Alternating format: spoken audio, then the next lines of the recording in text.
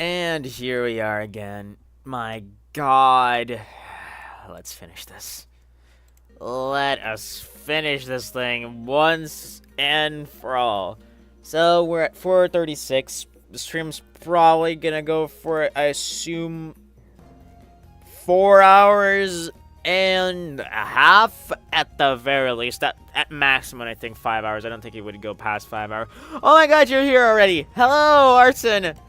Welcome. Put your seatbelts on and get yourself ready for... You didn't blink. Like, your eyes are probably bleeding already.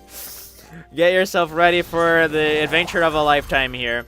We're bidding this. It's Montezover. Officially. By the way, dude, your art is so cool. Like, what the hell? I just looked at it, and it was incredible. I was looking out to see if you had more stuff posted, and I couldn't find it. I guess that's your only artwork so far, but it looks really good.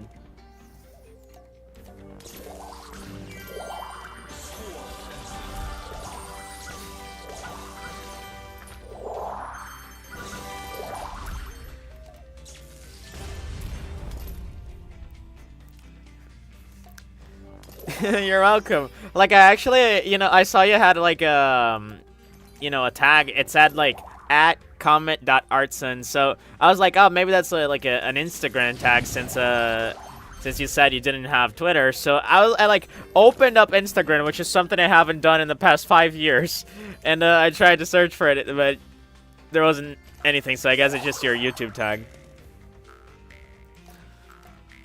Trying to post some more, but I don't know what to post. Probably just art dumbs or something. I mean, yeah. Like, when I used to draw back then. I was never nearly as good as you were, but I used to do some art back in the day, and like my Twitter still has a couple of my old art in it, and I also struggled a lot with just finding things to draw. Like, I would sit in my chair and be like, okay, I'm gonna do a drawing today. And then I wouldn't know what I would draw, so I just like drew circles and squares and called it a day. It's hard to figure out what to do sometimes. That's why it's good to have like OCs, because then you can just draw your OCs. It's like an easy escape of that. Art block sucks. It does so much.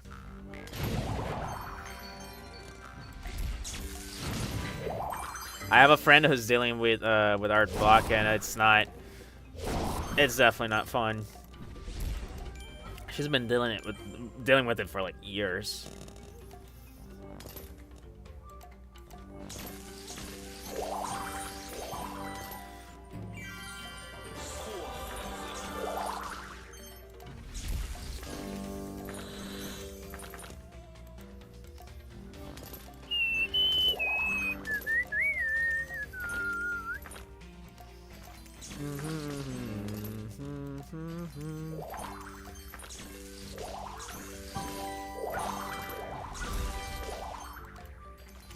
With any type of art, not just pencil art and stuff. Yeah, seriously. Like, I also played keyboard back in the day, and I never got super good into it either. Like, there was a time in my life where I was just experimenting with a bunch of stuff, and digital art and playing keyboard was part of that. So of course I didn't get too far. But yeah, I pretty much stopped keyboard because of art block. I do want to pick it up again someday though and try to work through that.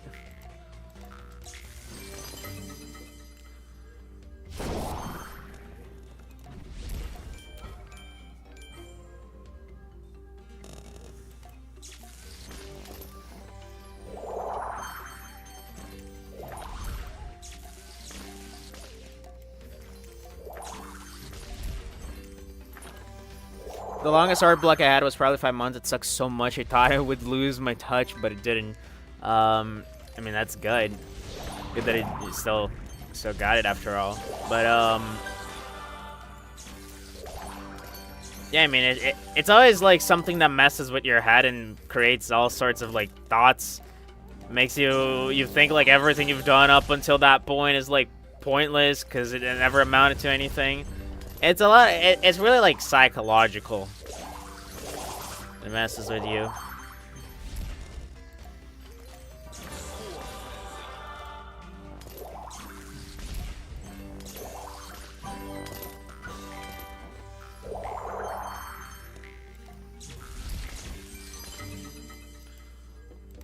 Like at the moment, the only artsy thing I'm doing right now that could potentially suffer from art block as well is writing, and so far I've been doing pretty well at that. So I hope it stays that way. You know, pretty much everything I'm writing, I'm really proud of. So yeah, unfortunately I don't upload anything I'm writing yet because reasons. But yeah, I do be pretty proud of the stuff I'm writing.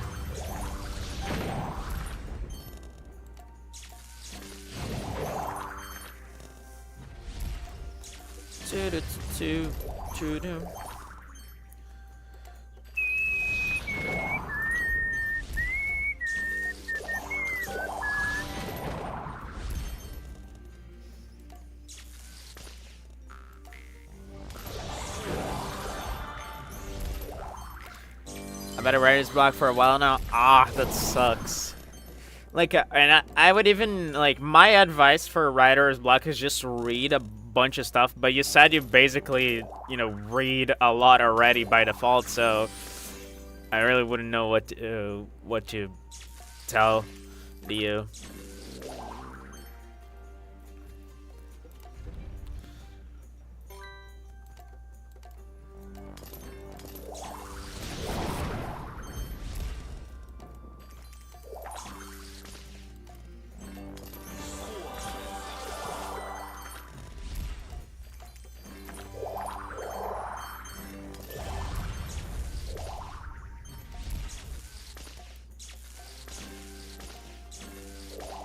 But I guess like what I said earlier about maybe writing fan fiction or stuff like that could help, cause when you're writing for OCs and stuff, you do put a lot more like strain into your brain juices because you have to come up with a lot more things, so it's a little bit harder, I think, to write like from the ground up. So when you have already pre-established characters and relationships in an already existing IP or story, I think it could be easier to like slowly make your way back into writing by taking something like that and writing on top of it, writing fanfiction. It's just like lighter, I think. Alright, it's just about how to advance the plot without any holes, you know? But since you don't really know about the story I'm writing, I don't really expect any vice versa. It's okay. Nah, that's fair. I mean, yeah, it also really depends on the type of the story, because every story is written differently. And I do get what you mean with writing without any plot holes, because one of the stories I'm writing is so complicated and convoluted as a concept that, like, it's just a challenge to make the concept work. You know what I mean? It's a sci-fi concept, and just like the sheer idea of it is so mind-bogglingly complicated that it's hard to get it to work, and it takes so much effort. And it's like the hardest story I'm writing. And it just, I hope I'm able to get it to work someday. But I'm also not doing much work on that either, because I've been focusing on other things. That has nothing to do with anything I'm cooking right now.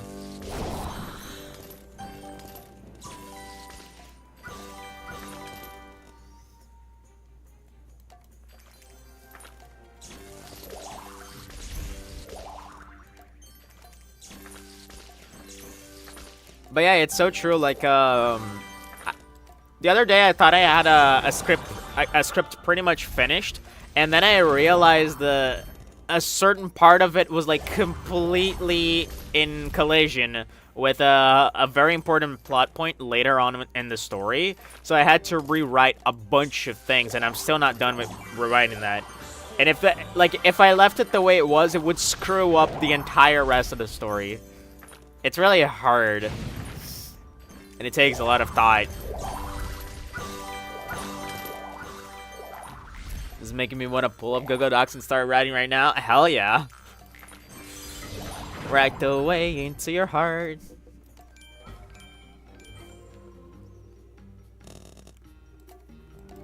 Every day, I imagine a future where I can be with you.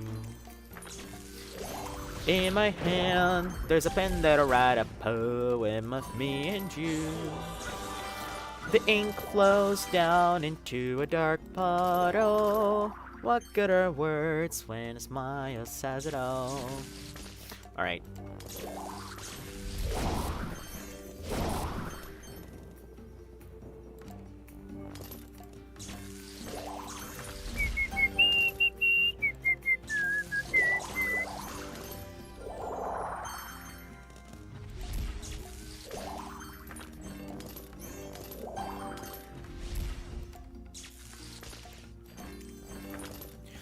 You know a game that really makes me want to write? It's the game where that song comes from. It's called Doki Doki Literature Club. I don't know if you've heard about that game. And if you like Komori, I feel like you're gonna like that game. Just saying, you know. And it's a free game as well, so you can get it pretty easily.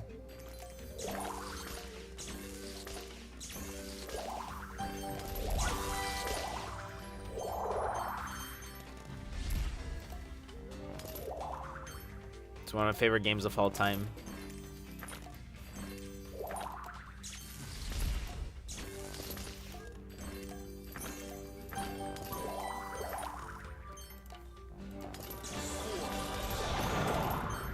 I've heard it. I just don't know a lot of the lore. Interesting. That's exactly how much you need to know when jumping into it. The least you know, the better.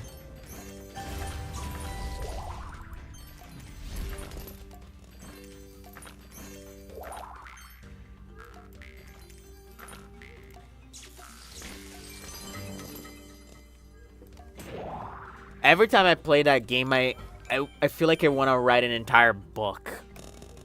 I'm not joking. It really is so powerful in terms of making you want to get out there and write. Because it's a game about writing. Like, it's Doki Doki Literature Club. It's in the flippin' name.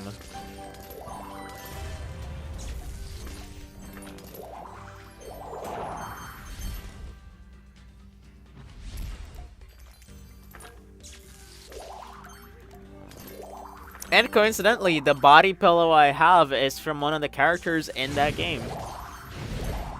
Because I love her so much.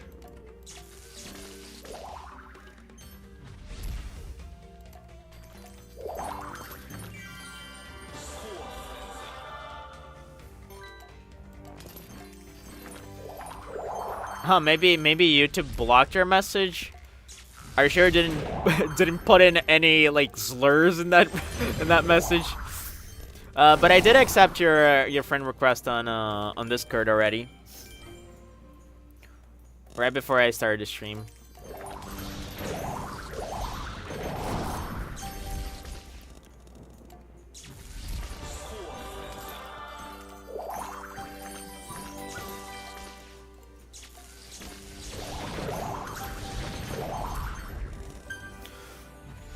By the way, that reminds me of something, like, my Instagram account, a while back, I don't use Instagram, like I said before. I had the account, but I really don't use Instagram at all. So, like, at the beginning of the year, I like needed to access it for something, I don't remember what.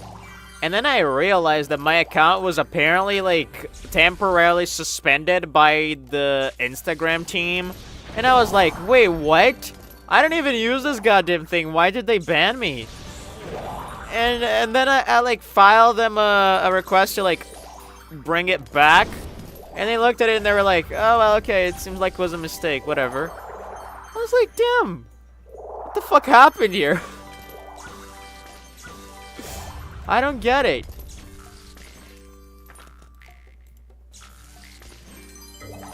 It really had like no reason. Oh my effing god, you're still playing this? Yeah, we're still going for another 5 hours probably. But then we're gonna be done with this. Hello, by the way. Welcome. Welcome to my paralysis demon.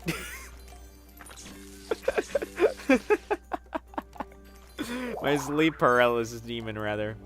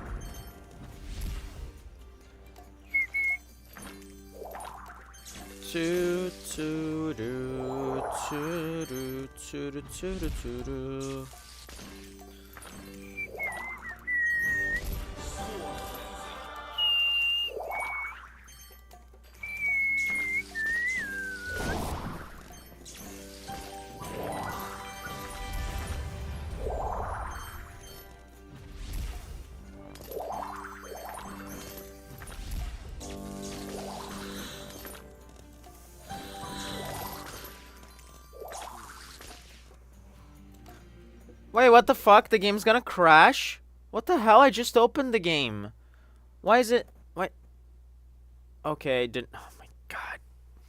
Okay, let me see. Does it actually count the stuff I destroyed? It doesn't. Oh my god. I hate this. Fucking hate this. Why? God, this game is so ass. Alright, we lost 18 minutes. Forgot to like exit the game. I'm sorry, my bad. I'm so sorry.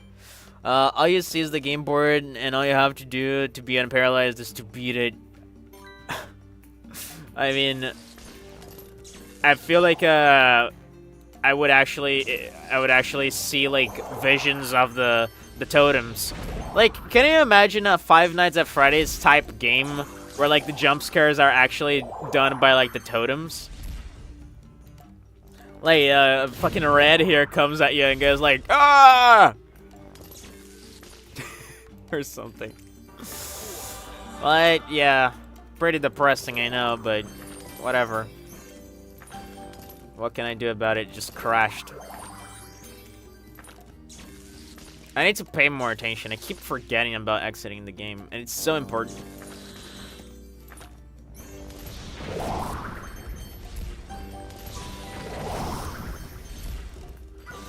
I'm sorry, because if you're gonna stay up late to like watch this through to the end, I am so sorry for delaying it even more.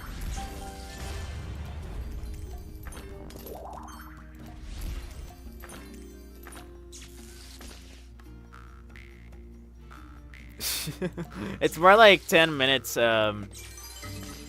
If I go for like 15, it gets into like very risky territory, and the game might crash at any time then. So I do it every 10. I appreciate that. I appreciate that, but I will probably be keeping track of it now.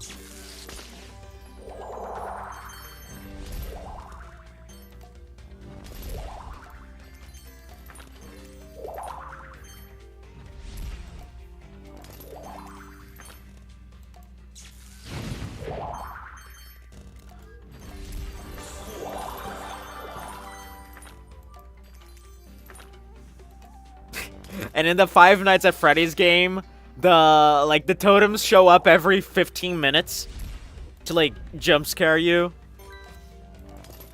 So like every time the clock jumps another 15 minutes, you get like extremely anxious. Your heartbeat starts going faster.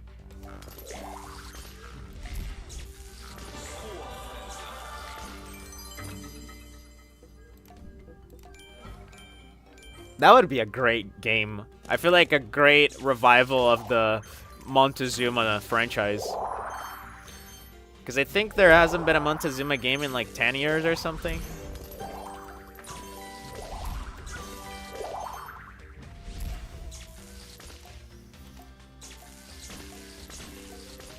That would be nightmare fuel, seriously. I would piss my pants.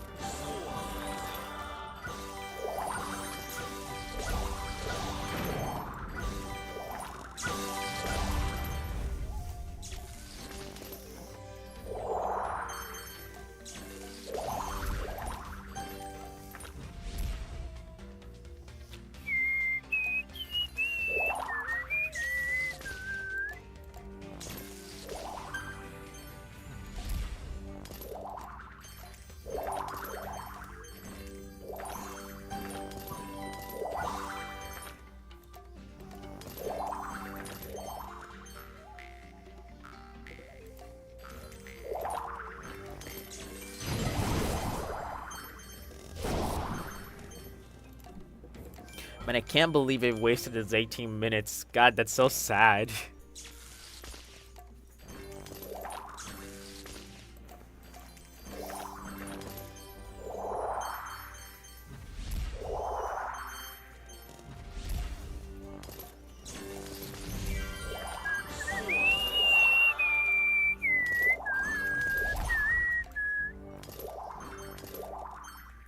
I never actually beaten all the FNAF games. I think I only beat the first 4, but I know all the lore.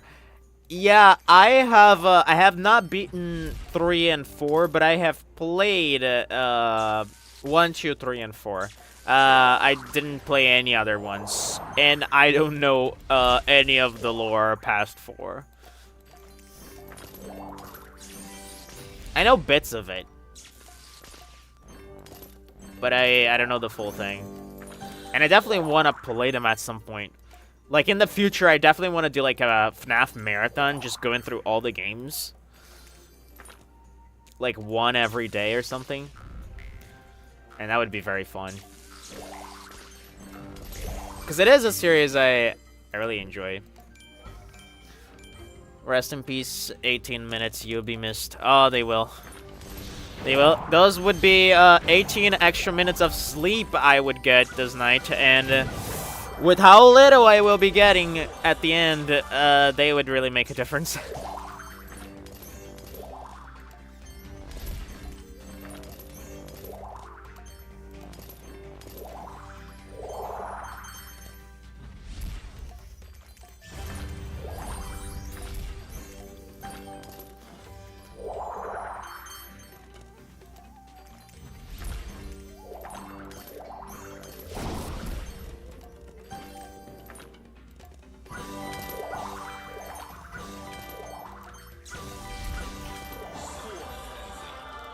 That would be fun. Yeah, I would love to do that.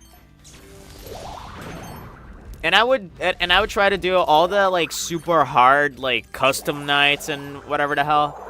I would like try to get the most out of it. All the alternative endings.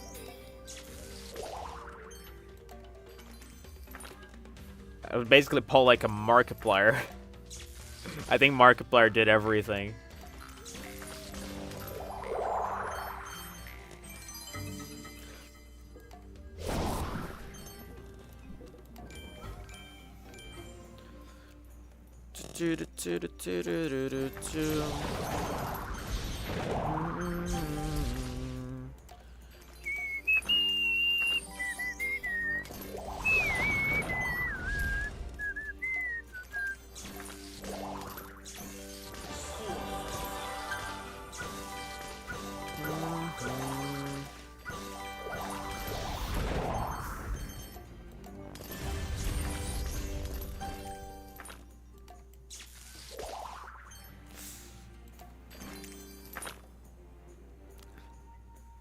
I was literally thinking that.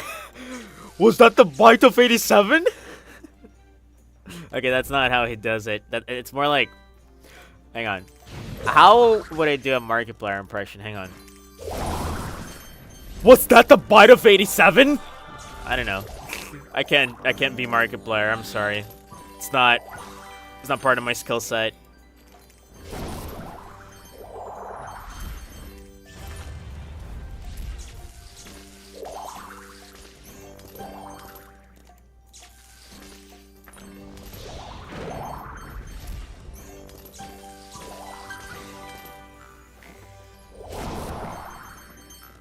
That was the most scuffed Markiplier impression ever. I'm also tired. Maybe I could do something better. It was beautiful. Well, thank you. I don't agree, but thank you. Oh, boy.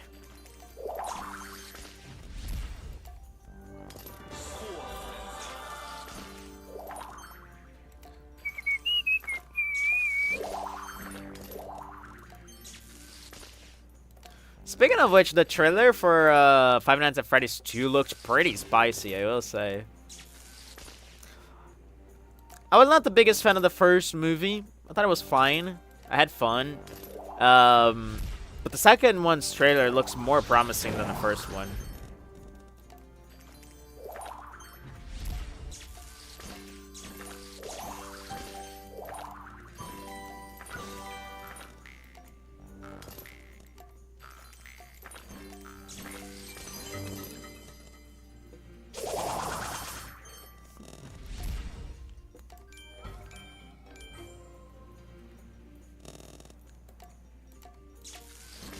I haven't seen a trailer actually. I think it was like announced 3 months ago or something. I don't remember when it's set to release, but the trailer looked pretty good. I feel like one thing they missed a lot on the first movie was actually the jump scare factor, because well the most grabbing aspect of the series in terms of its its video game aspect was the jump scare. One of the most iconic parts of it was the jump scares, and they were very weak on the first movie. 3 months only? It feels like it's been that long, honestly. I might be wrong. Don't quote me on it. Definitely better than I could, though. I mean, I don't know what to say tonight. I would have to like rewatch exactly to see how he reacts to it. Maybe if I practice enough, I can perfectly re-encapsulate the bite of 87 line. I should make it one of my life goals.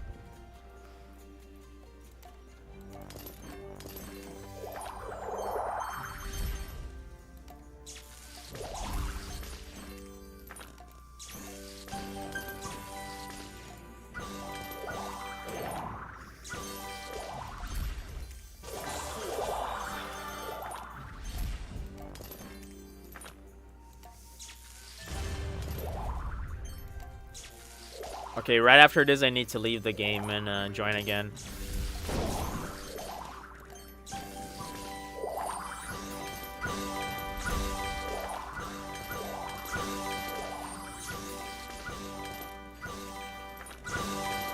Mhm.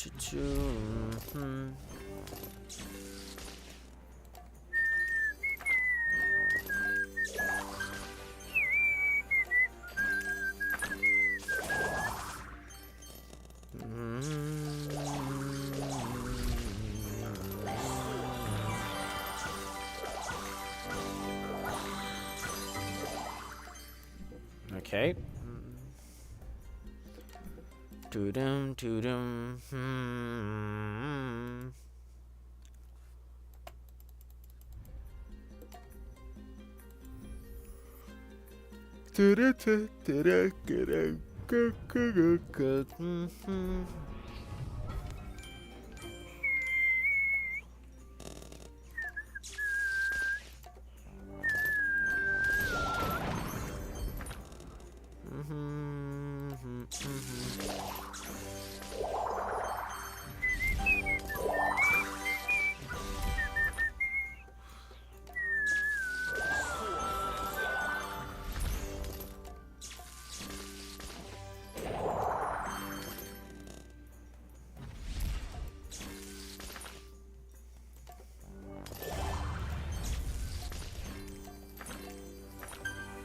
You know, you should DM me a reference pic from Montezuma fanart. Just saying, I can find any decent reference pics.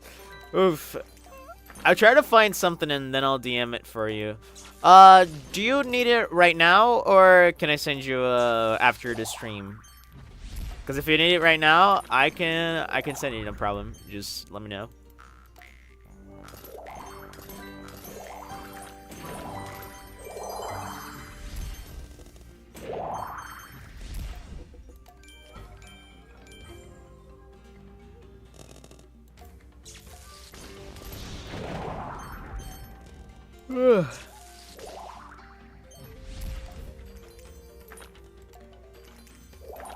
It's not urgent, okay.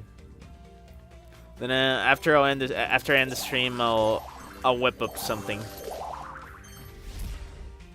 But which totem are you gonna draw though? Which one of them catches your fancy the most?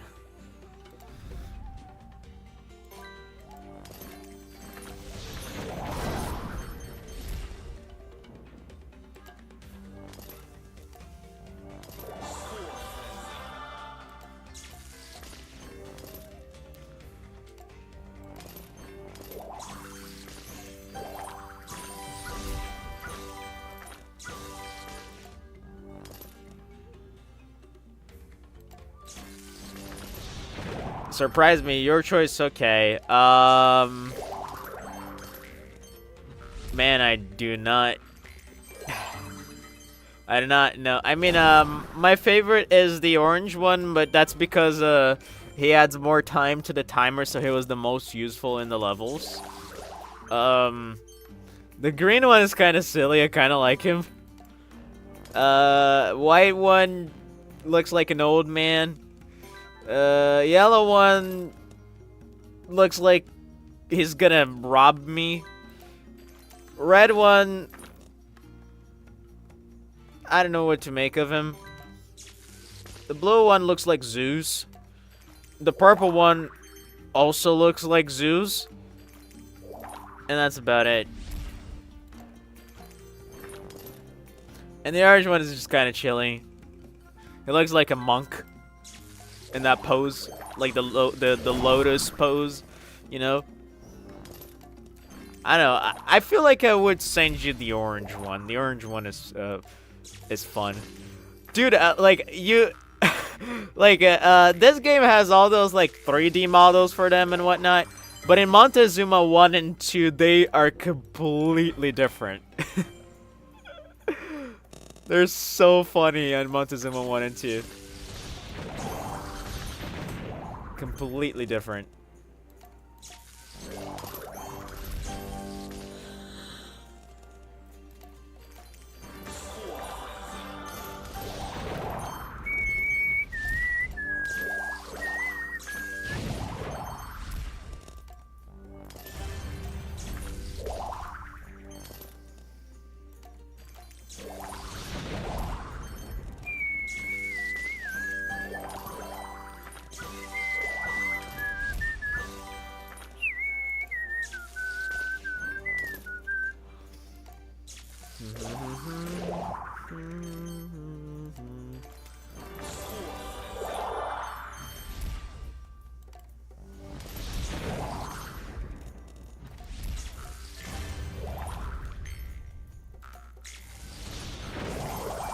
And ironically, my favorite color is orange. Ooh, right on the money then. My favorite color is purple, I feel. And purple is one of the best totems as well. Like, it would probably be my second favorite. He, like, throws power-ups on the board. And that helps so much because the power-ups are super strong. They're stronger than any of the totems, honestly.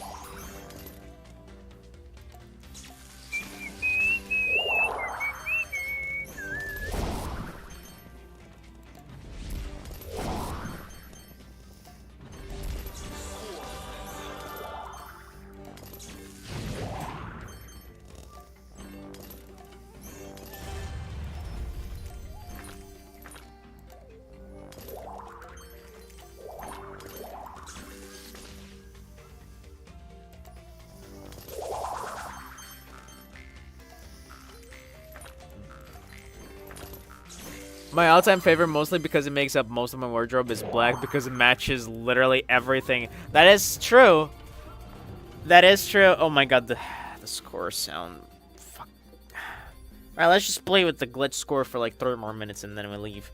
I do like black and white in clothing because, yeah, they match with pretty much everything. And I do look good in black. Like, I don't look as good in, like, collared clothes, like, let's say a blue shirt or, like, a red shirt, as I do in black or white clothing.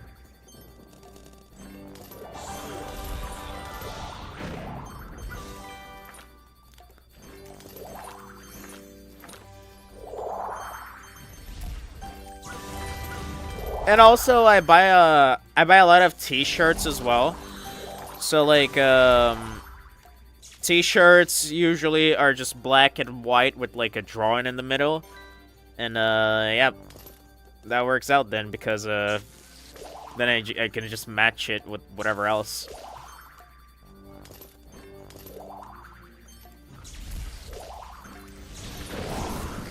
I like buy t-shirts from, like, shows and games I like.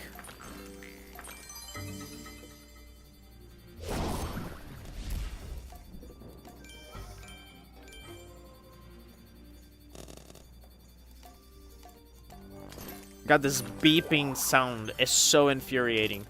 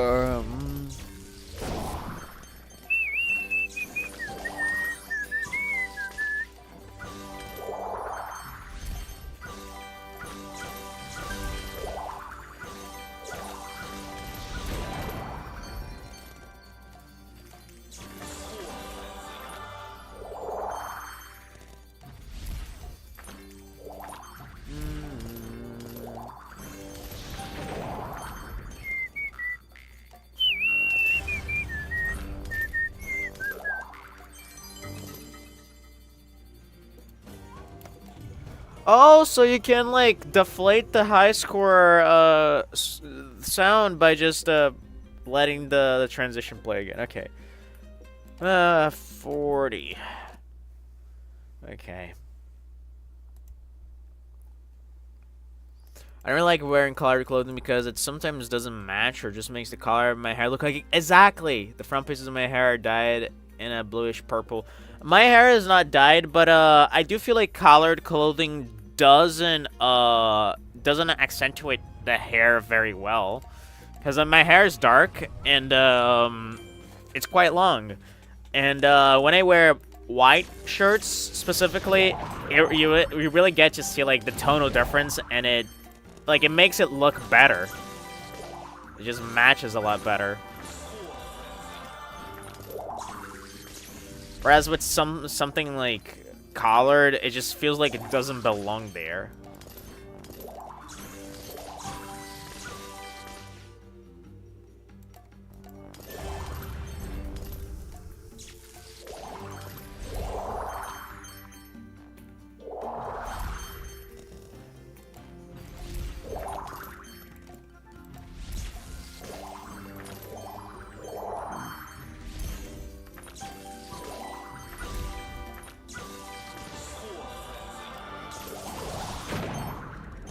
I have dark brown hair, so I can totally relate. Yeah, absolutely.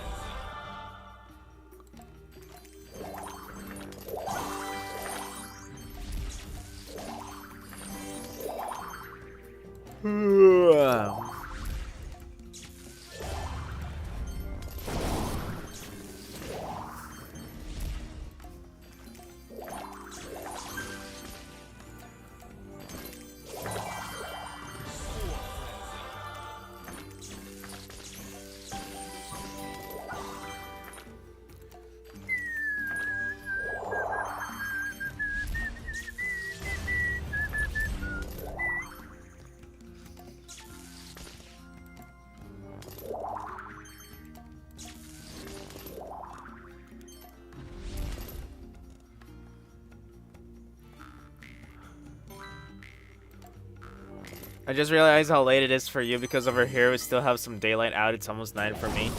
I mean, it's not late exactly. It's 9:46. Like, late for me is past midnight. Past midnight I would call late. And I am probably going to keep playing until past midnight. Probably until like 1:30 a.m. depending on how this goes. Which is not too bad, because last time I went to sleep, it was almost 3 a.m. Last Saturday when I played this. But yeah, it is still pretty late for me to sleep, because usually I try to go to sleep at 11 tops. Because I wake up at 6:30. I wake up relatively early, so I go to sleep a little bit early as well, or I try to. But I'm probably gonna wake up a little bit later, maybe at 8 or something like that, just to make up for it. But I'll still like sleep plenty enough.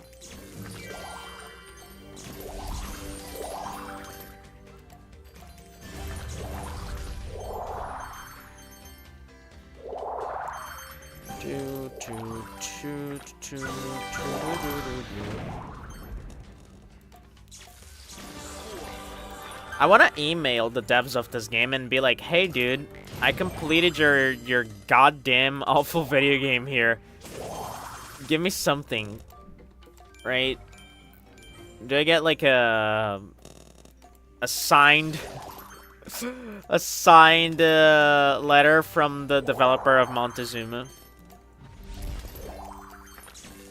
from beating this game 100%?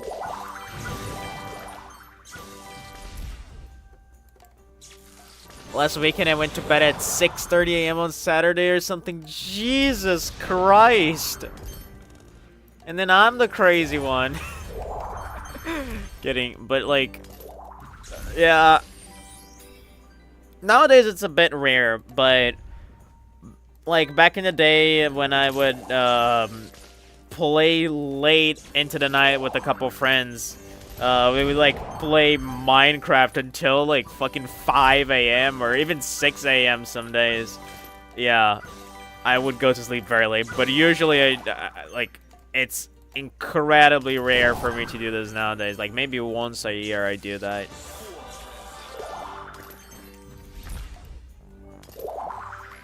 You got a matter or something. You know, there was an old system in an old console named Atari 2600. I don't know if you heard of it. There was like a thing where a certain developer of games for that console, they would like have a couple medals that they would actually give out to players who would submit their scores. Like they would send like pictures of their screen showing the high score they got on the games, and they would send that to the developer's PO box, and then they would send in return a little medal for the players to have. And if you look on the internet for those medals nowadays, they're super rare because they were really exclusive back in the day, and people who still collect them like are pretty sick because they are very pricey and hard to get. This is something from like the 80s, mid to late 80s, or no, actually it was like early 80s. It was early 80s, early to mid 80s.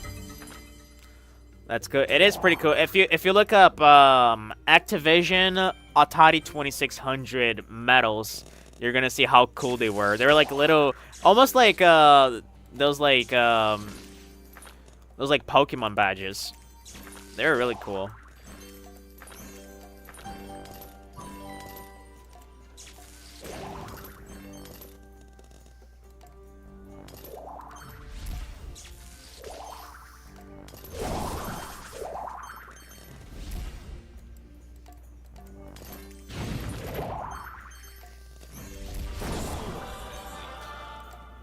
They were essentially the first version of, like, video game achievements, if you think about it. Like, you actually have, like, a little medal you get for beating a certain challenge in the game. Isn't that interesting? I do know about that because, I wrote a giant essay on, the history of video game achievements back in the day, so that was one of the things I mentioned in it.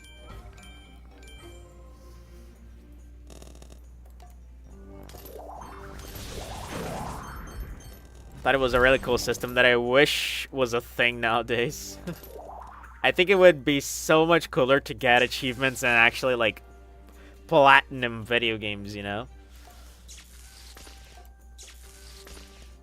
Yeah, exactly. Like, can you imagine if I got a little medal for every game I completed? Like, Jesus Christ, I would not have a house to keep all those things. Because I've completed so many games on my lifespan.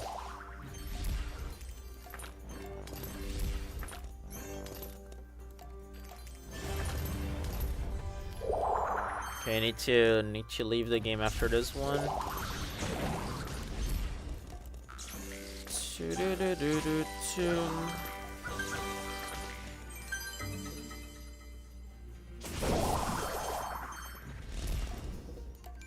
Whoops. Main menu. 42 still.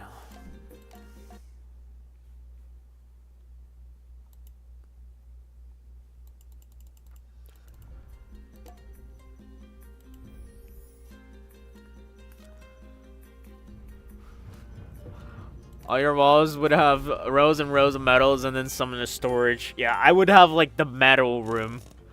where it just it's one of those rooms where like it's hard to open the door, like you have to really use a lot of force, and when you open it, like there's a wave of objects that just come like into the other room, just crashing everything on the way. Like so there's my metal room. As you can see, there's metals in it, a bunch of them, in fact.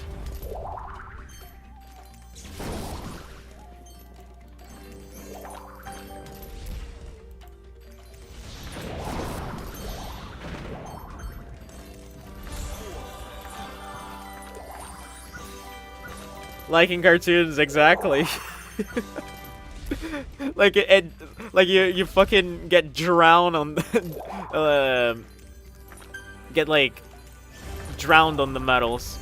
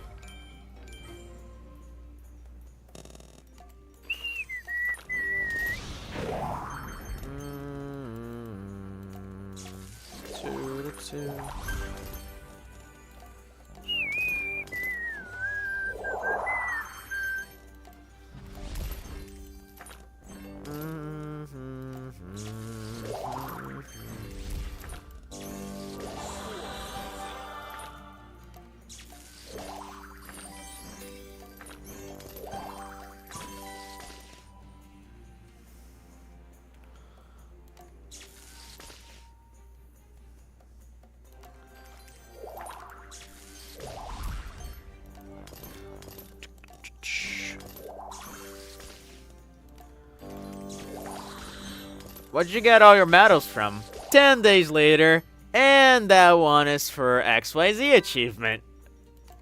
Seriously. 10 days is also being generous.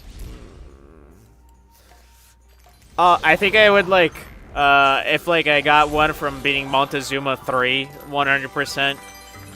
I feel like I would like stop at that one when I was like rambling on day like 7.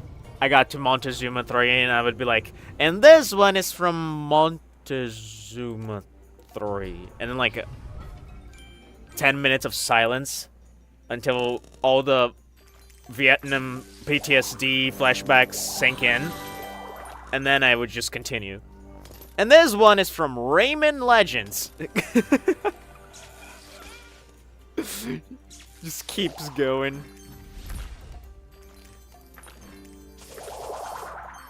Meanwhile, the person who was, like, listening to the story already left 5 days ago. And you're just talking to yourself.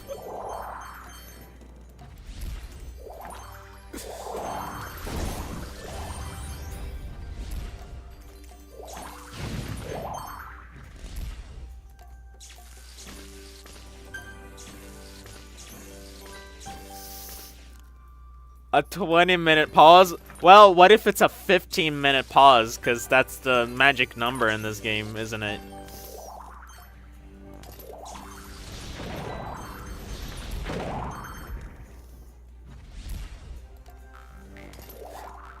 You pause for 15 minutes and then you crash.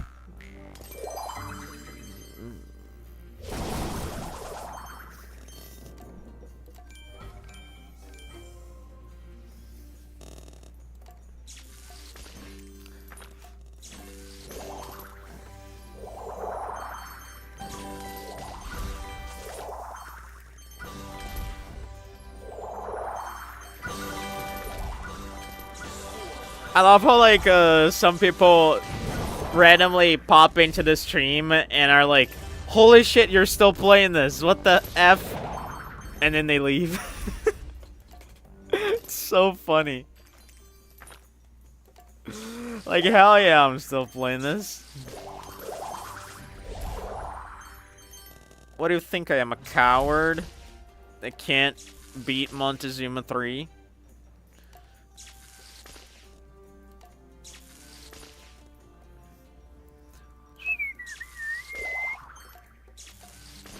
I'm no coward, I'm an idiot.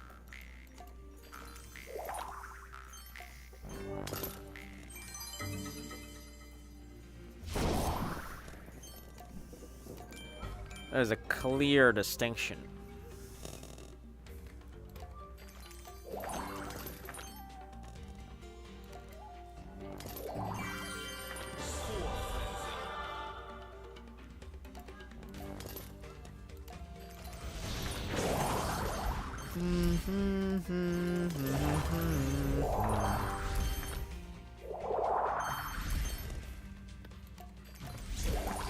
They'd be like, this guy's crazy, and you'd say, hell yeah, or something. That's so real.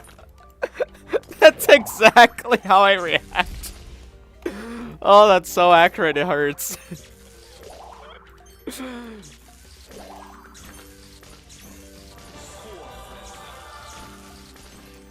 Everyone's a tad weird and crazy in their own right.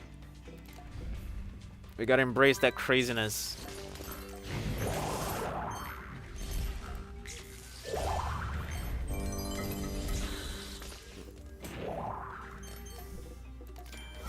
This guy's cuckoo maluku.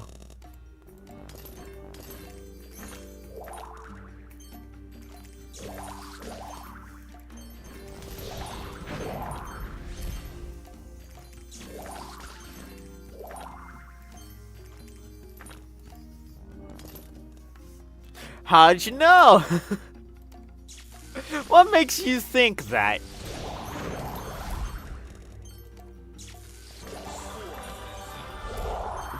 What could possibly cause you to arrive at such a crazy and unfounded statement?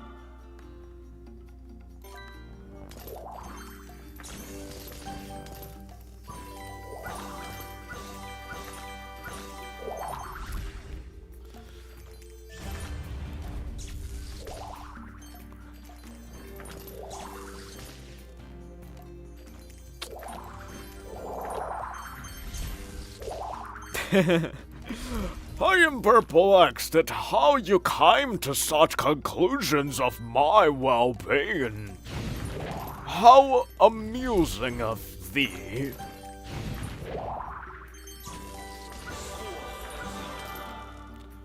For I am perfectly sane, as thou can see. As thou can see? Is that right? As thy? As thou? I don't know arcade English. I need to study that. I need to learn that for better joking.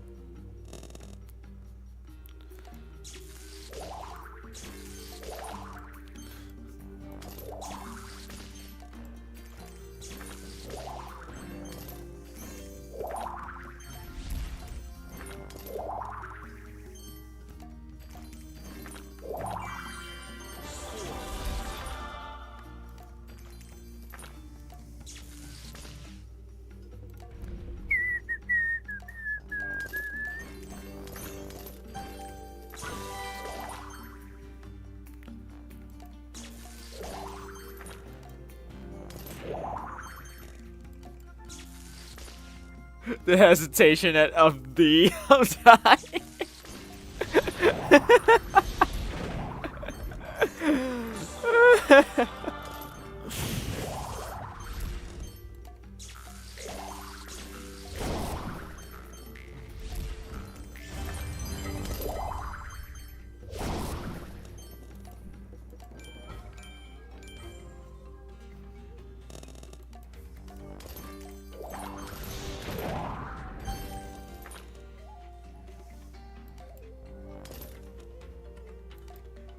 Sometimes I break out into that fancy English and my friend group is like, what the hell? Like, I really need to learn how to properly and adequately do that. Because I get lost in, like, the these and thous and arts and whatnot. Like, I feel like I could do some really funny bits if I learn. It's probably not too hard if I learn to, like, speak in that form.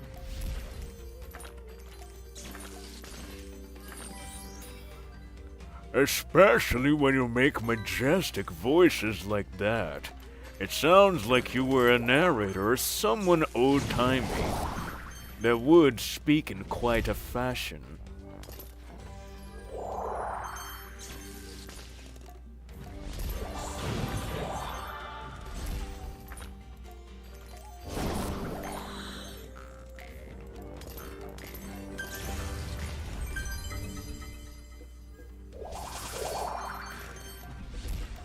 That's the voice you should read the Bible on. Holy shit, the Bible must be full of that, right? I think they exclusively write the Bible in that fancy English, archaic English.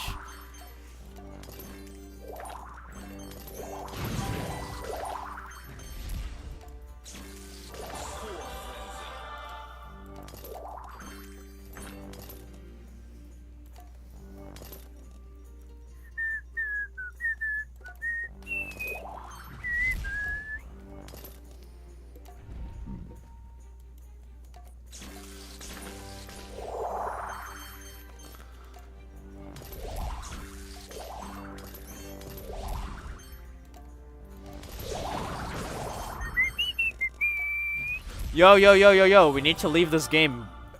It was almost at the time of the crash. Holy shit. Let's take it easy here. My god. We're at 445. Alright.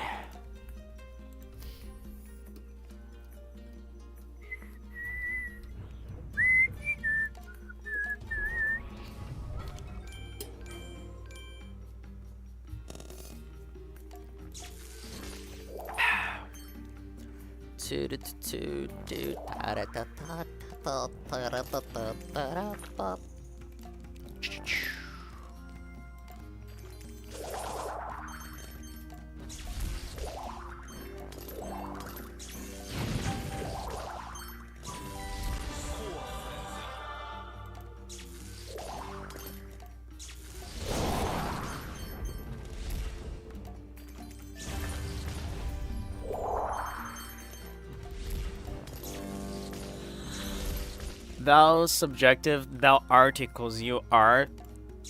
Yeah, like that's what I know as well. When you have like when you have you like doing a verb, you're supposed to use thou, right? Like thou art doing this. Thou or is it just with R, I wonder. But then there's like the THs, right? There's like haveth, there's like I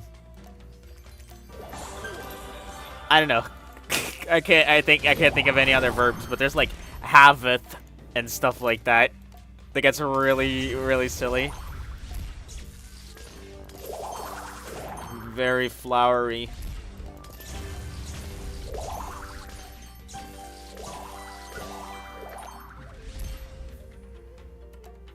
For verbs, I think. Sounds about right.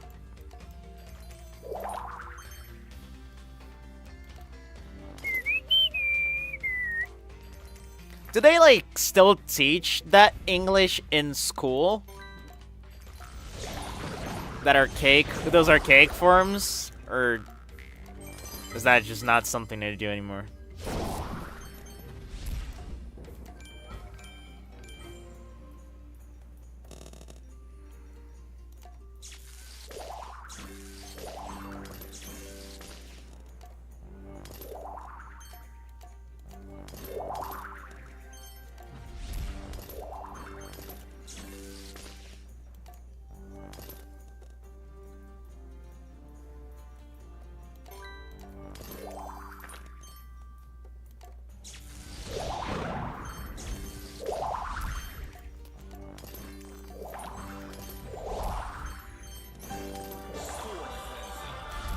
Thou doth assume I am not in the right mind.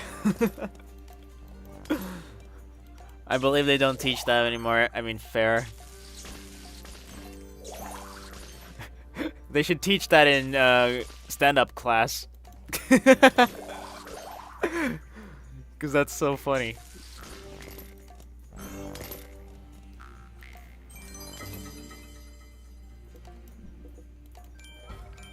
Probably when kids get into Shakespeare and more literature stuff. Yeah, I would assume so.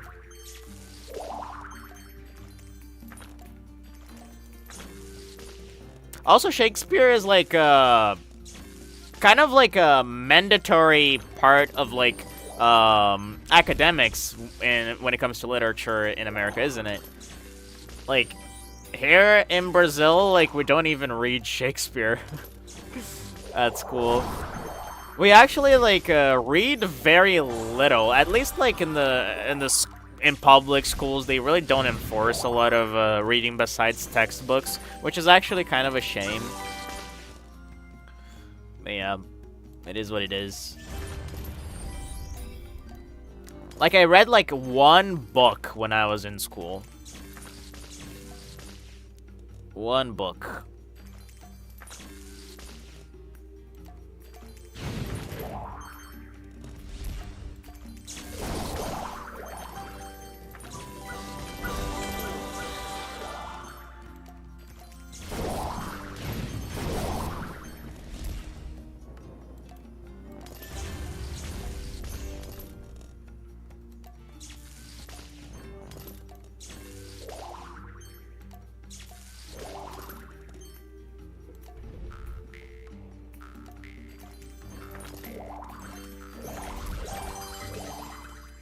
It is a shame because, you know, again, now more than ever, I feel like we should be reading stuff. But I feel like one of the things that schools should be doing, and teachers in general, is like see what the class is into. Like maybe every person that has like a different interest. Like maybe someone likes to read manga. Maybe someone does like to read like those more complex like ode-esque literature books. Maybe someone likes comics, maybe someone likes fan fiction and stuff like that, and like try to like motivate them to share that and like motivate them to read more of other genres that they might not be like used to, like maybe getting to what their friends are reading and stuff like that. I feel like that could be really interesting. And if someone doesn't read, that could be an interesting like experiment, because instead of just forcing them to read one specific thing that's probably really boring for them, like Shakespeare, even though Shakespeare is like fantastic, it's probably gonna be boring for a child, because it's a lot more flowery and complex. So something more light that people of their age would be into and their friends would also be into would be very, I think, very more productive. Because like as long as you're reading, you're still like absorbing something good out of it as much as you would from something like Shakespeare, right?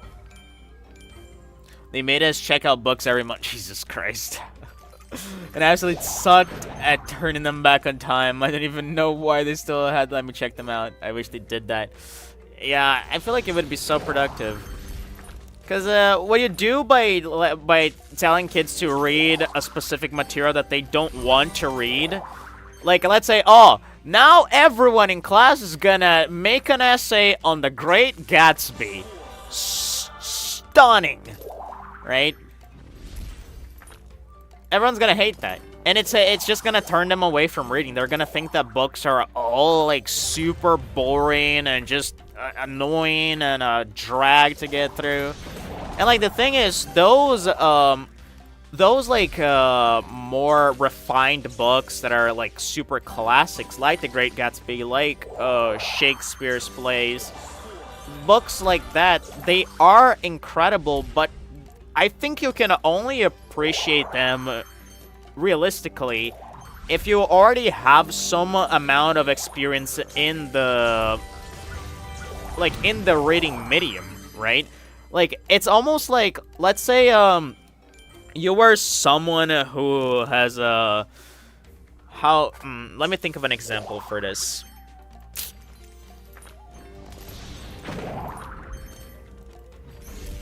It's like, you're trying to feed a baby who has never eaten any food.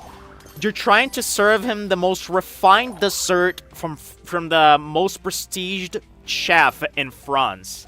And I don't know why I said France. In France. Right? Like, the baby's not gonna know how to properly digest that. And he's gonna be, like, traumatized of eating food for his entire life. Like, you should feed the baby soups or things that are more light to digest before he learns how to eat and appreciate food properly. Right? And, yeah. It just feels counterproductive to enforce complex reading on people who probably don't have a lot of experience in reading. Does that make any sense?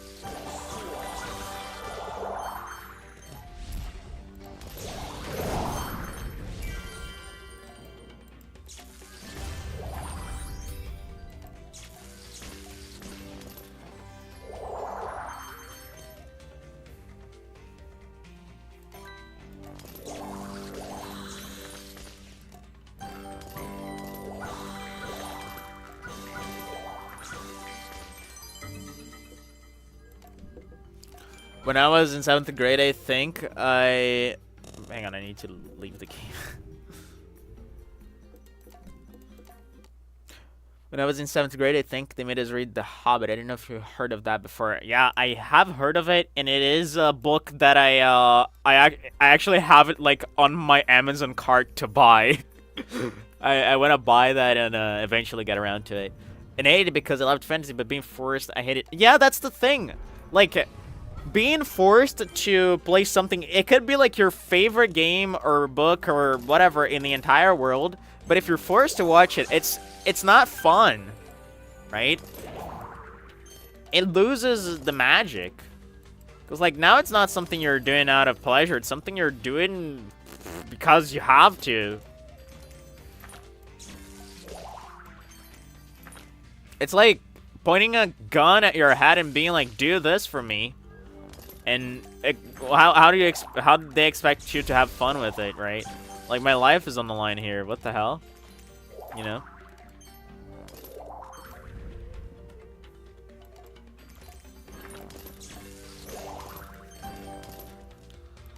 It's like they like put a gun to your head and be like, enjoy this meal, and like you eat in front of them. You can't enjoy the meal. It's impossible.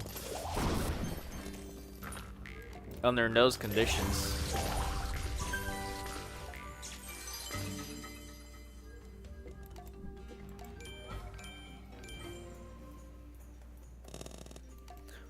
I also really want to read Harry Potter. That sounds delightful.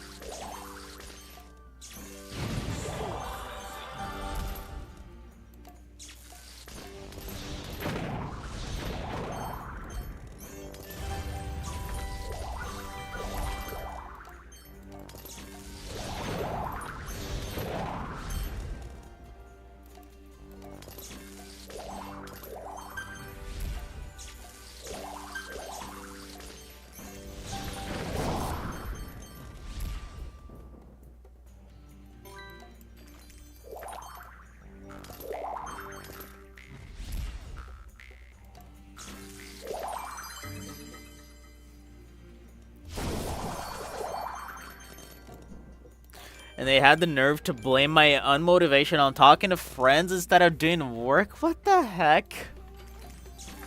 What is wrong with these people?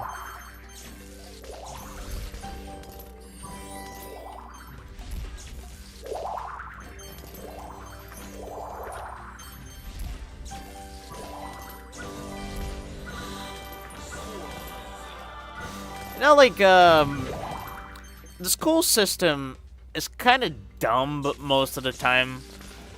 I've read the first 4 Harry Potter books. I really need to pick it back up. Yeah, I have the Philosopher's Stone, the first one, in my shelf here, and I really want to pick it up at some point. But I do have quite a big backlog. I've been reading. I'm like halfway through that. I've been reading Do Androids Dream of Electric Sheep, which is like an incredible sci-fi book. I've been loving to read it.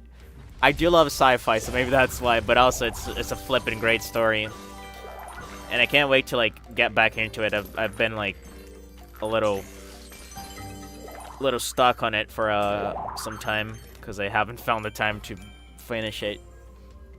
But it's such a good book. It's like the book that inspired the movie Blade Runner. You might have heard of it. I never seen the movie, of course, but the book is wonderful. Such an interesting story and world building.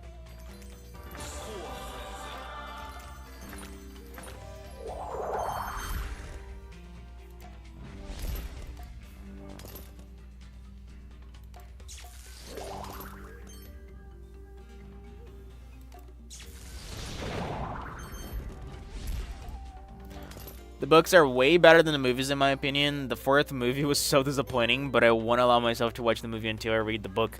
Yeah, I think like that too, because I feel like you know, it's just a fact that it's not necessarily that the movies are worse than books. It's just that when you have a pre-existing work that explores the story, and then you make something shorter that explores the same story, it's just bound to leave so many things out of the entire story that you really are just better off seeing the source material and then later checking out the whatever came from it. It's the same thing that happens when visual novels get adapted into anime. Because visual novels are like written works, they have so much more content, right? And then when they turn into anime, suddenly you have a 50-hour story that's been like condensed into like a 3-hour 11-episode anime or something, right? So it's just bound to lose a lot of elements, and the story gets weaker as a result.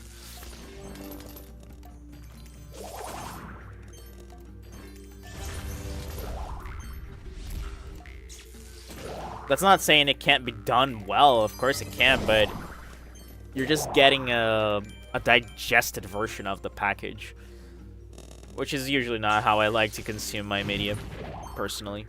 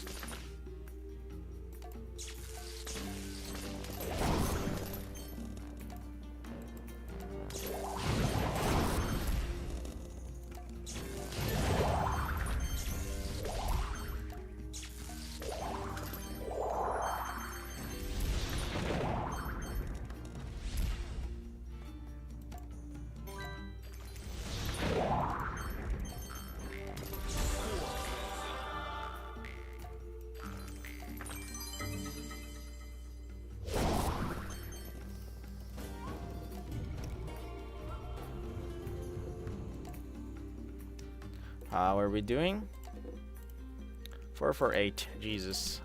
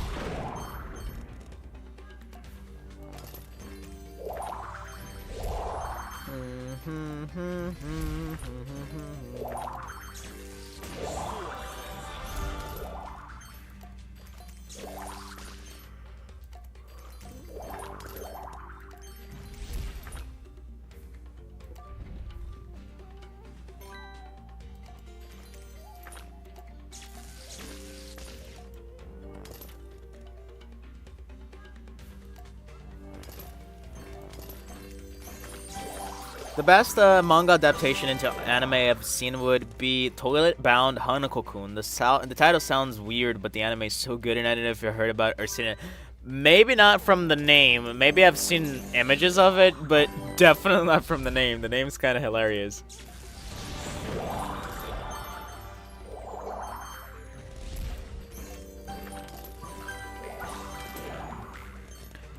Yeah, you know, the first example that comes to mind when it comes to like visual novel to anime adaptations is my favorite series of all time, Danganronpa. Like Danganronpa, they made an anime that was the adaptation of the first game, and like the first game is super long. It's like a 35 or something hour novel, and the anime is like 13 episodes of 20 minutes. And it's such a complex mystery and twists heavy story that require a lot of reading, a lot of interpretive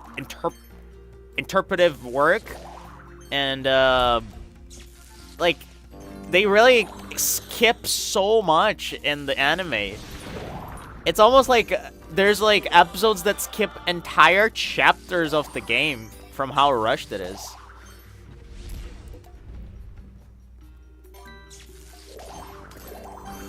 So like the characters just completely fall flat.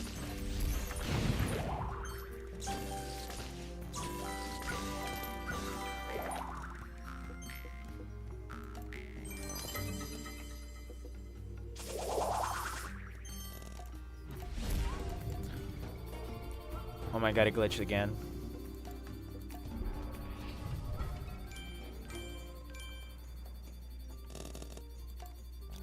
I'm gonna look up some images of that toilet-bound Hanako-kun.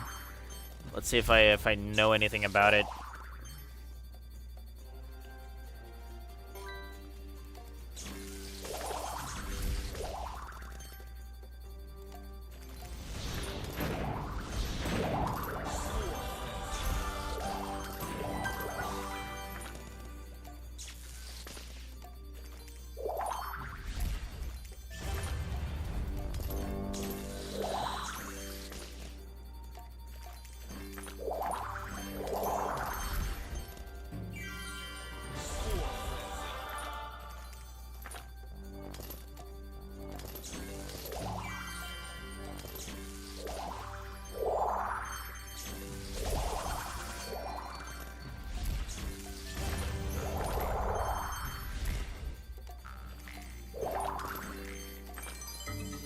Alright, let's see what that is all about.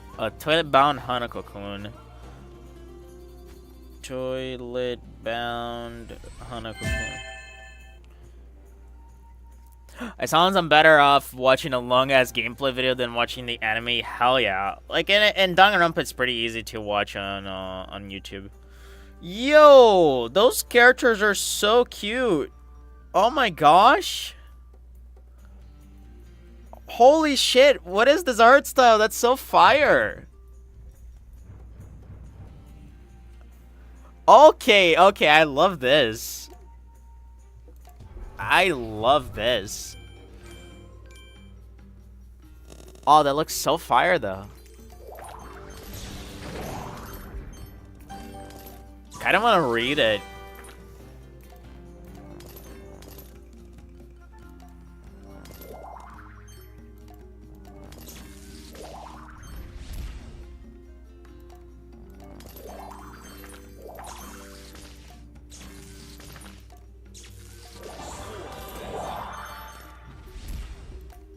Favorite character is Tsukasa-kun.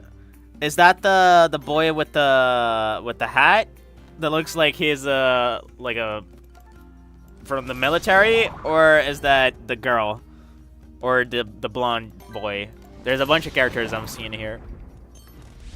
Is the antagonist, but still, who doesn't like a good antagonist? Low-key, most of my favorite characters in fiction are the bad guys, right?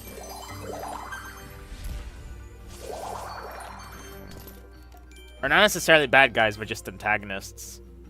Because not every antagonist is a bad guy. necessarily.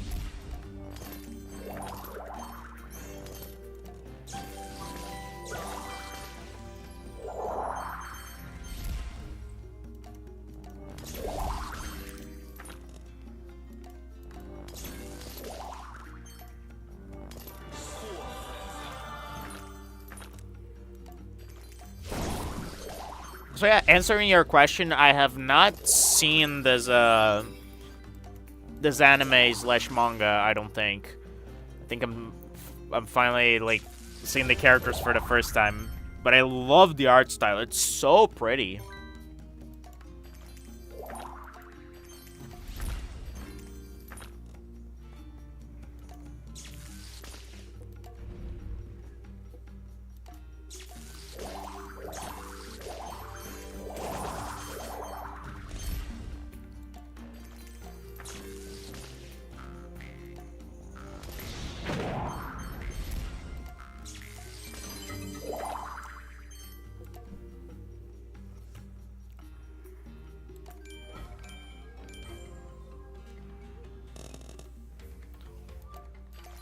No, Tsukasa has a black patch on his cheek, and he is Hanako-kun's evil twin.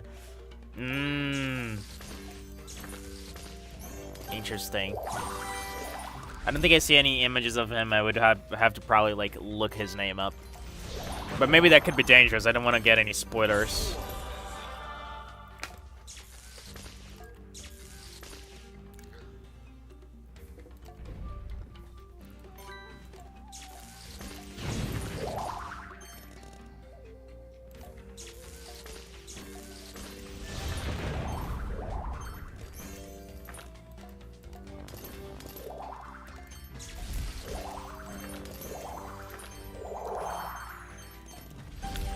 You see, like, I have a problem with manga. I have a bunch of manga here. I bought the entire No Game No Life book story, right? I bought all the light novels and the manga, and I also bought a bunch of Tokyo Ghoul manga. I have like 14 issues here.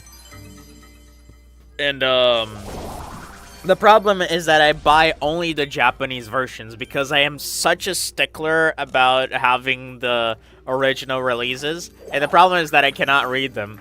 So like what I often do is like, since I still cannot read them, but I want to have them in their original versions, I like buy them and then I pirate the translated version.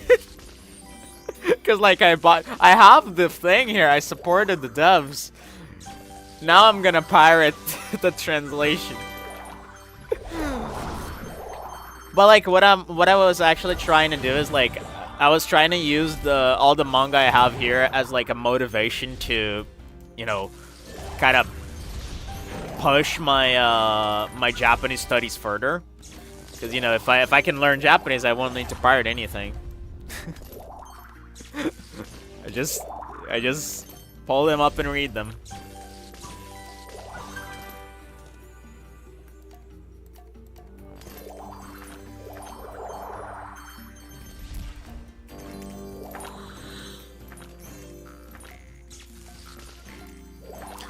I'm caught up on the English releases of the manga. There are 21 English volumes and I've been waiting for more. Ah, that's so cool. That looks like a really fun series. Okay, I need to exit.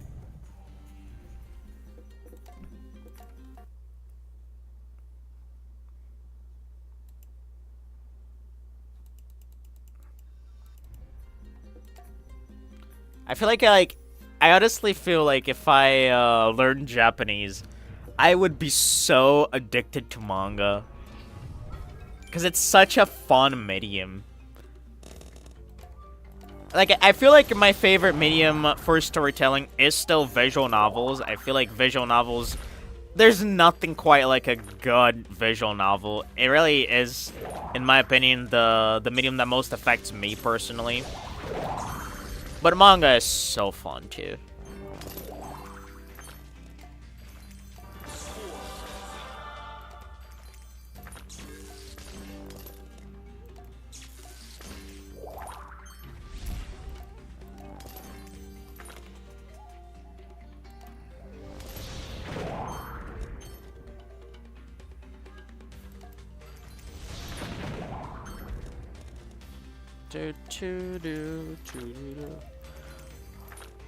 Toilet Bound Hanako-kun also recently came out with the season 2 of the anime, so there are a lot of more people in the fandom due to that. Ooh, interesting.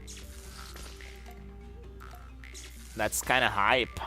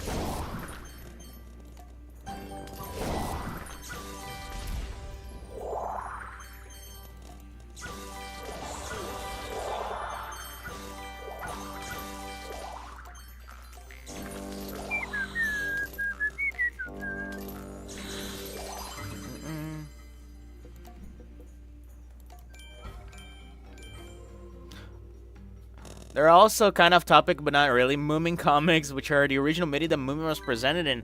Interesting, like, not off topic at all. I was actually thinking how cool it is that you're actually getting me interested in all those franchises I've never heard about, because they look so cool. And I was literally thinking of Moomin right now. I didn't know Moomin kind of was born as a comics thing. I thought it was like the stop motion animation you brought up earlier. But I guess it makes sense. Like, the characters also do have the, you know, comics look to them, don't they?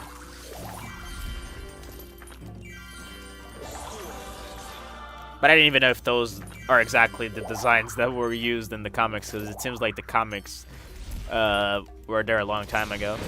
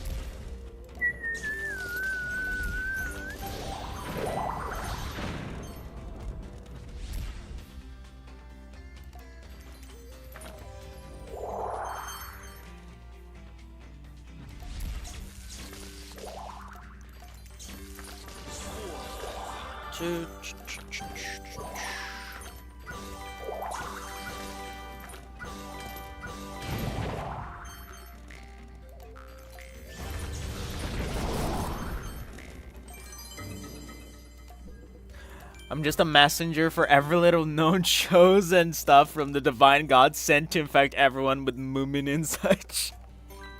I appreciate your services, Mr. Messenger from the divine gods.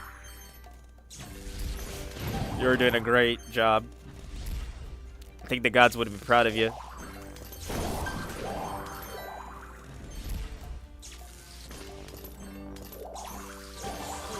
You got one moomer today. How does that make you feel? Is that what they call themselves, the moomers?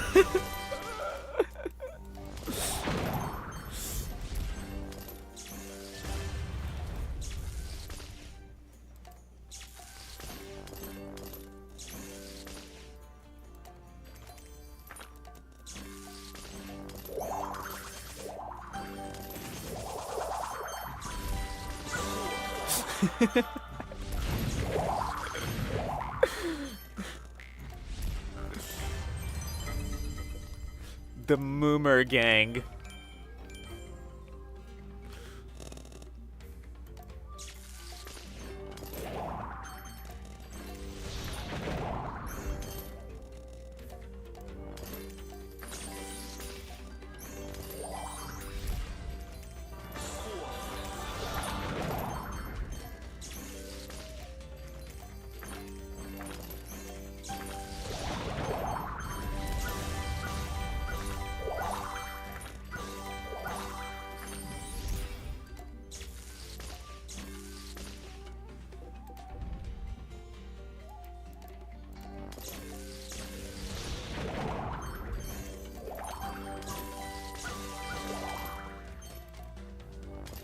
In the show, they're called the Moomins.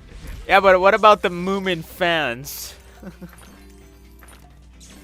Do they also call themselves the Moomins, or is it something else? Or they just call themselves fans? There's gotta be something. Something they can call themselves. That shall represent their passion and love for the Moomins.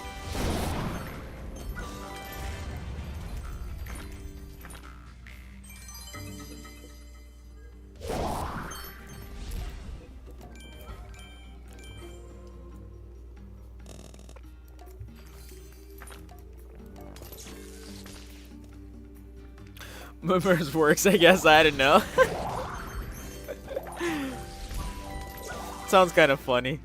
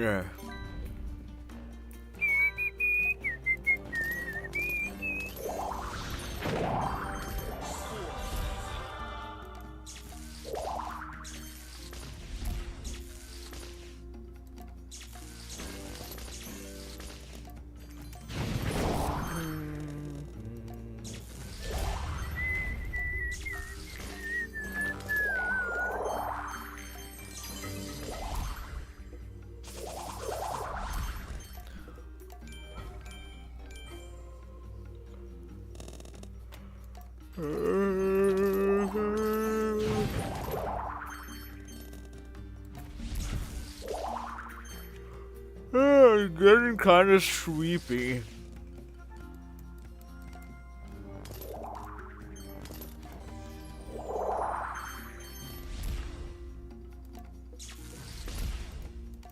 The problem with getting sleepy in this game is that it actually like tanks my reflexes,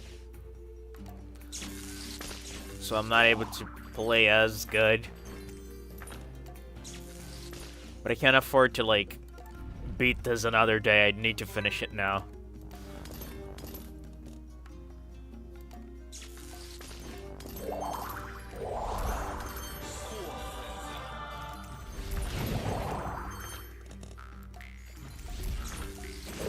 And it's also not like there's a whole lot more left. Like 3 more hours tops.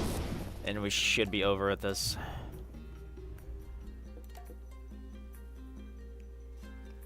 Yeah, maybe a little more than 3 more hours.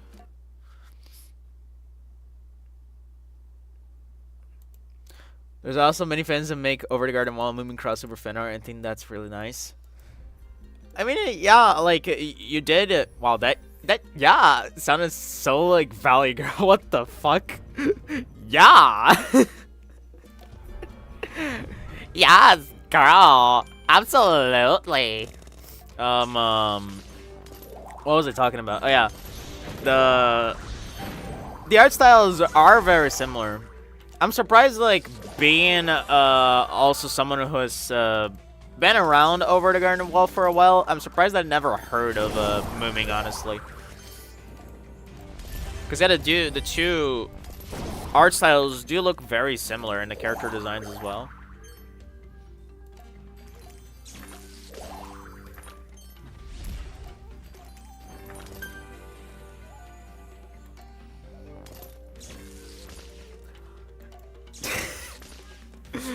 Get yourself some orange Joe. I should. Slake. See, that's the funny thing about my voice. You know, right now my voice is a little tired, so it's a little lower pitched.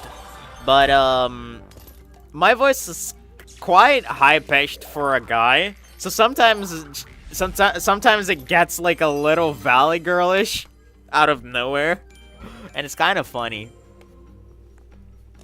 Like, my voice has got that to it, kind of like SpongeBob, you know. And like, I can also go pretty high pitched depending on the circumstance.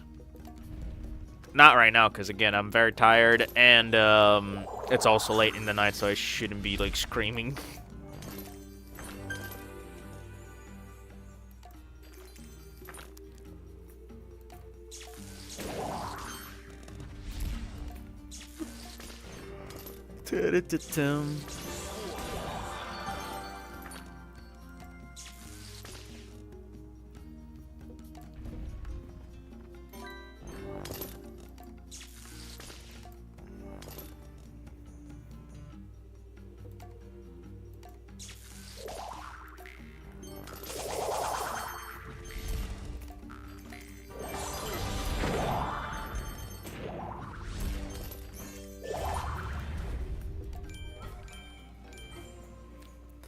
You got the sass? Why, thank you, girlfriend. Do you think I got it from my daddy? Honestly, I think so, too.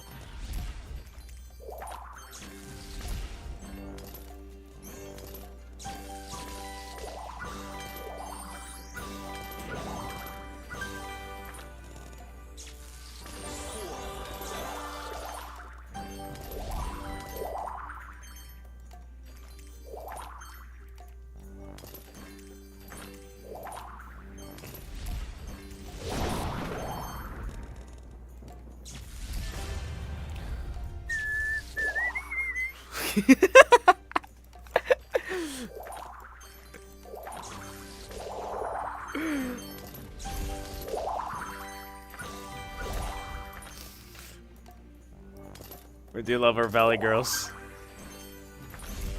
Put me on the Weezer album.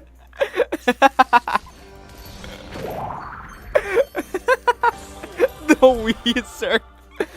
I never heard that. That's funny.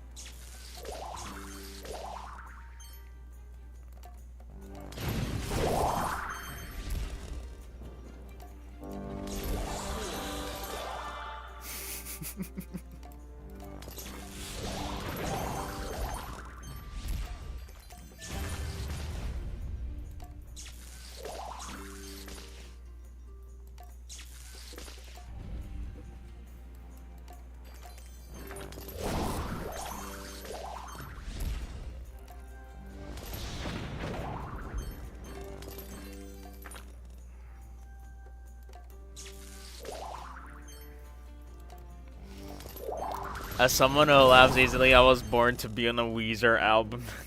They should make that a thing. It's so good.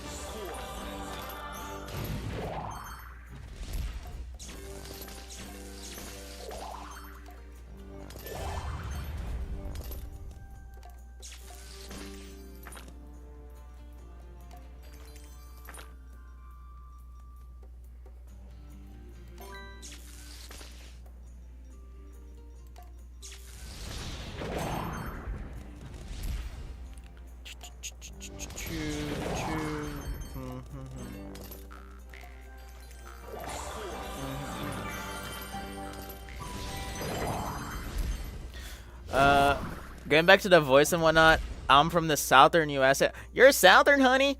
So sometimes that country accent slips out, and I'm just like, well, fuck yeehaw or something. Oh, that's kind of funny, though.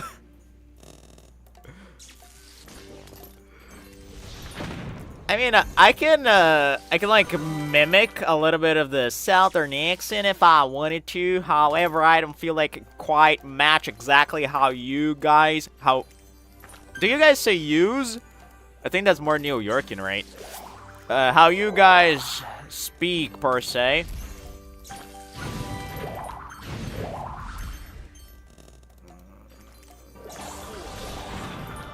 I don't think you guys say use.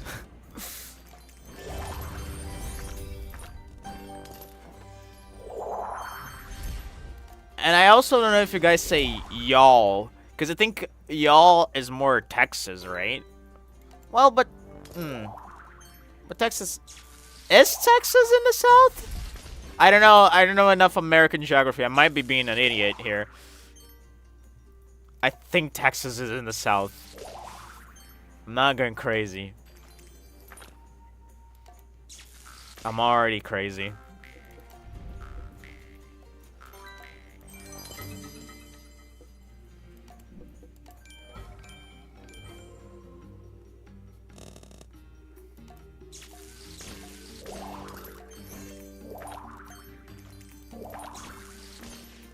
Texas is in the South, thank God. Okay, I'm not going crazy.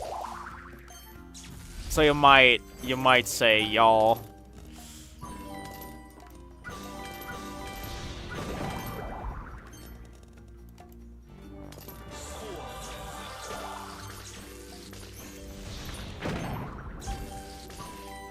Literally touches Mexico and America, fair enough.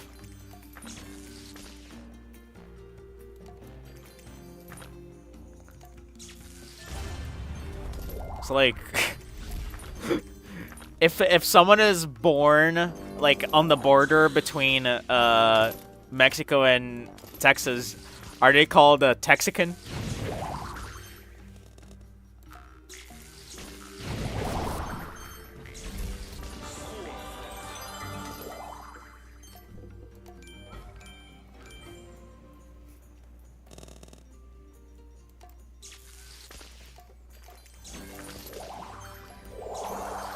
I say y'all way too often. I say it like occasionally. Very occasionally. More so in typing than in like actual oratory, right?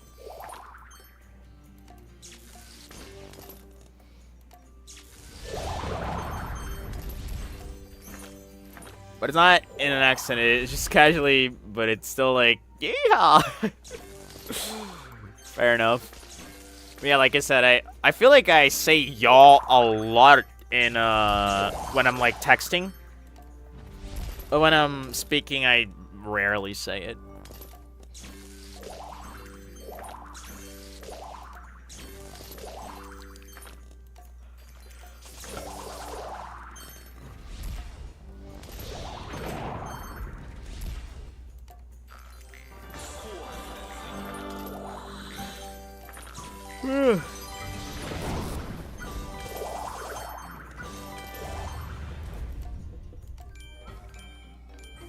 Oh my god, I need to exit the game. It's gonna crash. 54. Alright, we're getting close, dude. We're getting pretty close.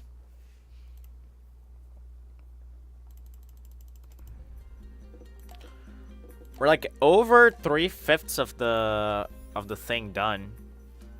Not 3/5, sorry, 3/4.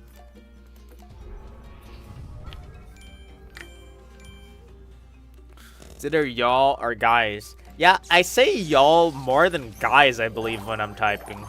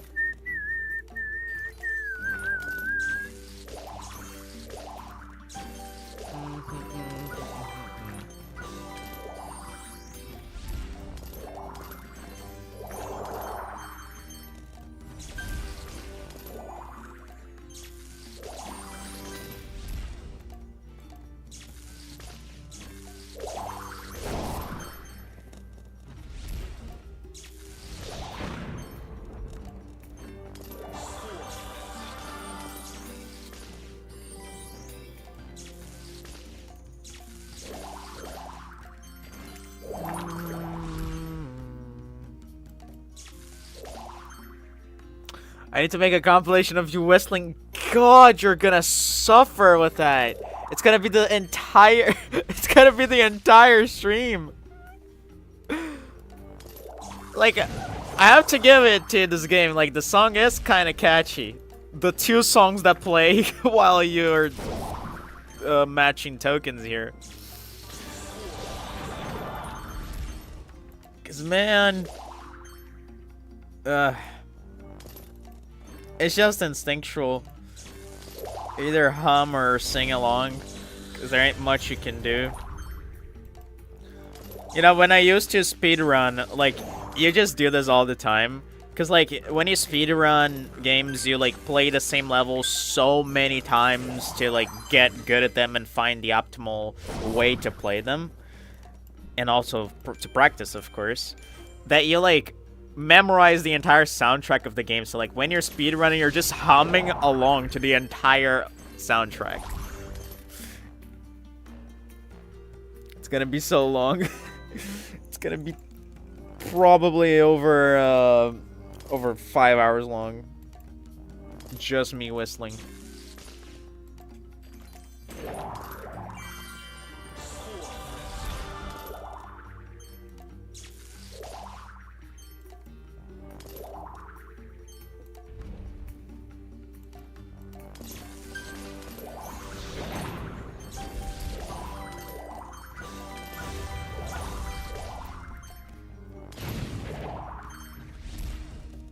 The only thing I like dislike about this song in particular is not necessarily that I dislike about it.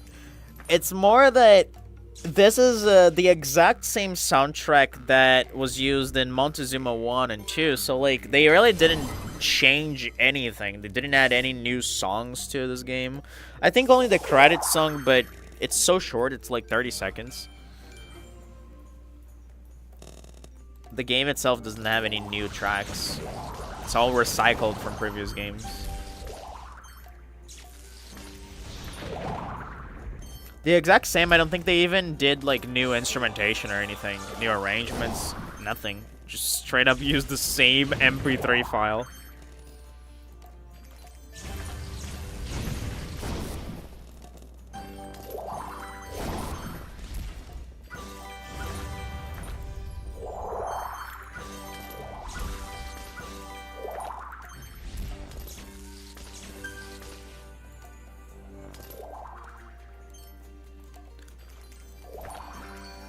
I usually hum too, yes.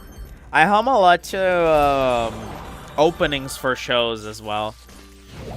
By the way, are you the type who like, real talk, are you the type who like skips openings in shows? I want to know about that. I'm curious.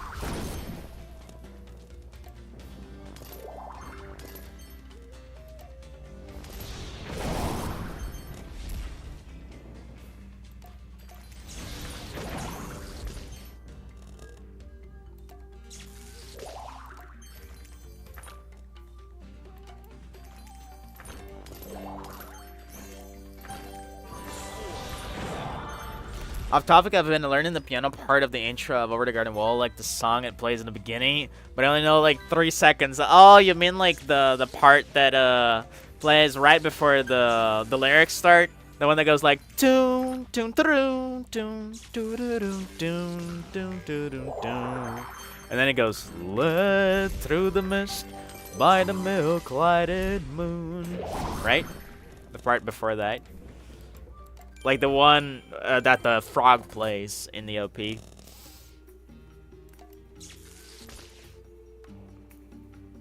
I usually watch the intro once or twice and then skip it for the rest of the season unless there's an intro change. Then I do the same.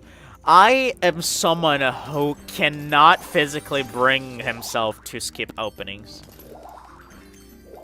I like sometimes think the openings are like the most exciting part of the episode. Because like, I get to like, you know, especially in anime where I get like those super hype songs. Like it's, I cannot skip openings. I really don't get people who do. I mean, I understand like the time efficiency part of it, but I really don't understand people who do it. It's like such an absurd idea to me. Like you know, like take Adventure Time for example. I've watched every single episode of Adventure Time. I have skipped the intro in none of them. And that goes for any show. I never skip intros at all. Or outros for that matter.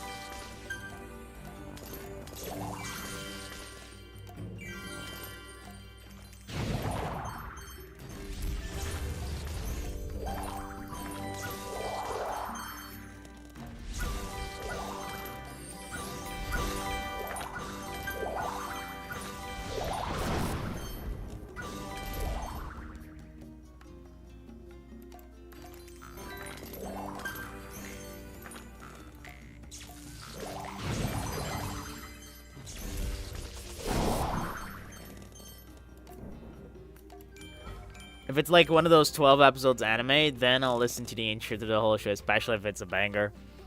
I mean, fair. But for me, it really is any show. Even if the intro is not that exciting, I like to watch it. I feel like it's part of the experience of the episode. And I also like to take things slowly rather than faster, so it really makes no sense for me personally to skip it. Okay, we really need to leave after this round is over. Before the game crashes on me.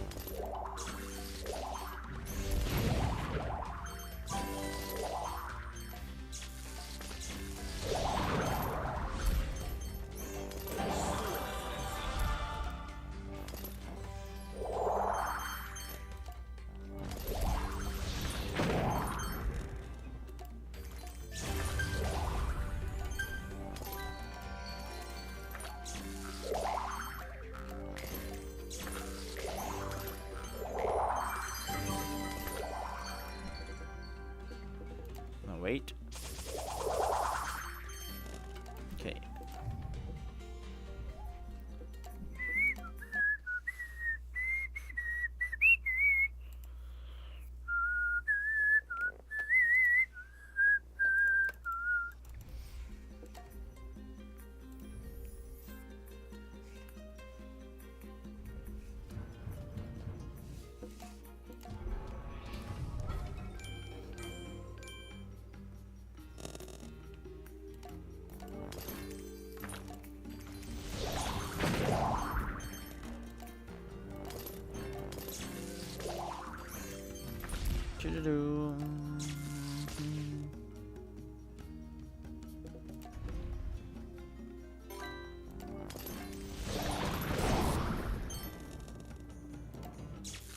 I love the shows where the intro is different every episode. It's like, yes, please. But that's like so rare though, because those intro segments are so expensive and high budget, usually. I can't even think of any shows that do that. I know shows that like do it every 3 or 4 episodes. But a show that does it every single one, I can't even think of that.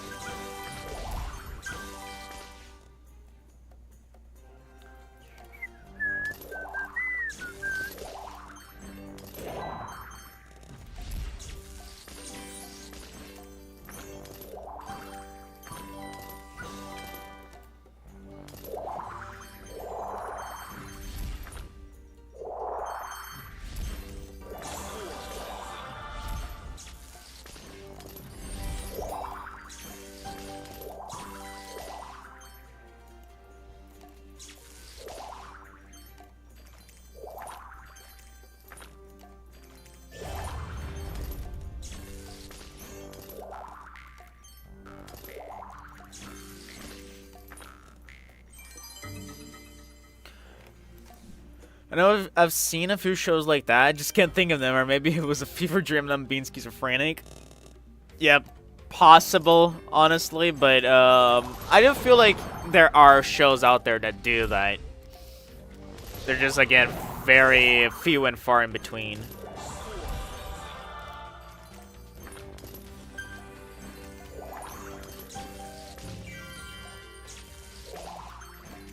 I'm trying so hard to think, but I really can't think of any show that I've watched at least that does that.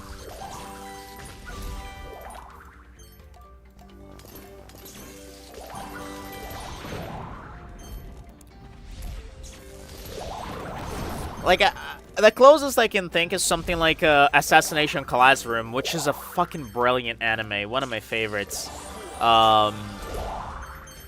And like they change up the opening every like 7 episodes. So it's so fun. They change I don't think they changed the ED, but they do change the opening.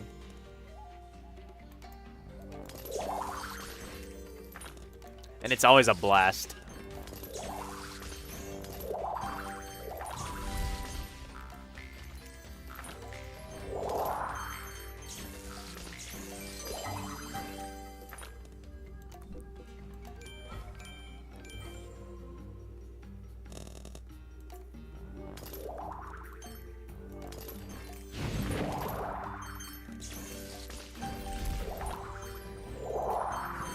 I need to watch Assassination Classroom. Oh, it's such a good watch. Like, I did not expect it to hit me so hard when I started watching it. Now, I thought I would like it, but I didn't think I would, like... I'm not even gonna mention. Like, I'll just leave it for you to find out.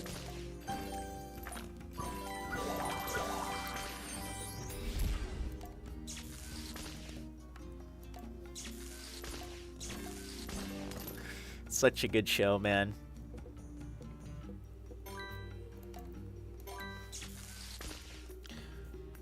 Like, the songs in that show are phenomenal too.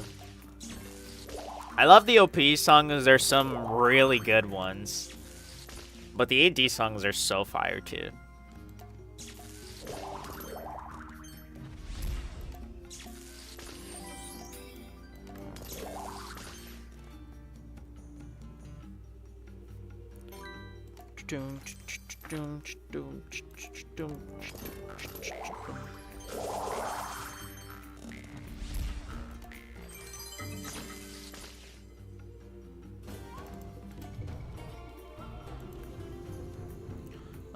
It's better to leave.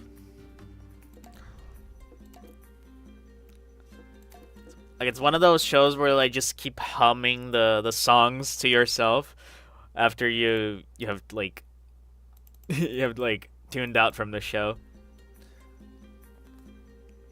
Like the outro song kind of goes at least for the first season kind of goes like 太陽が差す閉ざしたまぶたの裏側に赤い山像川のカバにノートとペンをさあ歩き出そう書いても書いても綺麗にならない選んだ絵の具に罪はない昨日の夜中に見た流れ星まだ覚えている I was waiting for Hello shooting star again 待っていたよ夢を見るあの子はずっとここにいるのあの日のままAnd I forgot the rest but it's so good such a like soothing song and I was off tuning some of those parts because the Montezuma song in the background was messing up my brain but yeah is there an angel singing? Oh yeah thank you I'm glad that my voice super tired after an entire day speaking and not properly warmed up can sound decent enough for you to find it good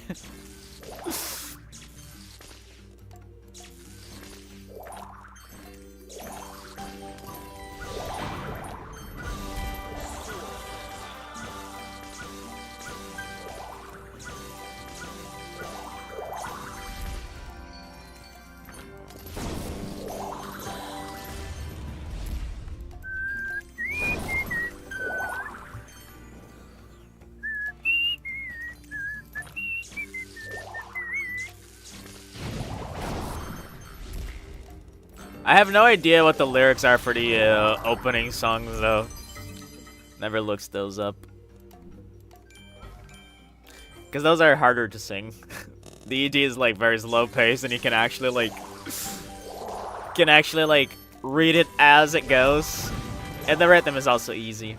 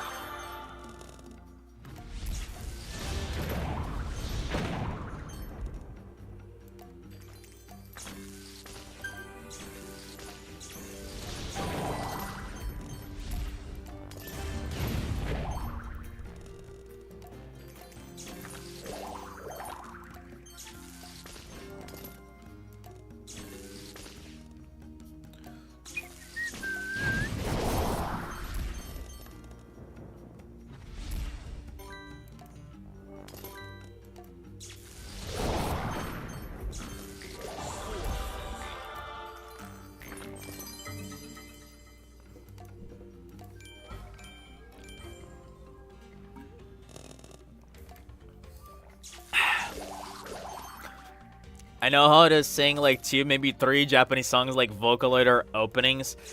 I know some. Like I know this one part of it, basically what I sang. Well, like Japanese songs I know like more that are like not part of anime. I know some from games, right? And I know just some that are not from games, but they were like, let's say maybe a song in a written game I played, like a licensed song, and I really liked it, so I learned it. Yeah, I do know like a couple, like let's say the Evangelion opening, which is so iconic. I know the No Game No Life opening. And maybe some others I'm forgetting.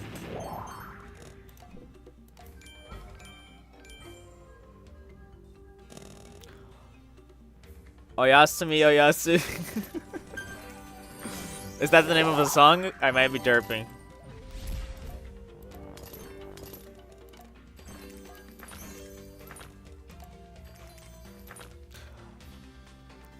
Vocaloid songs, I don't know a single one fully. I know like sections of some of them.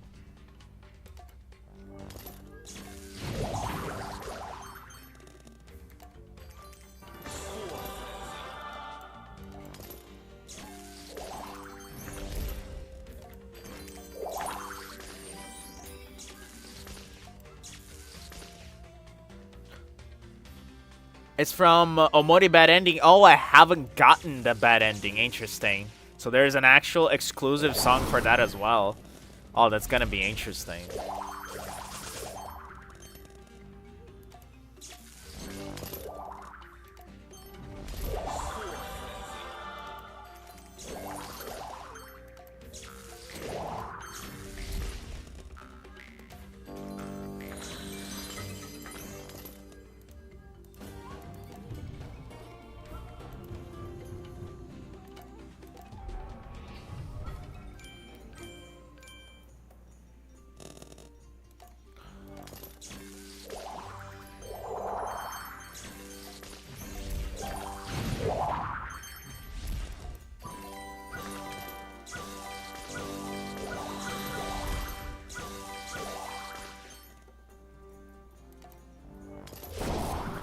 There are different OST for different ends in Omori. It seems like it. I was not expecting that. That makes me more excited to see how the bad ending plays out, actually. And we shouldn't be too far. Probably just a couple sessions away from that.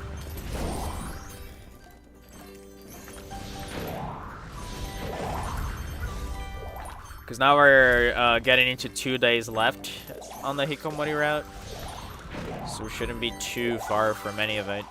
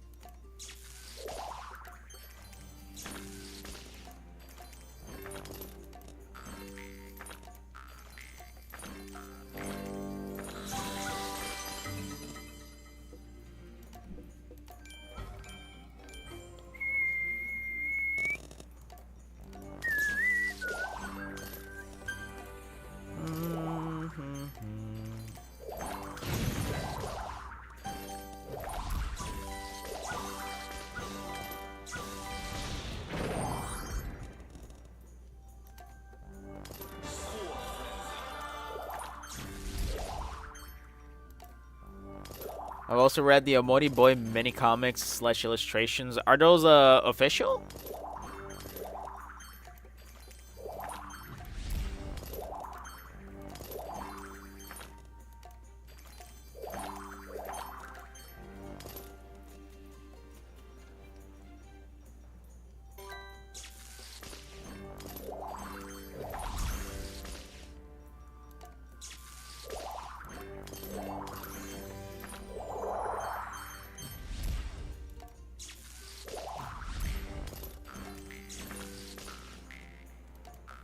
Yes, they're official. Interesting. They're really drawing with some dialogue or text at the bottom.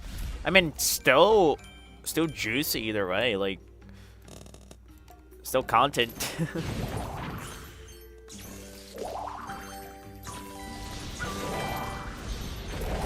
Should take a look at them after we're done with the 2 routes. As like a final thing, maybe in the Omori streams. I feel like that would be fitting.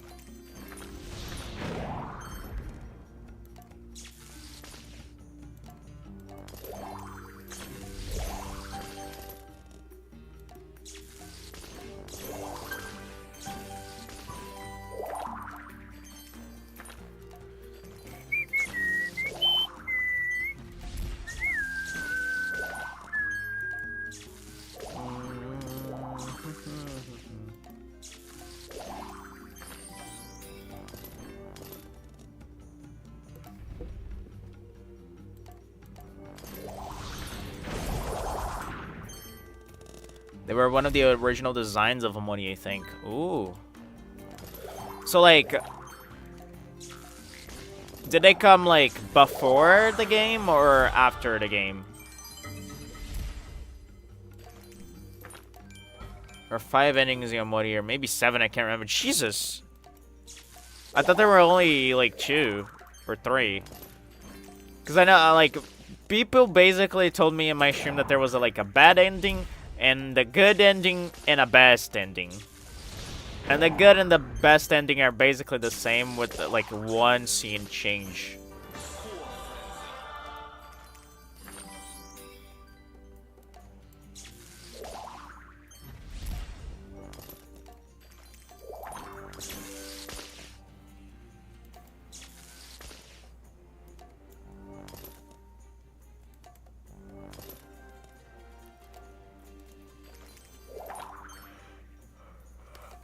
Cause like I'm probably only gonna be doing the endings that I need for the achievements, which are only the Hikomori route and the Sunny route, I believe.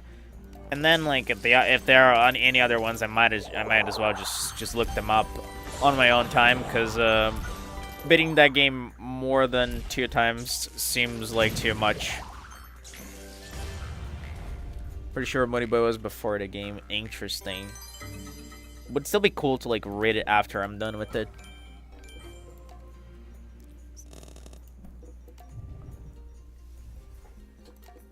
How do we look? Okay, 460. Interesting. So we just need 40k. We just need 40k.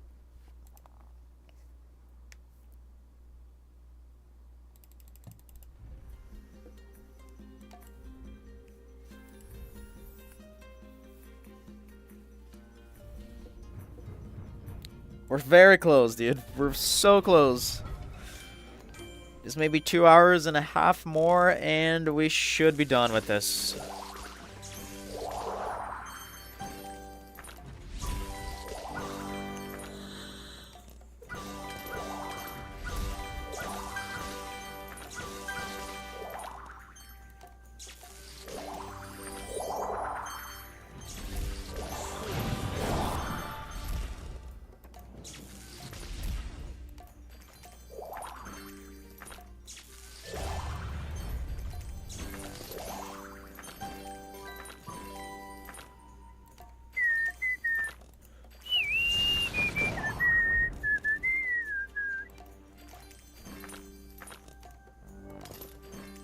There are little videos on YouTube of all the endings for information.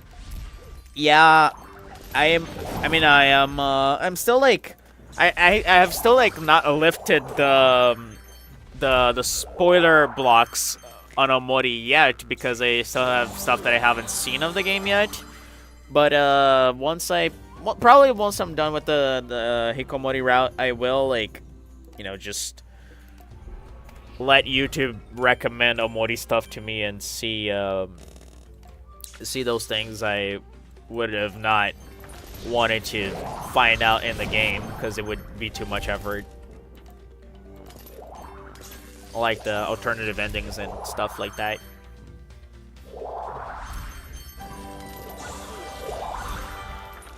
And I would also want to look at a bunch of animations and like fan stuff as well, because there's so many cool stuff like there. Like a friend showed me a mod called Rainy Mary, or Rainy Mari, because apparently that's how her name is supposed to be pronounced, and I keep saying Mary. And I might have even talked about it on stream as well, but it looks really cool. And I saw that the devs of that mod are looking for people to work on the project as well. And man, if I really had some extra time on my hands, I would love to be a writer on that. They're looking for like artists, composers, and writers, I think. But mostly programmers.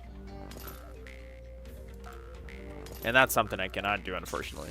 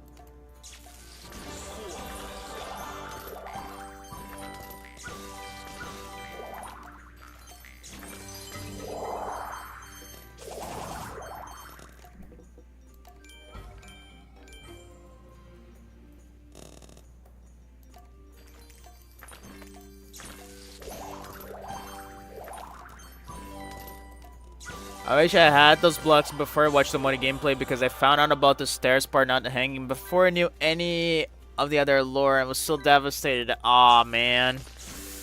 Oh, that's so sad. Hey, it goes back to all the talk we had about spoilers earlier. It really sucks. It's like, I know extensions, you know, I use extensions on Google that help me deal with those spoilers, and they work wonderfully well. They're so good at blocking videos. But I feel like you were using YouTube on mobile. I don't know how to get rid of spoilers on that. I don't know if there's like any apps you can download for that. There might be.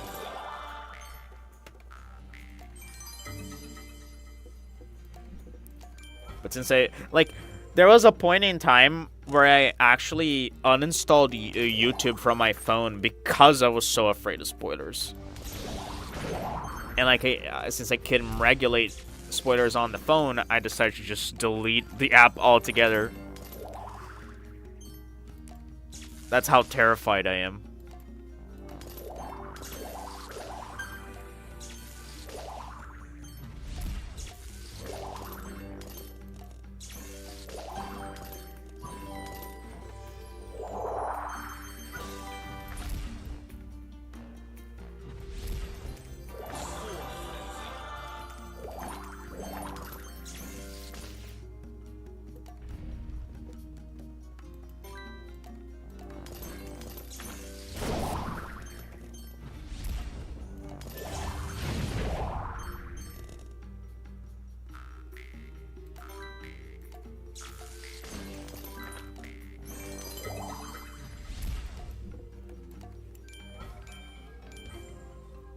But that made the hanging part hit so much harder because I thought it was just, oh shucks, I accidentally pushed Mary down the stairs. So when I found out Basil's idea, I was just so shocked. Yeah. It's so tragic. I'm still sad about the spoilers for me. Yeah, I mean, it's not the intended way for sure, so it does, like, does affect your experience a little bit.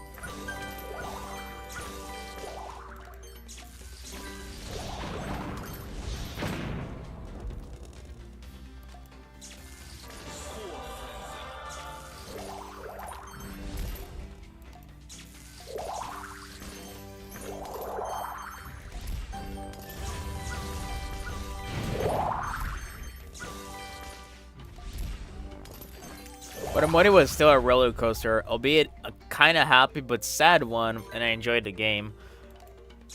Yeah, I mean, I feel like even when you get heavily spoiled on something, it's not gonna change your, like, overall perception of it from, like, an analytical standpoint. It's only gonna affect your, like, emotions playing it, which are, in my opinion, the most important part anyway, so, like, you know, even if I, like, knew the whole plot of Omori and played it, I would still find it a masterpiece.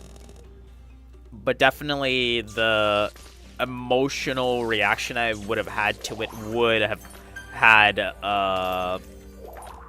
had been affected, definitely.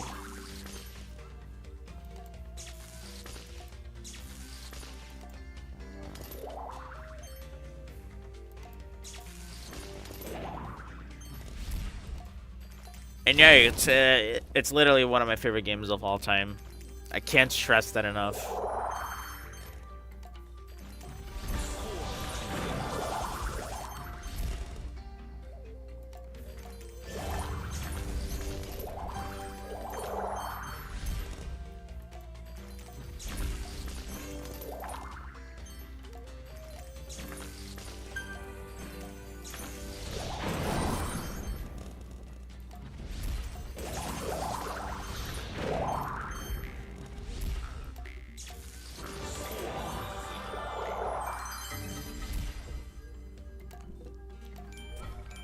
Oh, we need to exit?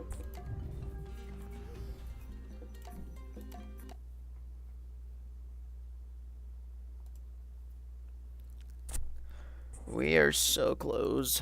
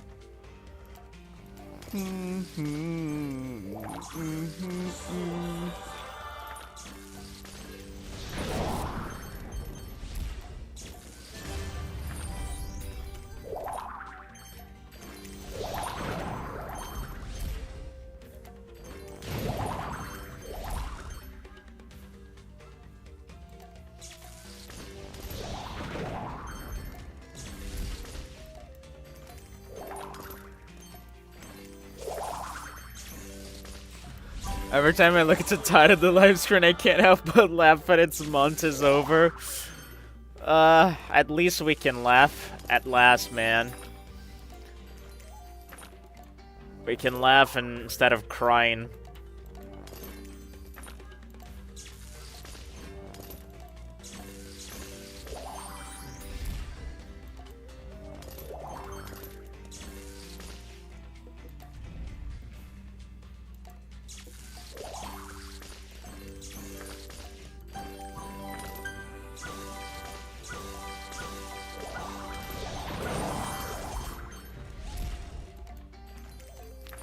And you know what? You want to know what's funny? My playtime for Montezuma 3 just surpassed my playtime for Omori. Believe it or not, I am currently at 49 hours of playtime in this game. Wait, is that right? 49? 47, sorry, but Omori has... oh no, never mind. Omori has 54. Okay, so Omori will ultimately be above this. No worries then, it's all good.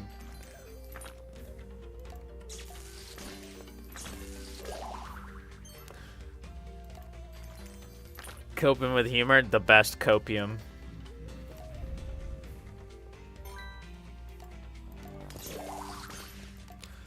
Loki though, I am so tired. I can't wait to be done with this. Like, my bed is looking so alluring right now. I'm like glancing over at it, and it's like basically begging for me to like lie down on it. I'm gonna have such a good night's sleep, man. Like, with no like weights on the back of my brain reminding me that I have to grind this game out.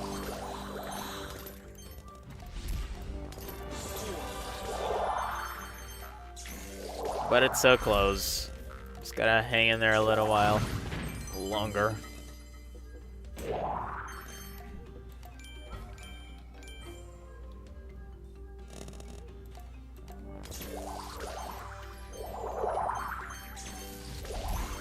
Cause yeah, I will be honest, this grind was daunting me for the entire week. It was always on the back of my mind, like, when Saturday gets... when Saturday comes around, I'll have to do this thing.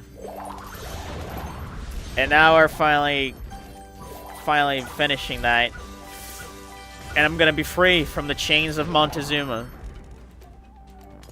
I'm gonna be a new person, a new formed man. A man who has been through the gauntlet that is Montezuma 3. And came out of it a changed person.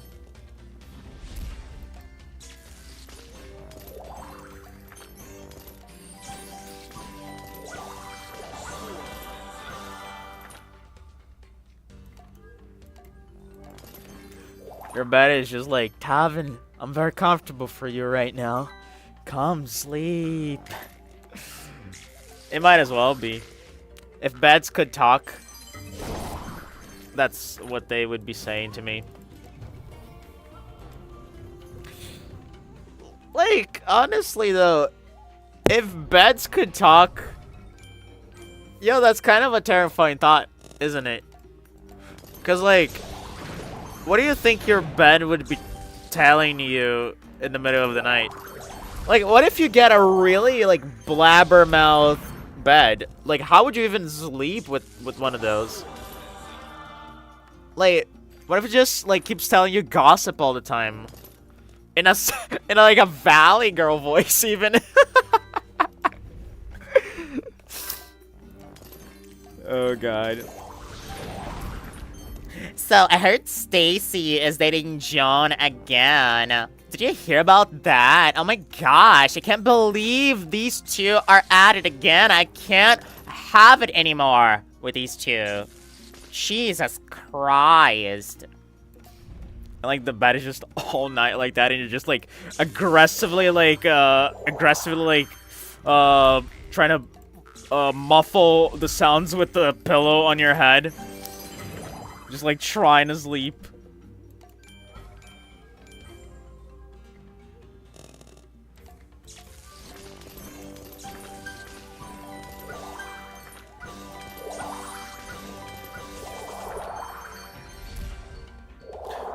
Like, trying to block your ears with the pillow.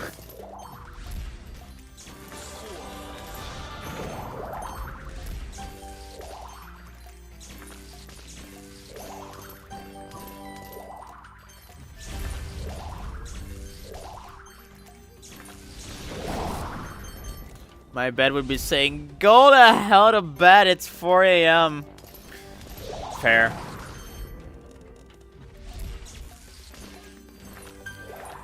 If beds could speak, we would probably not need alarms. Unless your bed is really silly and, like, doesn't tell you when it's time to wake up. Like, just kind of trolling you. Like, I'm not gonna tell them to wake up, because I'm silly. Look at me, I'm a bed.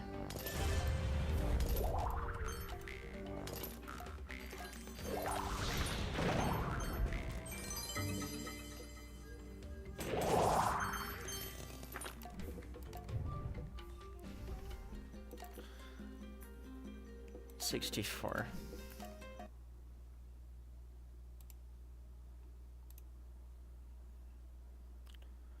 Do do do do do do do do do. Bad, bad. Bad, bad.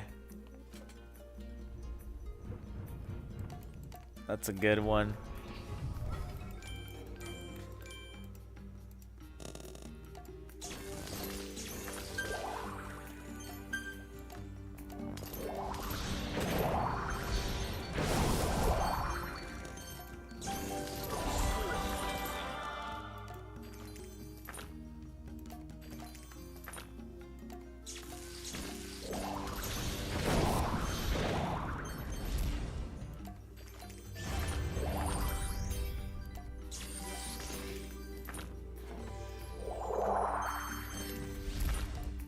Wait, what?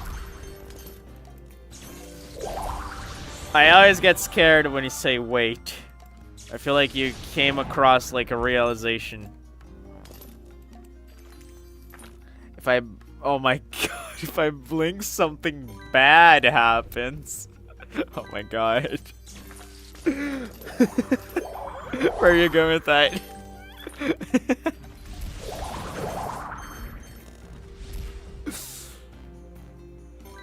So what if I close my eyes?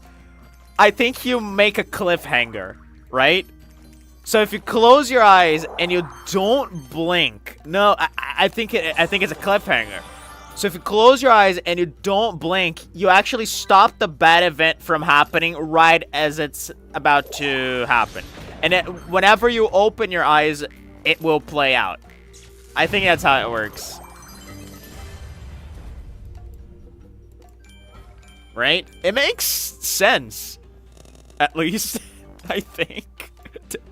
Does it? I don't know.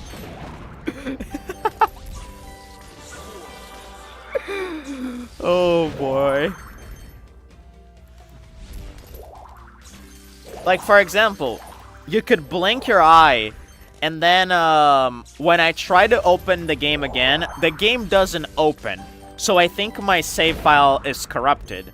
And then when you open your eye, the game actually, like, says my save file is corrupted. It actually happens. That's one possibility.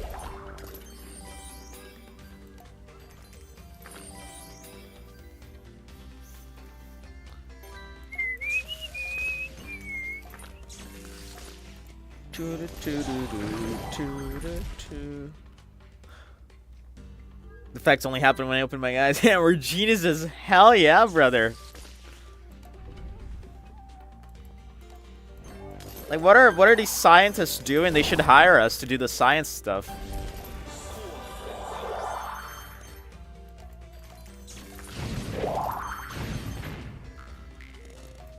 Because this is way more scientific than anything that has come out of science in the past 12 years. For sure.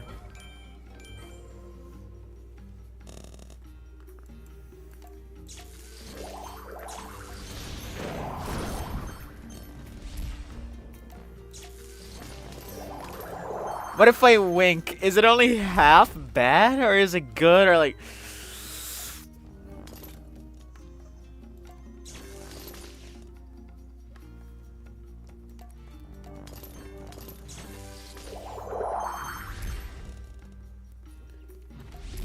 I think it just gave me an existential crisis. Hang on, I need to think on that. So if you wink... Okay, we need to establish some logic here, because... If you blink, something bad happens. If you close your eyes, you cause a cliffhanger. So if you wink, it does feel like it would be half bad. Something bad happens, but then something good happens afterward to kind of counter it, right? So it's like bittersweet, right?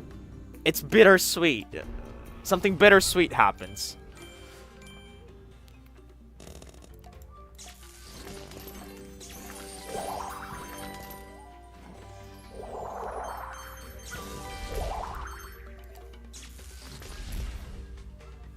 It's like if you wink, Santa comes and gives you a present, but then Santa gets shot.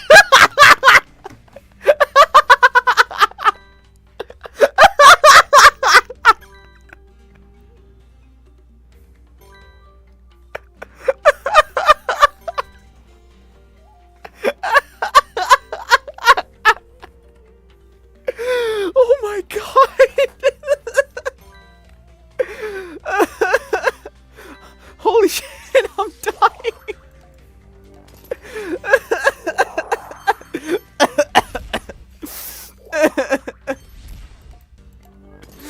Holy shit. Oh my god. Okay, I cracked myself up with that one. I gotta hand it to me. Holy shit. Man. Oh, I'm out of air. Oh, Jesus Christmas. Merry Christmas, by the way, now that Santa's dead. Ugh. Jesus.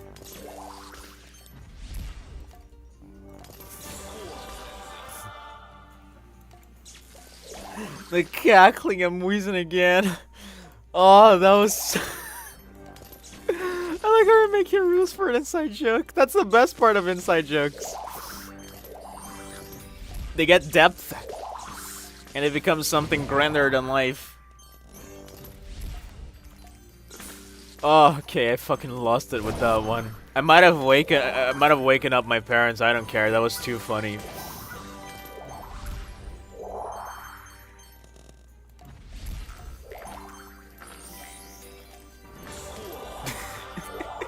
Santa gets shot. What the fuck? So funny.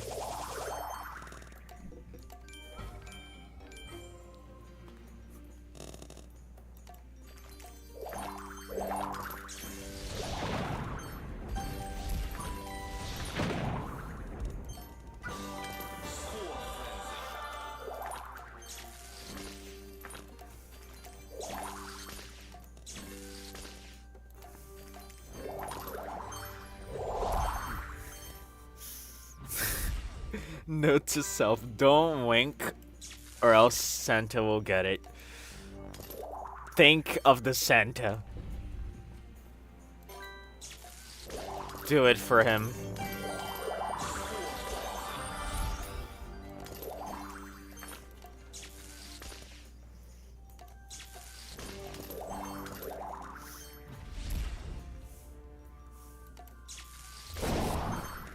Not only the Vatican children will be sad, but all of the children in the world. Yeah, it's starting to... The stakes are starting to get pretty crazy, I will say. This is escalating very rapidly.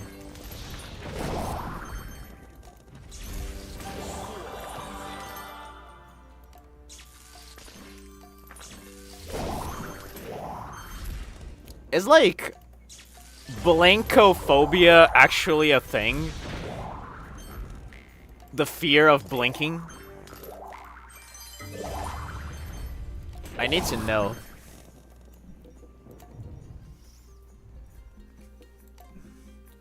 I wonder if that would be like a part of like an extinction of fear of the dark.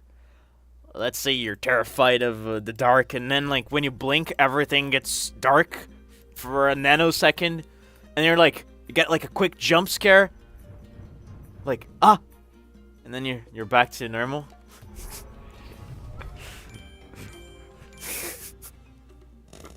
Man, I really need to go to sleep.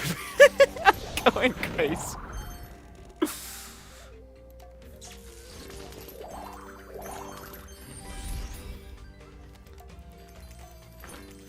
This is the most depth I've ever had with an inside joke. You see, I am one of those guys who does like to add depth to inside jokes to a crazy extent, where like the inside jokes get so elaborated that people just like stop doing them because they're so complex to keep track of.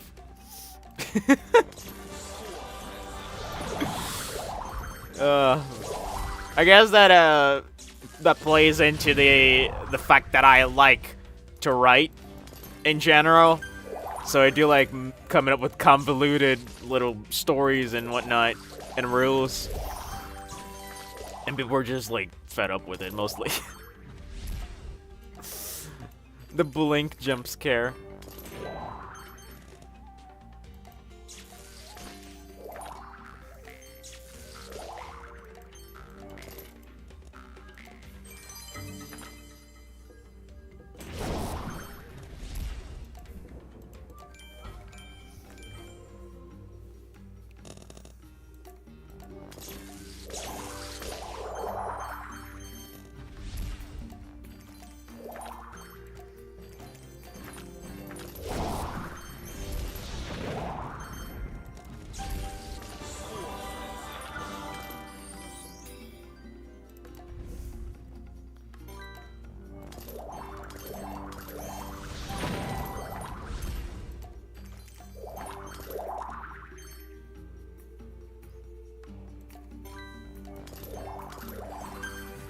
Most of my inside jokes are just there for a week, and then we're like, someone says some bullshit so we can make fun of it or something. That's kind of hilarious. People actively, like, calling for the summoning of an inside joke is pretty funny.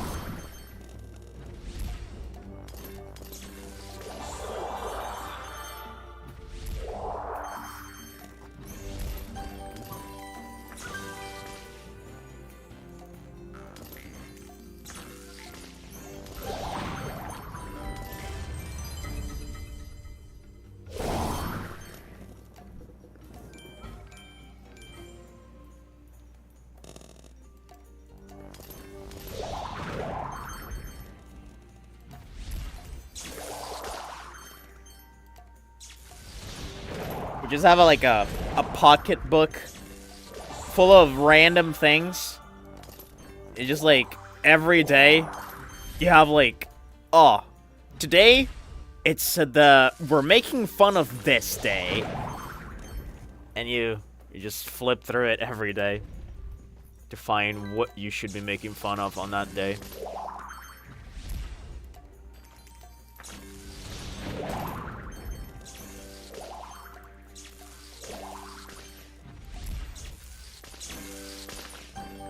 Today we're making fun of global warming. Wait, no, that's not very funny. Hang on, let me pick something else. Babies are pretty funny. Look at their toes. Anyway.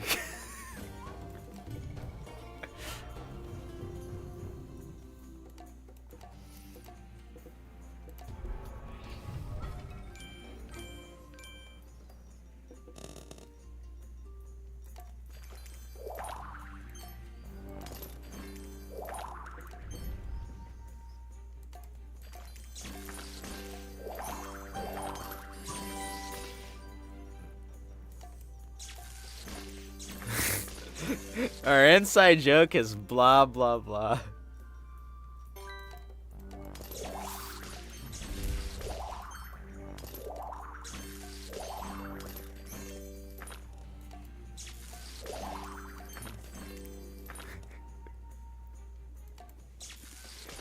Your bad example is always skill.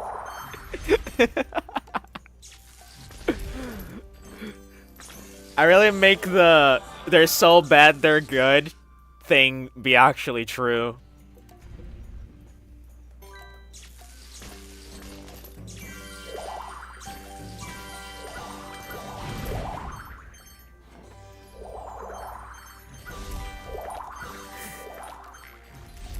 I'm good at like pulling random crap out of my brain. Sometimes. Their toes. It just feels so natural at the time. And then when you look back at it, it's like, what the fuck? It might be also because I'm sleepy that I'm coming up with all that crap.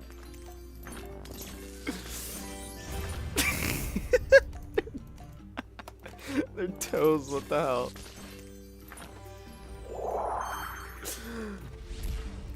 I'm like cracking myself up. This is not normal.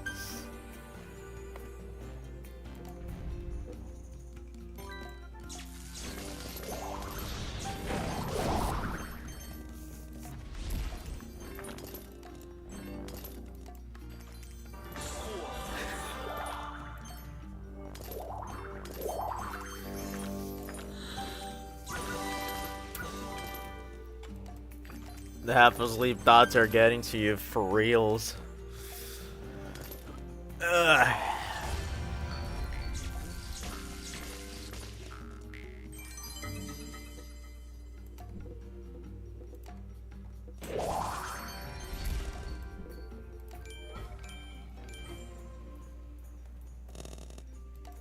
Doesn't the purple totem look like Platos or some shit?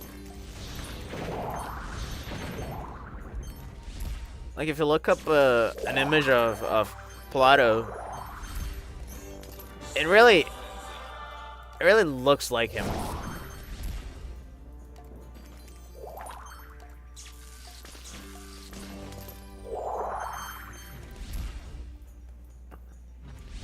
I'm actually gonna pull up an image because I don't think I'm going crazy.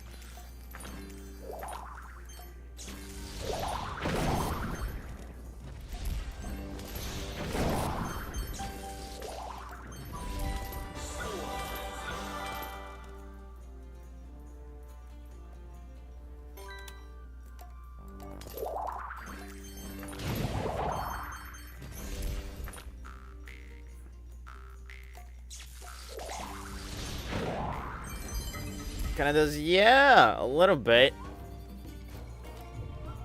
Maybe the beard is not exactly how I remembered it, but kind of does. Kind of does give the Plato vibes.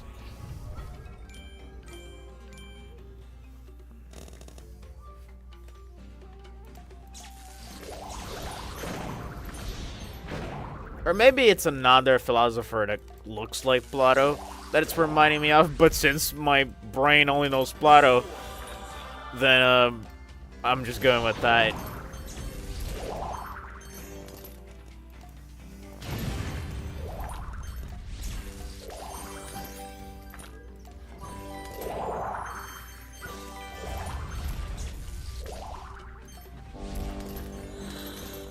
Dude, that's what I'm telling you, like, those that the development of that inside joke would make a pretty killer YouTube video. Like, just we establishing the joke and then it escalating into this. It would be beautiful to have that as a video. And that's why I'm thinking, like, whenever I have the time to make a... my God. I'm so sorry for that. To make a compilation video of all the best moments in every game that I played. So, like, all the Montezuma streams, all the best moments in every single Montezuma stream, compiled in a single video. I feel like that would be killer. Because those streams are kind of a drag to sit through, so just joining together the best moments would be pretty cool.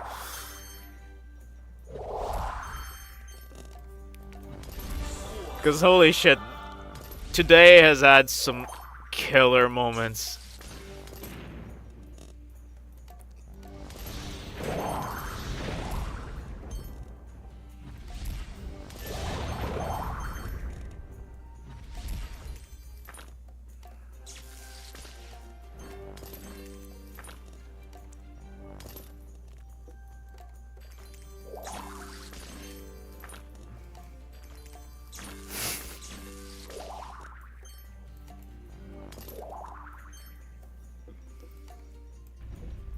But I was gone for a few minutes because a big-ass roach just crawled around my floor. Jesus, kill it with fire before it procreates.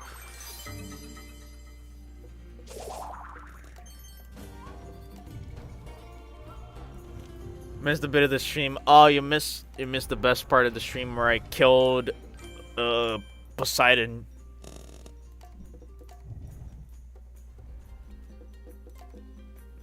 For a 68.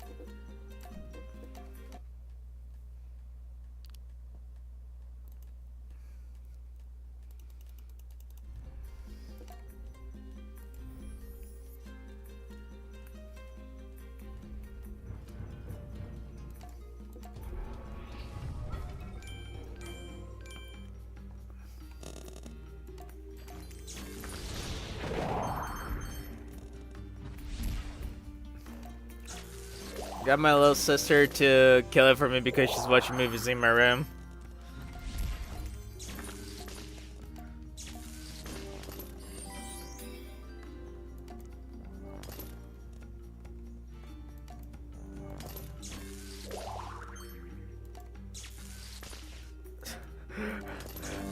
I guess you could say she is the... Never mind.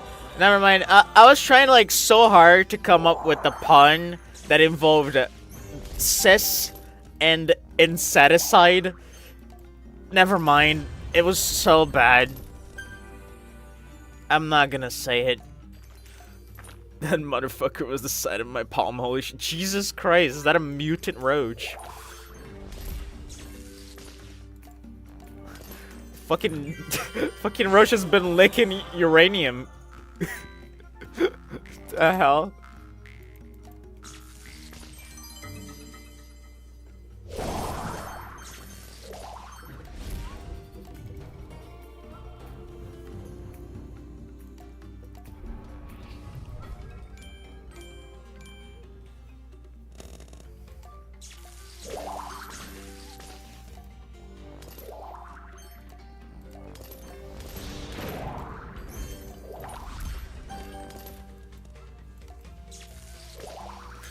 Teenage Mutant Ninja Roach. Low key, that would be a great parody. Low key, that would be incredible.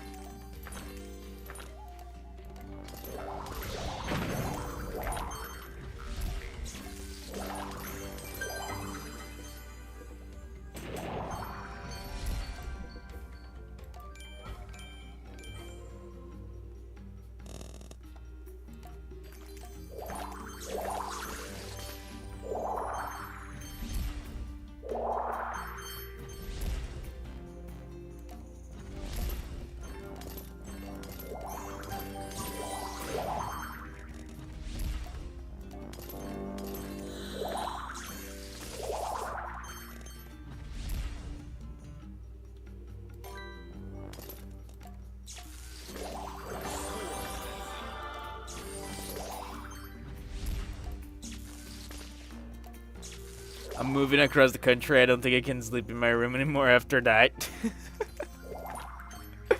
Yeah, it's infected. You need like 12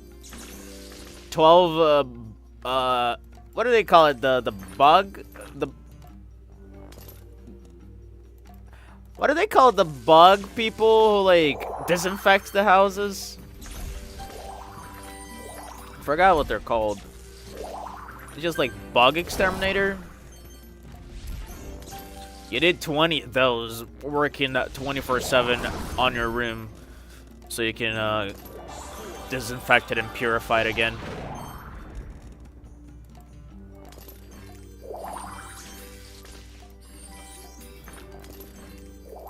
Is it detatizers or something like that? The exterminators or something. Yeah, kind of what I thought. But I feel like there's another name for them as well. That sounds like detatizers. Or maybe I'm just derping.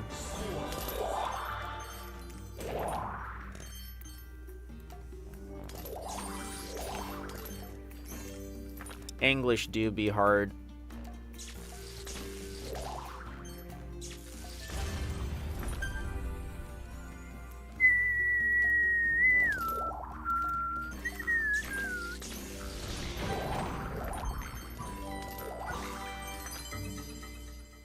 Let me check the grammar check.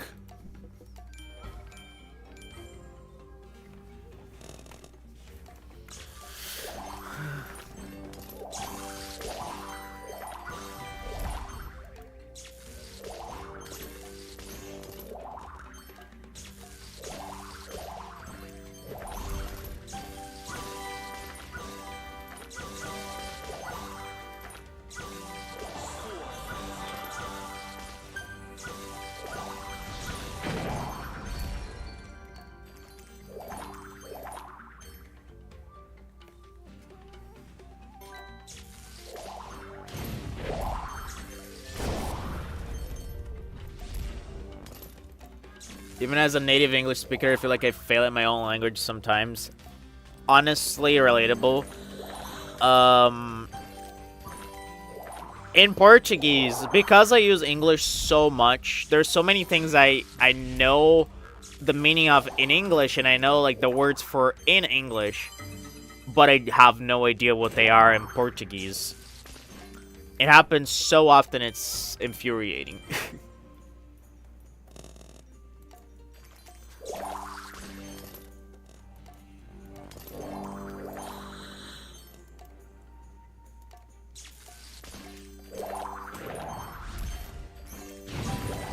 Google just says exterminators.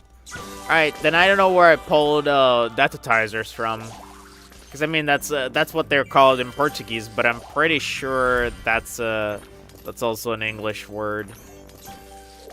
Pretty sure I've heard it, at least. But you can't untrust Google, so it's probably the truth.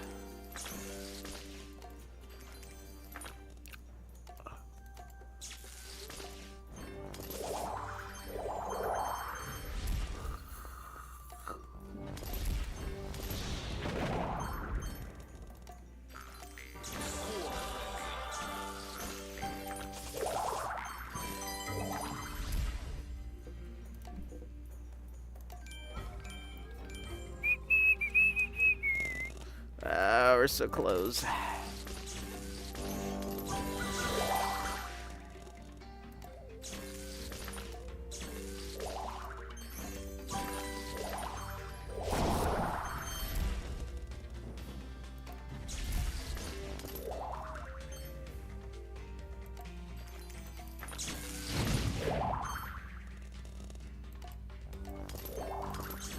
That's why I'm learning another language. I can be like, fuck English. I'm afraid of saying that.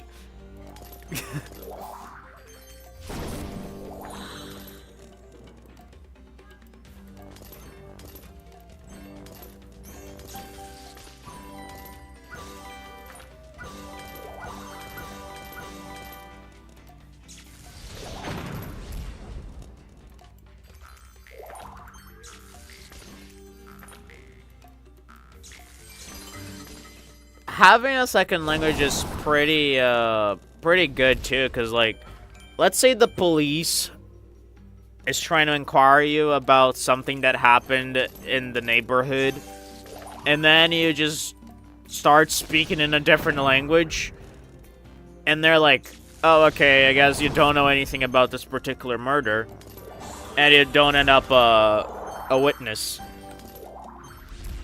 right? I don't know. That sounded like a good use of a second language.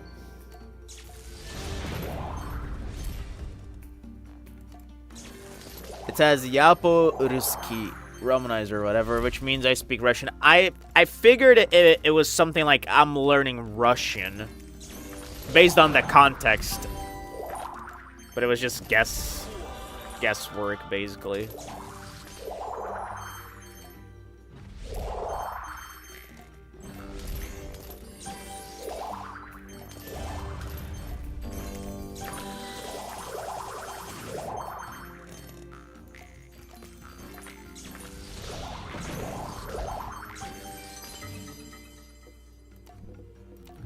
How are we doing?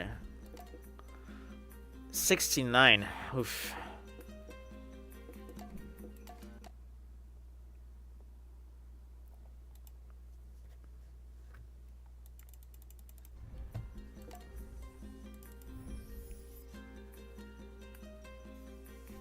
Imagine they suspect me more as a Russian spy or something because I speak Russian to them.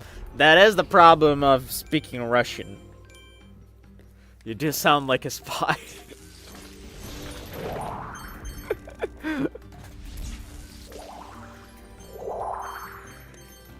What if you're like a really old school spy? What if you're a time traveler spy and you're like, I'm not from Russia. I'm just from the Soviet Union.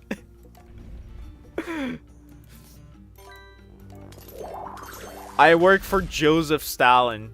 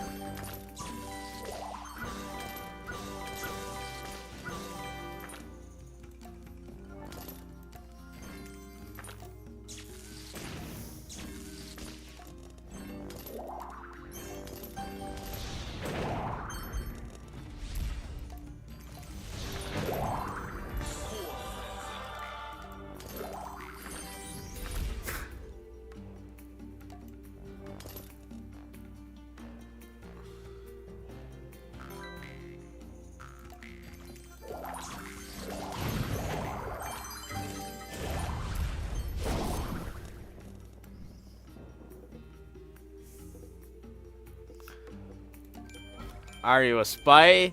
Hit. I don't know what that means. Is it halt?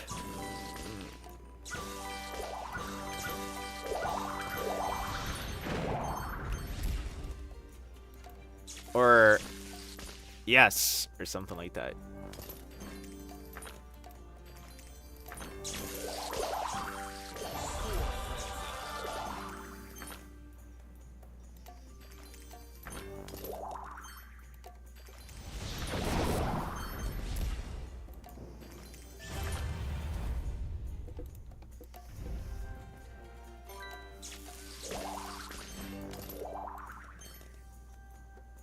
It says "niet," which means no. I'm dying. Yeah. You were right when you said that those characters do look like American characters, but sound completely different.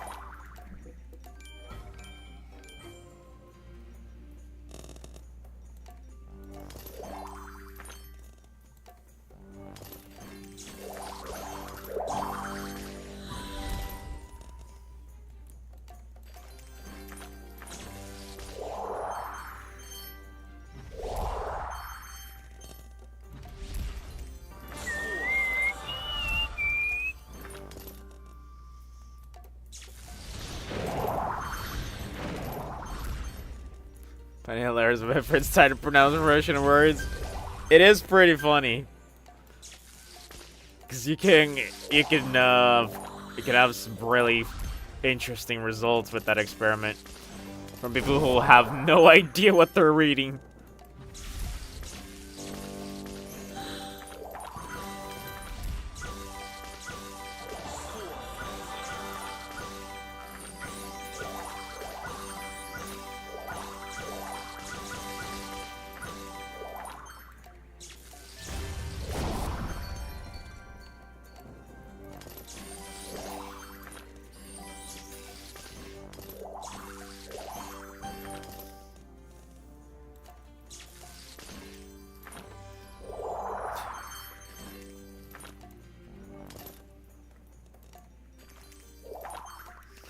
Especially the word contains that because it is such an alien-looking letter. It looks like an Among Us character with like wobbly legs.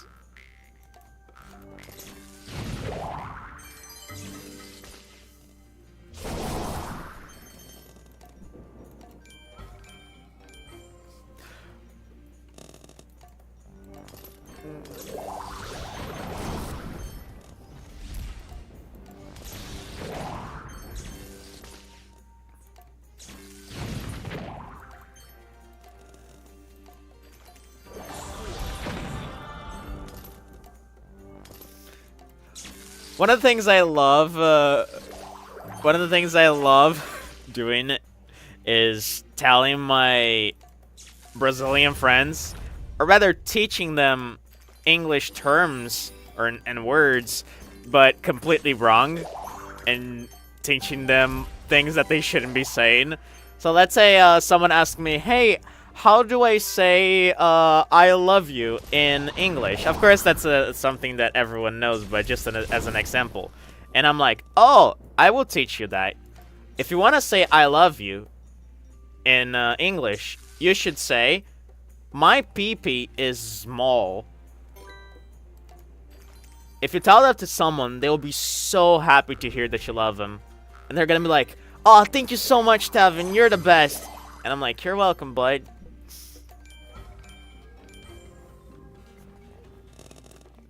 So funny.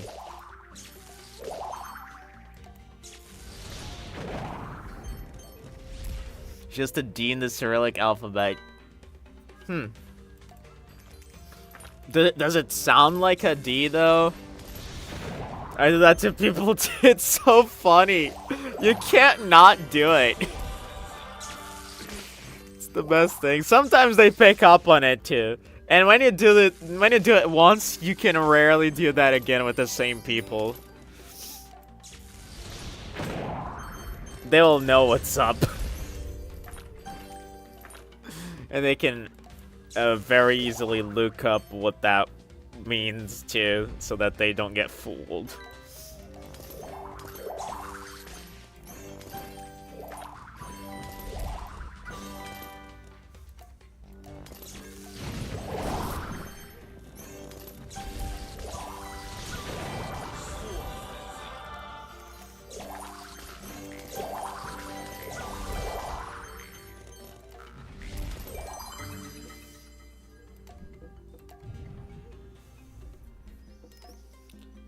$71.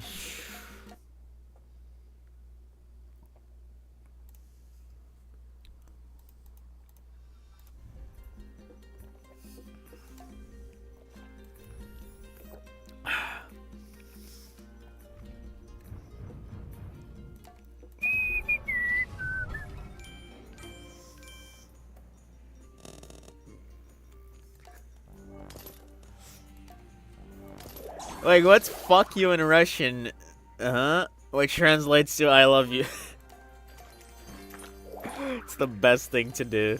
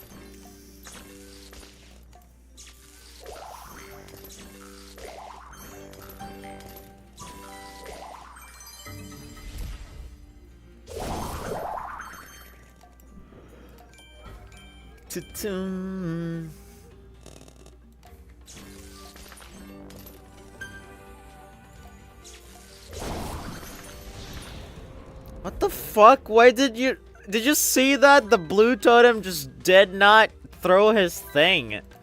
What the fuck is that? I think he is also getting sleepy, man. Everyone is dying. He just like waved his hands and didn't do anything.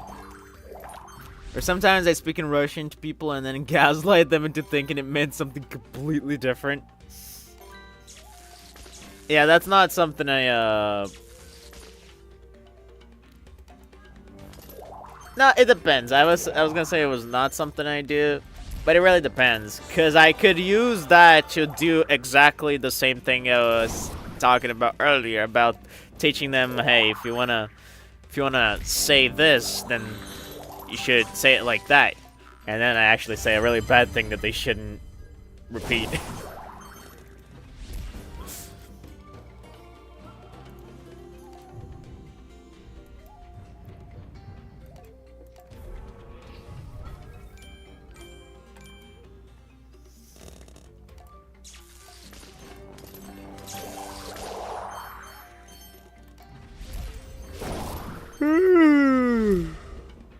We're so close.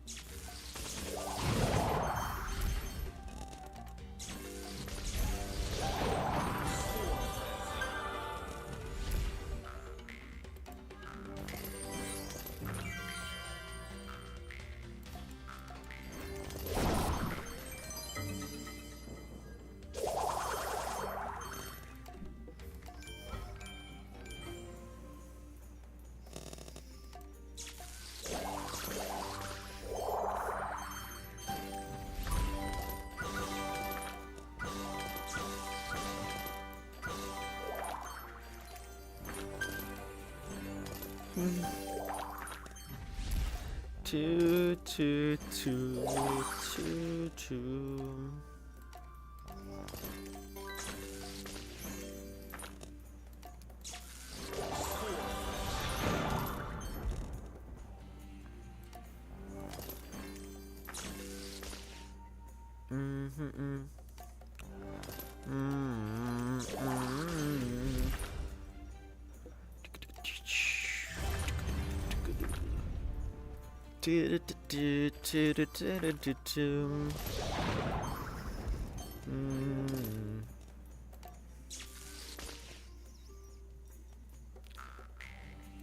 Oh, back to your question earlier. Among Us, in fact, does just make the D sound.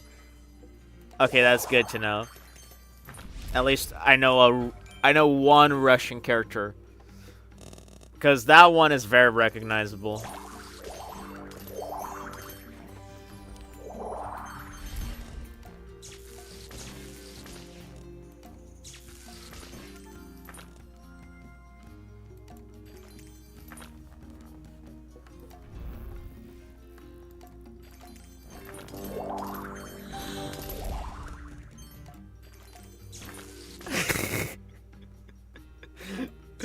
I can't help it. Like it looks so much like Among Us. Like, I feel like you cannot unsee it when you realize that, right? If you look at it, it's there. The character is fully there.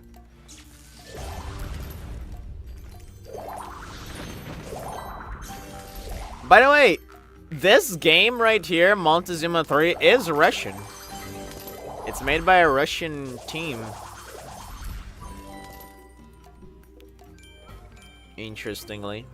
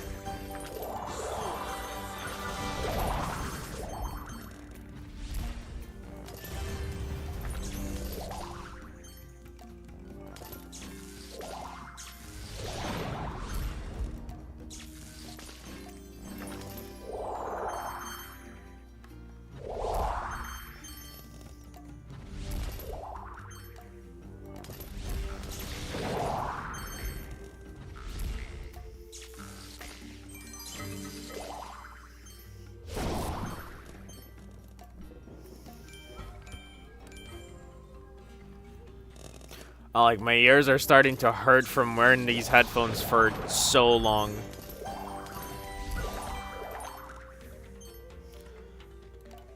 And the weird looking characters, yeah, those all look like runes to me. And some of them look like numbers. 4, 6, no, that looks like a B. And then there's a 10.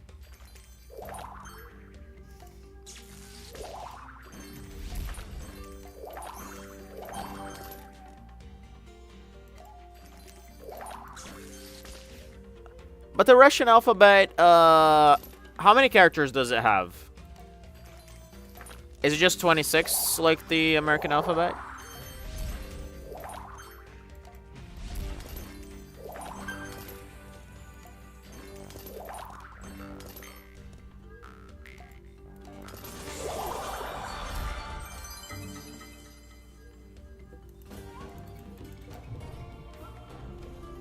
The last one I listed looks kind of Korean, IMO.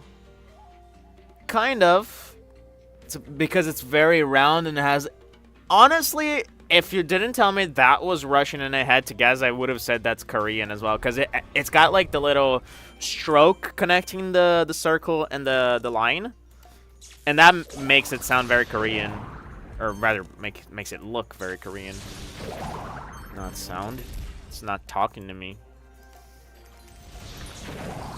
Has 31 characters, so not very long.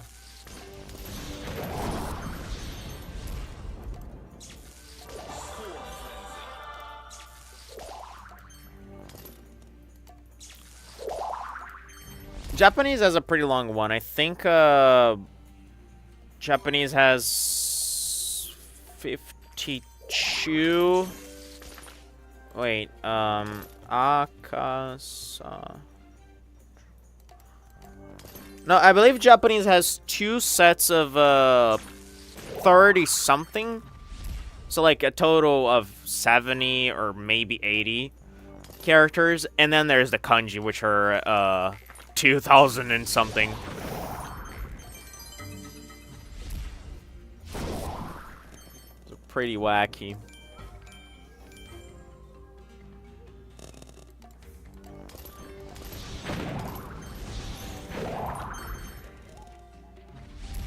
That one makes the U sound. I see.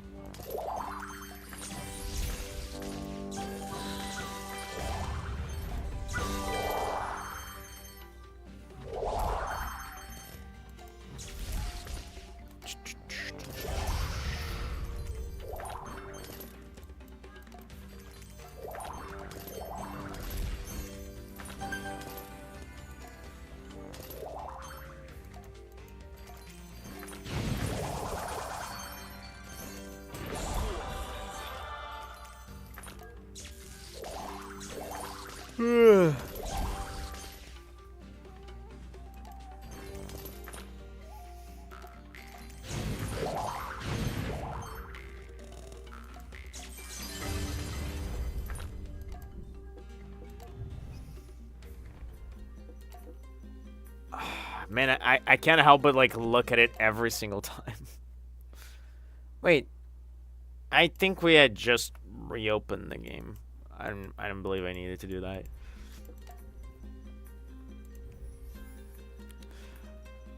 We're so close. We're like basically 7/8 of it.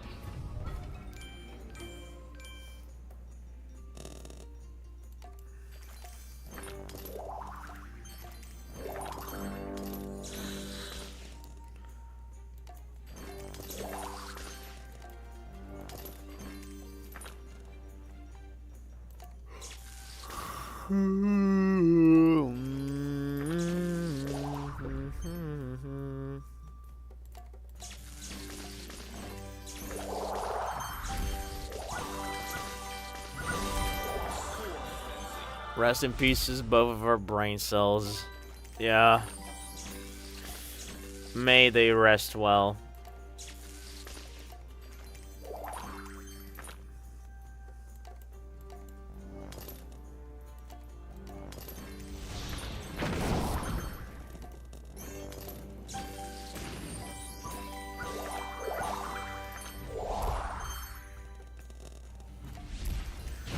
The final stretch always takes longer than it should.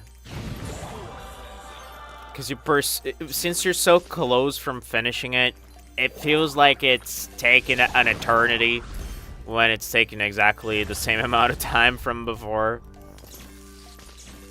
Because you just want it to be done so badly. The one we share is still hanging on. It's like so like dry and beat up, but it's still holding on.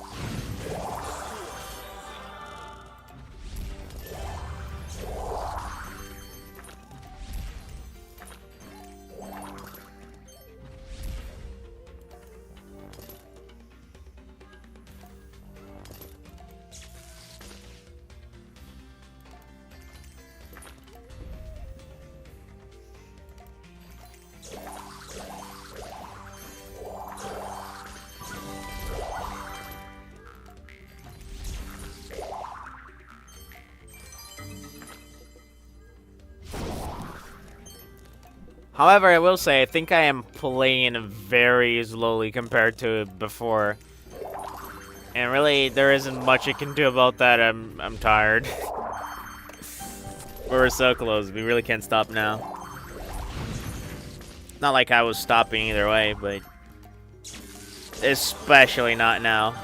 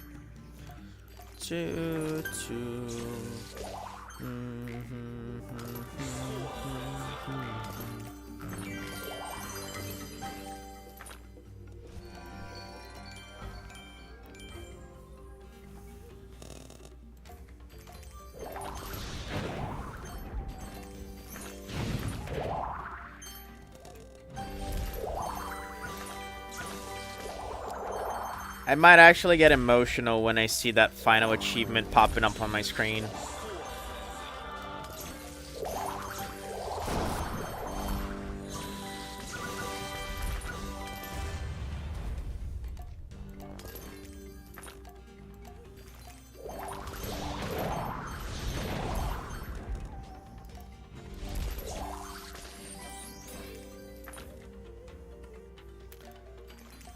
I'm not leaving now, but when the stream ends, I gotta go to sleep so I can wake up early enough for the stream tomorrow. I can't wait to see or hear you get tortured by Orange Joe. Oh, that's gonna be a riot, I'm sure. And I mean, I will, like, maybe I will start the stream tomorrow a little later. Because, you know, I also want to get some sleep, and I want you to get some good sleep as well. So, I'm probably gonna schedule it to like 9 a.m., which is gonna be 8 a.m. for you. So maybe we can at least catch some good shut-eye. You know?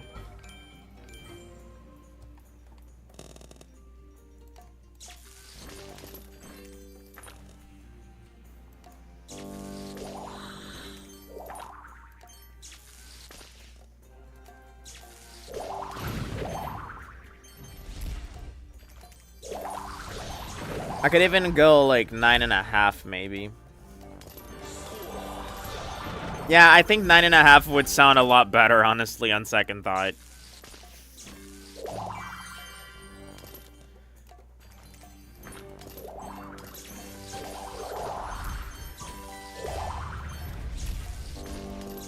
Because since I'll be doing voice acting for that game as well, I wouldn't want to be too sleep deprived for that session, because usually being sleep deprived and voice acting does not go well.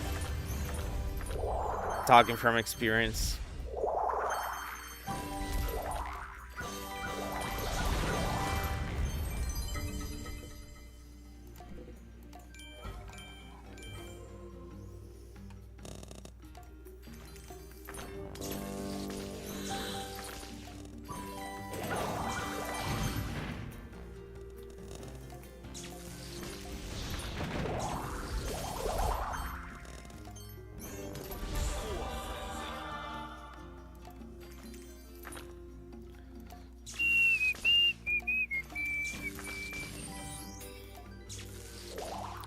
I hope more people join the Emoti stream, TBH. Hopefully, yeah. These Montezuma streams are usually the ones that get the less traction, because who the fuck cares about this game? Seriously, the Emoti ones, I had some times where I got like 7 people watching at the same time, which is kind of crazy. But yeah, it's always fun when we have more people to like banter with.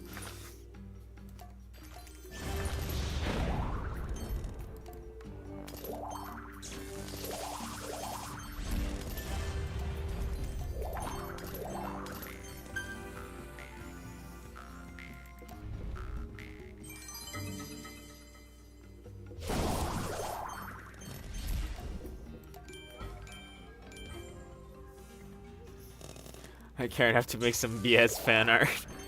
I'm glad I was able to influence someone with the Montezuma knowledge. Right? We made an exchange. You taught me about Moomin and toilet-bound Kanoko-kun or Kano. I forgot his name.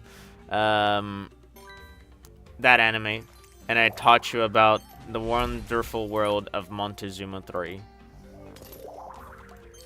A good trade, I would say.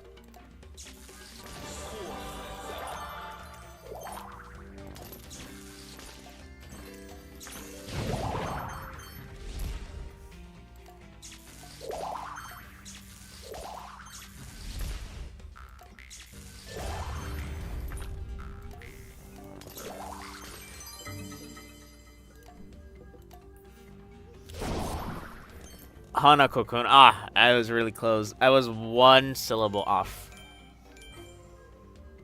And he has a very good trade. Oops, I need to exit. But it's mostly for our entertainment, the fan art, I mean. And it's going to be very entertaining, I'm sure. I'm actually like low-key very excited to see how that will look like.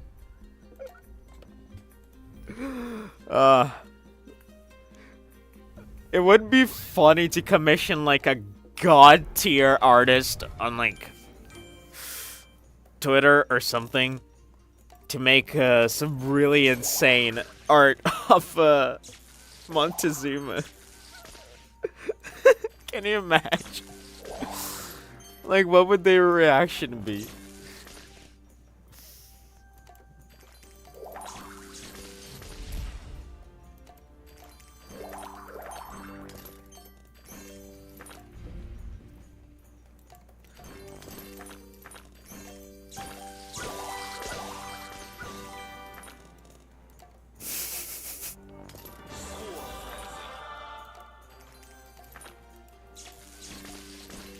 Like, the guy worked on Disney, DreamWorks, and Sony.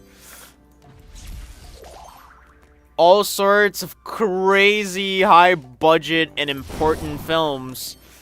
And now he's getting commissioned for some Montezuma art. Sounds funny as hell. It sounds like something I would do. You know what? Like, I think I'm gonna do that. Whenever I play Montezuma 4, because I will be streaming that 2 years from now or something. And I will definitely commission someone to get me some spicy Montezuma art. And not spicy, because that implies other things. But some really sick Montezuma art. Because I think that would be just hilarious.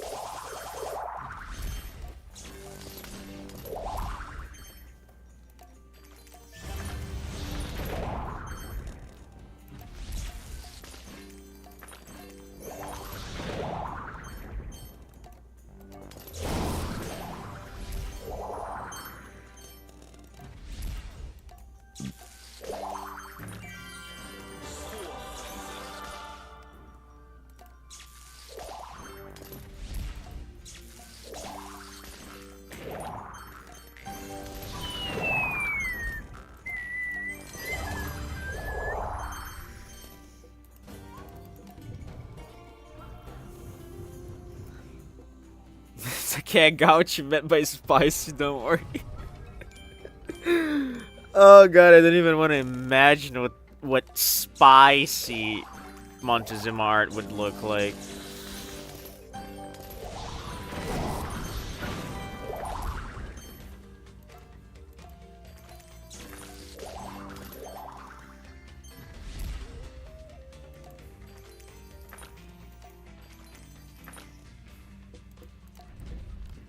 I feel like I use the words spicy and saucy a lot.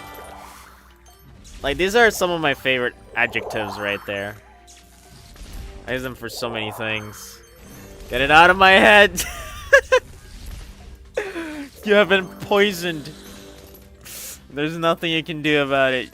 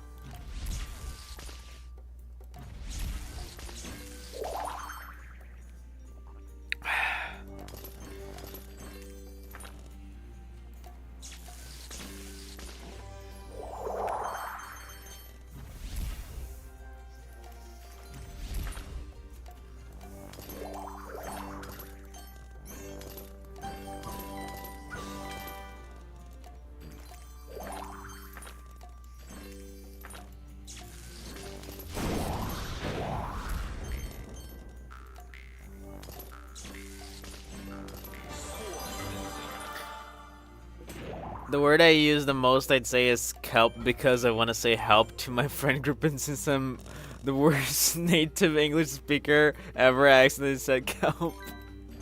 Oh, that's really funny.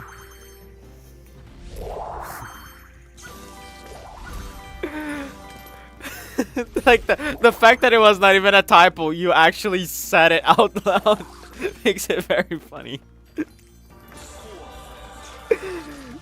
Just kelp.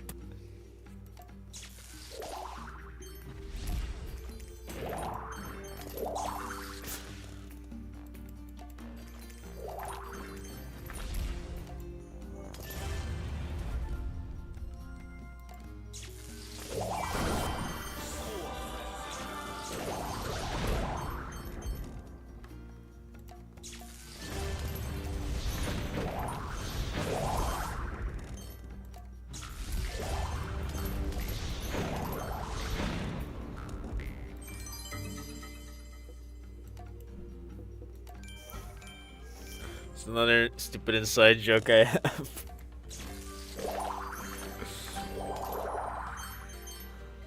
I mean, you could always add depth to it. I don't know exactly what you would add to that.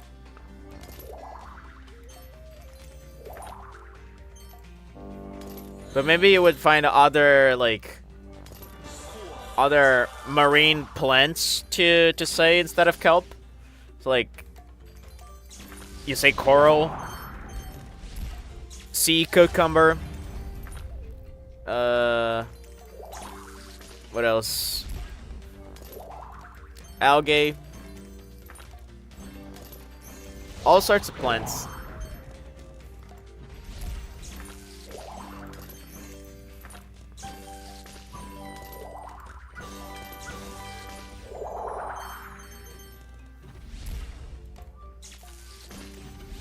Seaweed, yeah.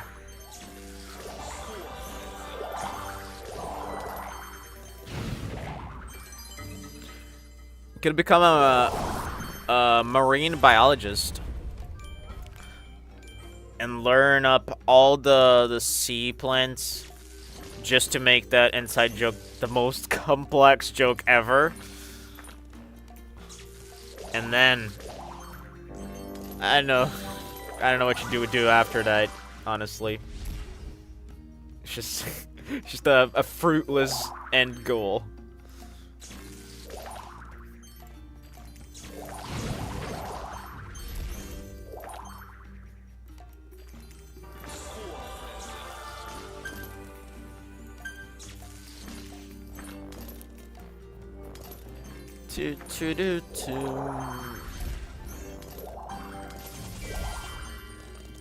I'm not even kidding when I say that I feel like my body is just automatically playing the game and my brain is operating at minimum capacity right now. I'm just on autopilot. I think the blinking one is the most complex inside joke, low-key. It was really good. It was really good. Okay, I'm not gonna look at the high score yet, because every time I look, it feels like it should be more than it was. Okay, I'm gonna look. I can't help it. 77. We're so close. Like, we just need 23k. 23k. Theoretically, that's like, maybe an hour and 20. Maybe. Actually, maybe a little more than that. But we're getting closer. Like, we're less than 2 hours off, I'm sure.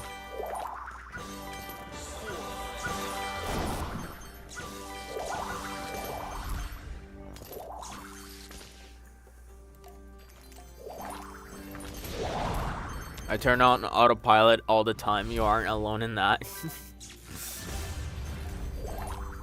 You and me both.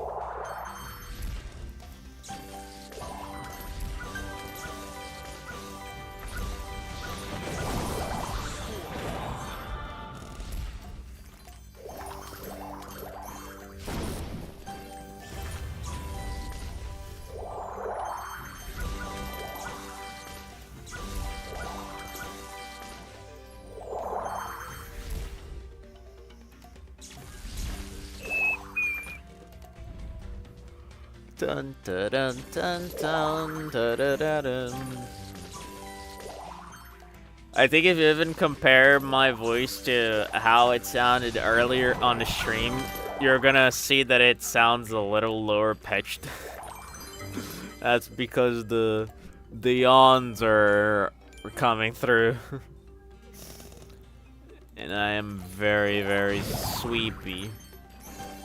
Very, very sweepy. Alright.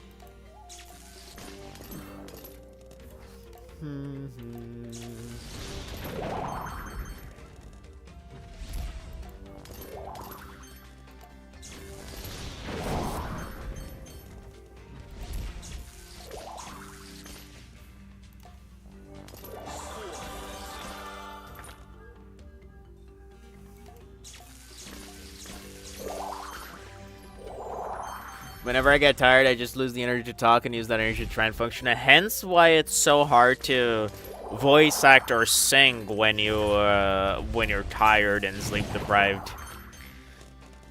It's really hard and nothing sounds right when you're in that state.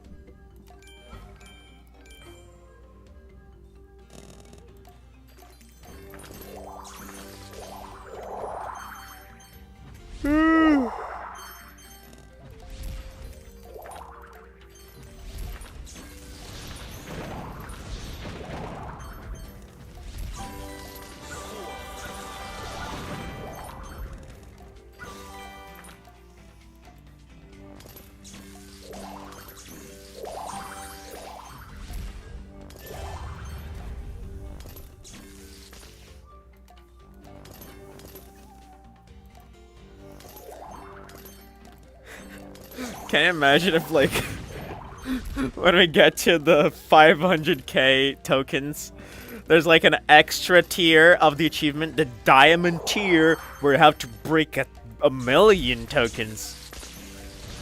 It was a secret, and we just unlocked it. Can you imagine if that happened?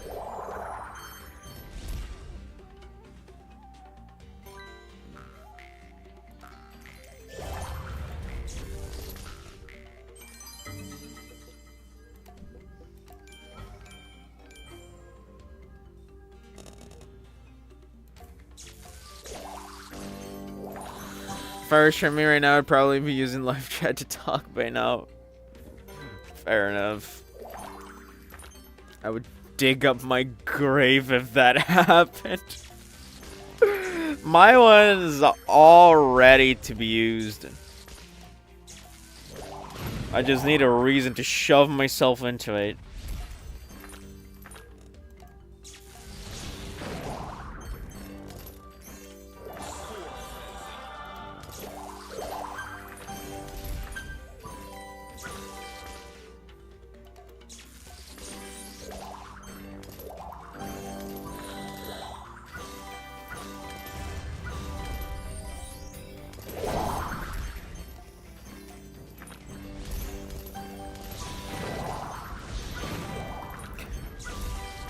And I do want to take a look at the credits again at the end of this, because I do want to see if anyone tested this game. If I'm pretty sure there are 0 testers in this entire game, because who the fuck in this right mind would add an achievement that requires you to do all this mother flipping grind if people actually tested the game? Nobody. That's the answer. So I'm pretty sure nobody did test this thing. And that would explain all the crashes and everything else, basically. The glitches with the sound effects.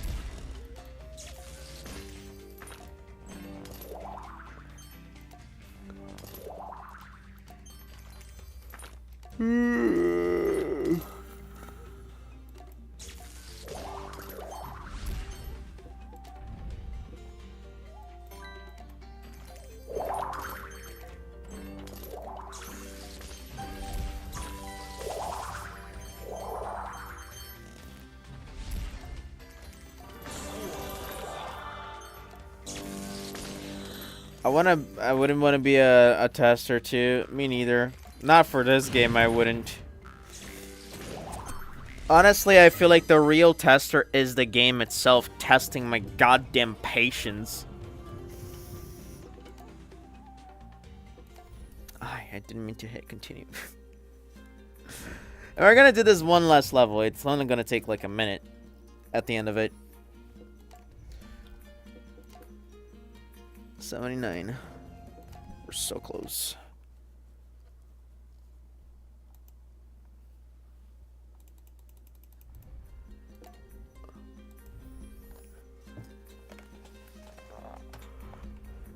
Real. Fortunately, I am one of the most patient people I know, so my patience is going to be tested, and it will pass the test. Thank you very much. And I take a lot of pride in that.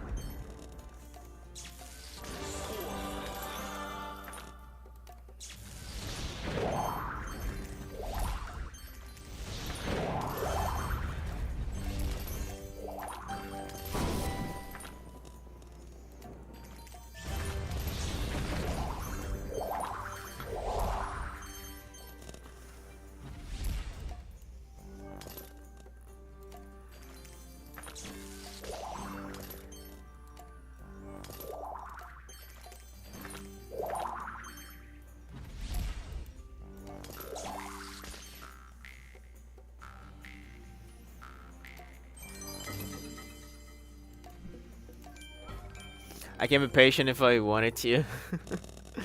I mean, with games, I am super patient. Like, I feel like with games, I have pretty much infinite patience.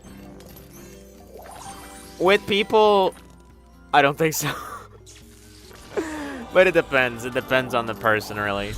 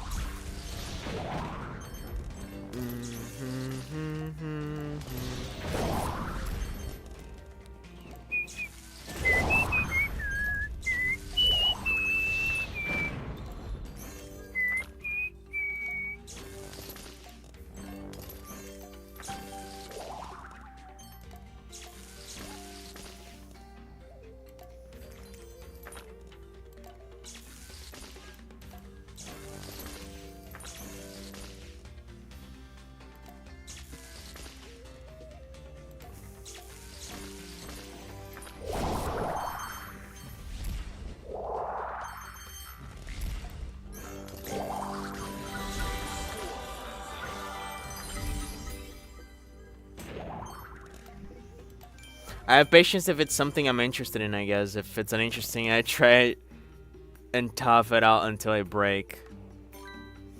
I mean, yeah, this right here is pretty uninteresting.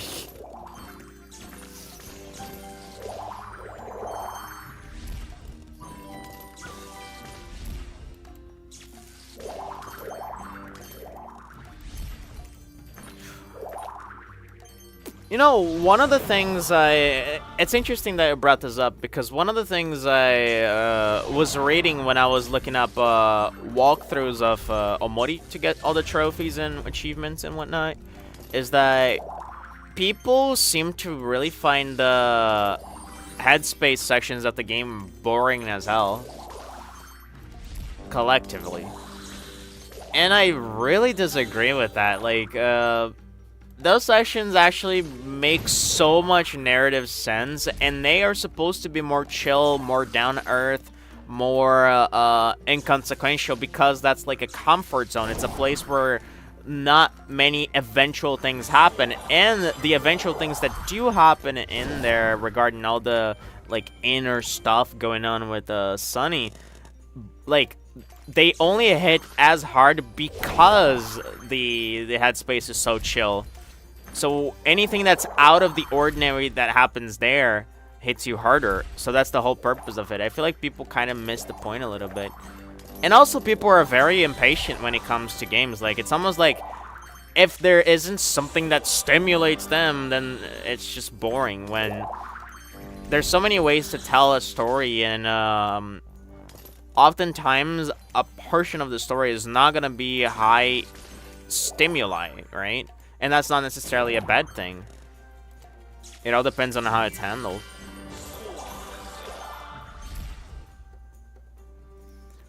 The game is kind of interesting, but talk to you makes it interesting, to be honest. Likewise, like, this is being so much fun. Like, I'm getting to meet you, and having those fun conversations is actually making this such a treat.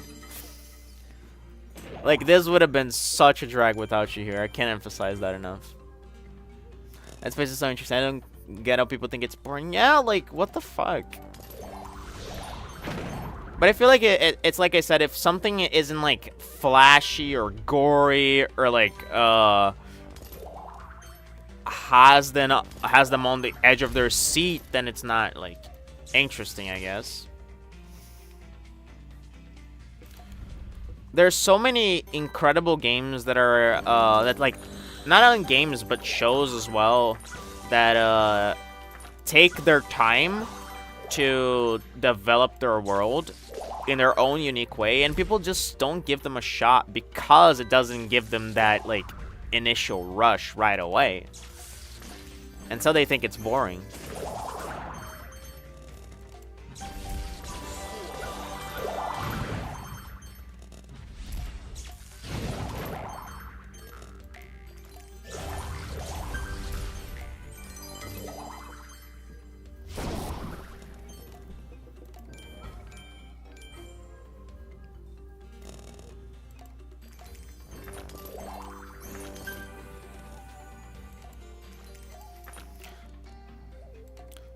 Like, the thing that I will always defend about art is that it's not supposed to be simply a vehicle for fun or entertainment. It's supposed to give you all sorts of emotions, and maybe sometimes boredom is part of that, and it should not be treated as something bad about a piece of fiction necessarily.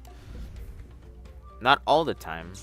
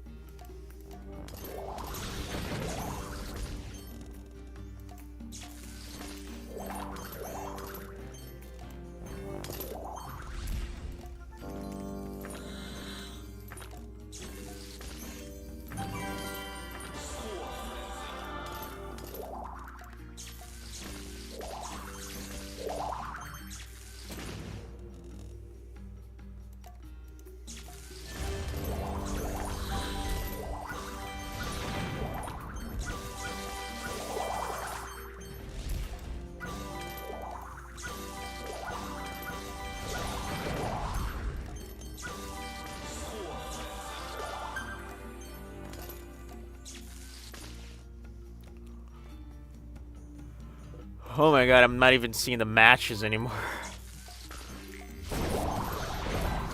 This game is starting to look like Tinder. I got no matches.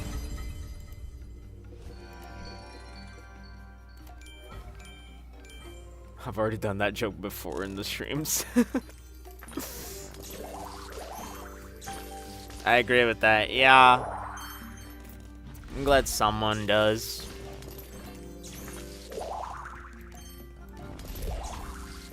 Like, some of my favorite games of all time were absolutely awful to get through in the sense that they made me feel horrible, right? Not like this is doing, but in the sense that they, like, actually made me feel, like, disgusted at the contents of the game, or, like, it was painful to watch a game play out, the story unfold, right? It was not pleasant. And, that's, I think, the takeaway. A lot of things are not pleasant when it comes to art, and, that's good, because not everything is supposed to be.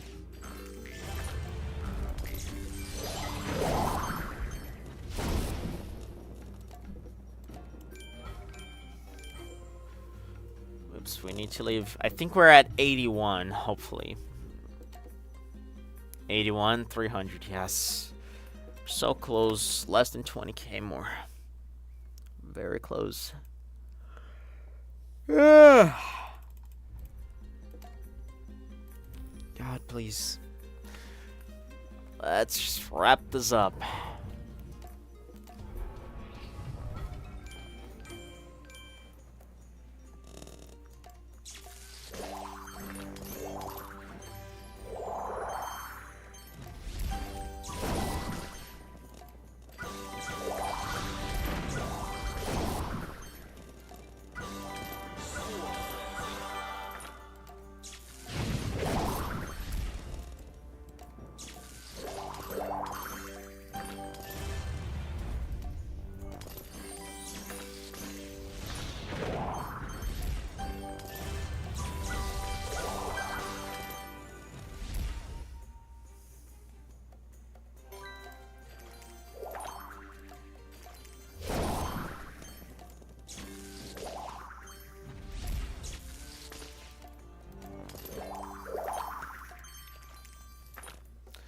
I cannot articulate how much I agree with you on that. That one brain cell we share is really trying its best.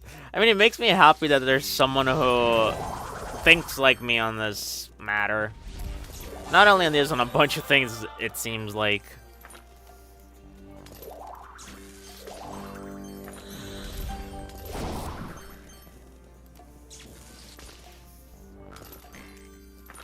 That's really interesting.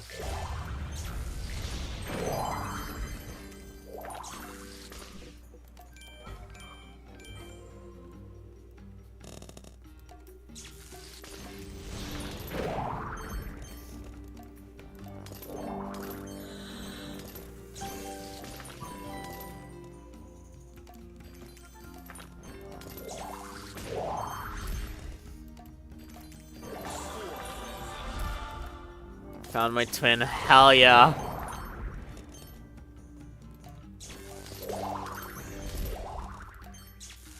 What should we call ourselves? There's gotta be like a cool dual name that we can have.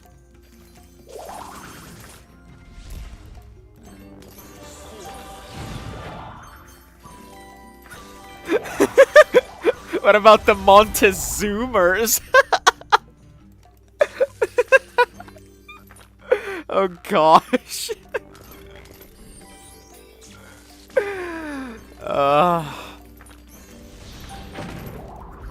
Or the Moomers. Montezumers.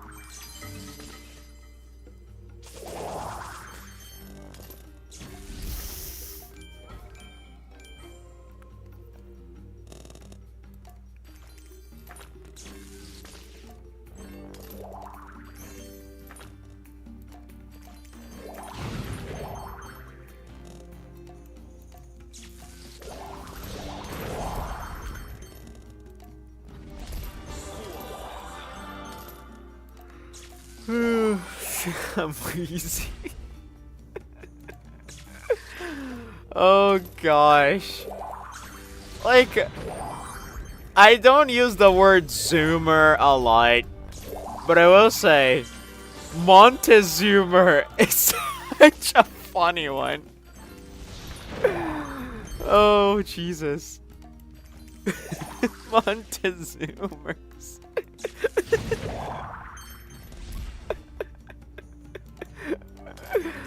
Oh, that would be a killer YouTube channel name.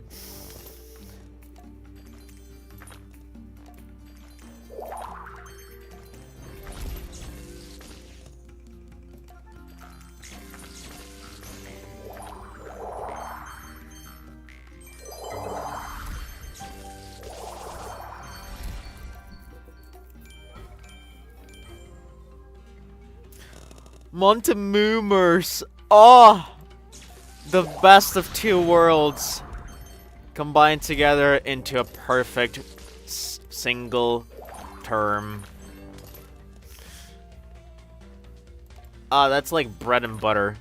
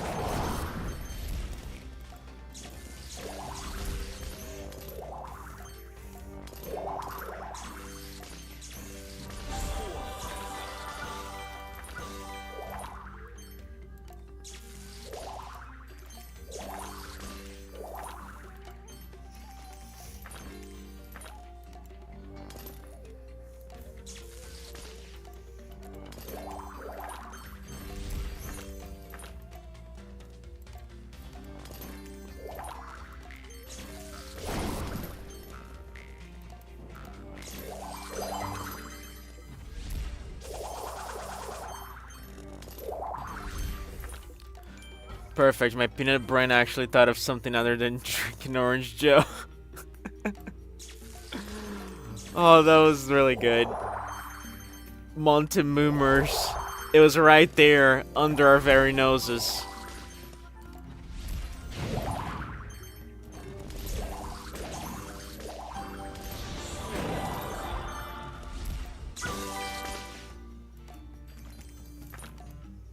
Oh, that's gotta be such a good inside joke. I'm definitely gonna remember that.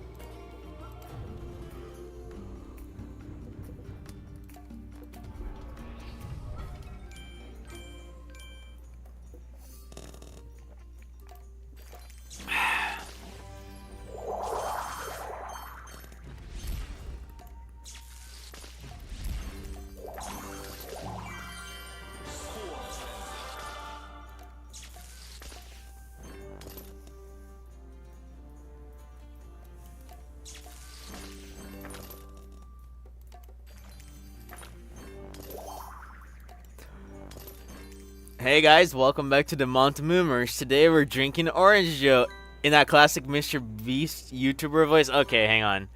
Let me do something here. Hey guys, welcome back to the Montezoomers. Today we're drinking orange Joe. It sounded like Matt Pat. I'm tired.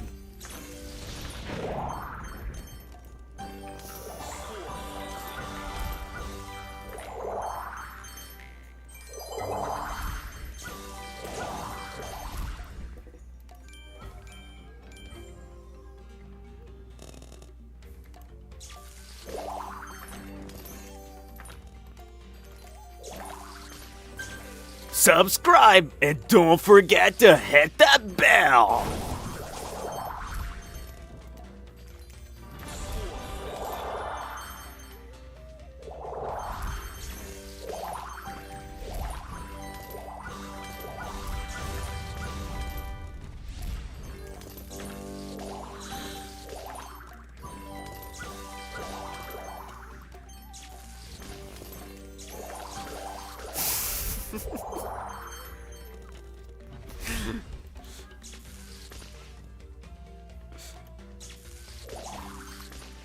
Not the bell. And also, don't forget to smash that like button.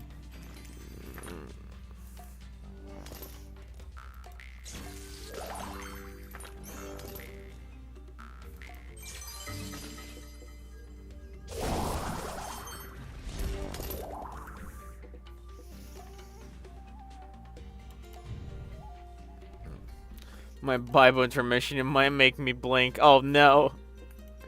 A great... My God, that voice killed me. A great cataclysm is about to happen. I'm gonna get myself ready. Let me put on my apocalypse shoes.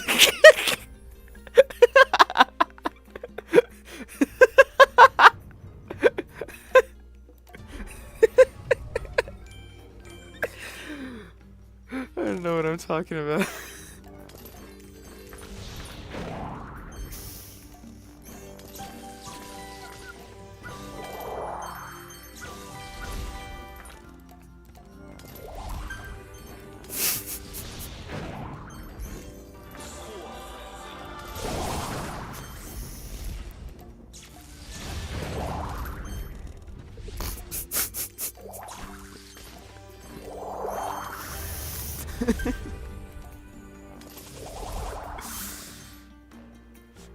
You're gonna kill me at this point. At least we're sending this off with a laugh, man. We're still able to laugh even after have you realized that we're over 16 hours into this? Because it's been a 12-hour stream and this one is at 4 hours and 22 minutes. This is insane. I can't believe we're able to laugh even after that long.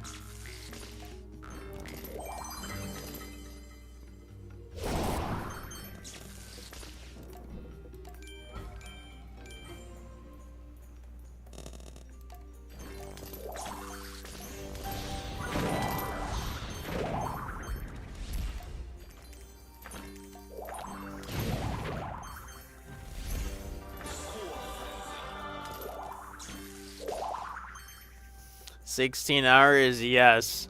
I mean, you joined when I was like at the 4th or 5th hour or something, so you've been here for 10 or 11 hours, which is still fucking mental. Jesus.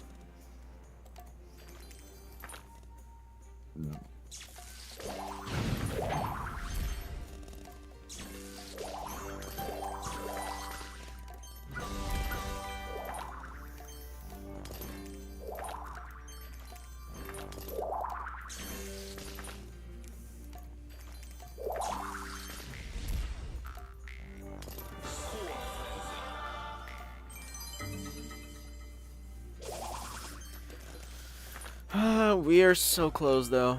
We're so close.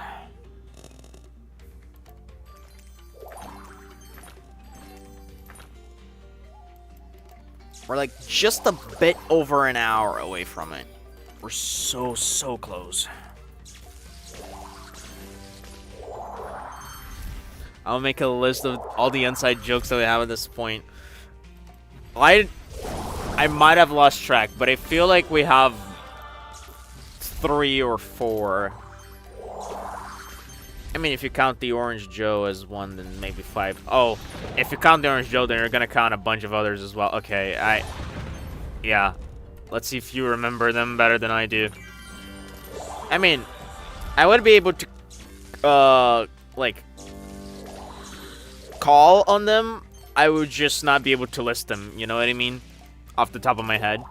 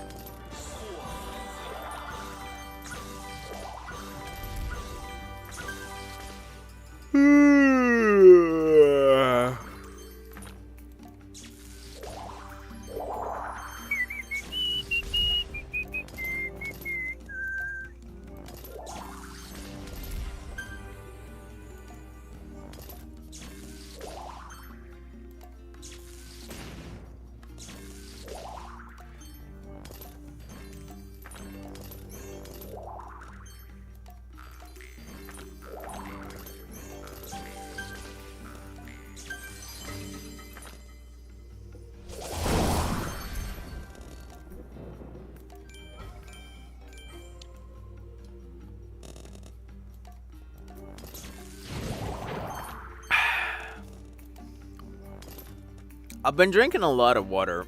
Like, ever since I started to stream, I think I drank, like, I'm on my 3rd bottle, and my bottle is a liter. So, I'm almost finishing my 3rd liter of water in the day, so that's pretty good. At least I'm hydrated. I might be dead, but I'm also hydrated.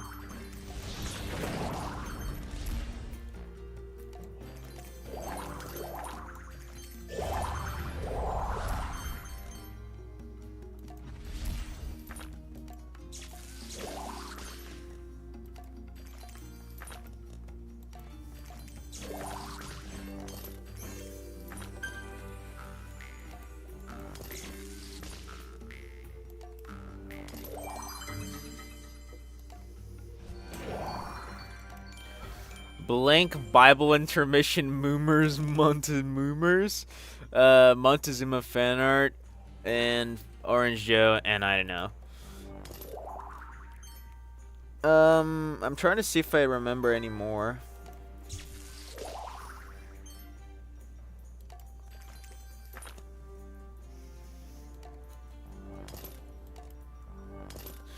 Yeah, there's like more bits in this stream, but like they're not inside jokes. They're just like bits we randomly did.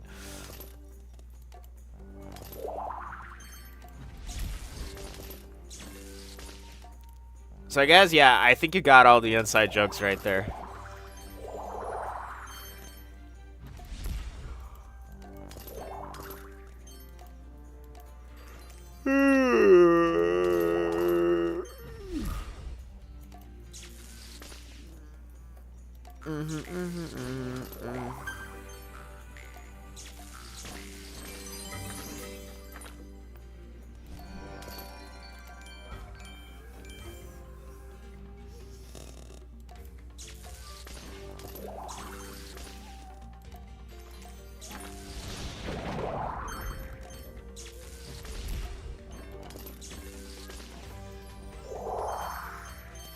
Make a compilation of all the silly bits. Yeah, that's what I was talking about earlier. Like, I want to make, whenever I have the time for that, I don't know if that's even going to be possible at all.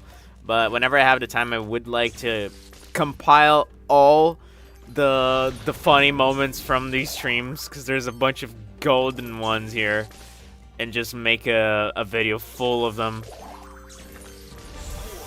Because this stream is by far the funniest stream in this entire channel. And by this stream, I mean this one and the other one combined, because they're really the same stream. It's just like a continuation of the other one. But holy shit. And I would have never expected the Montezuma stream out of all streams to be that.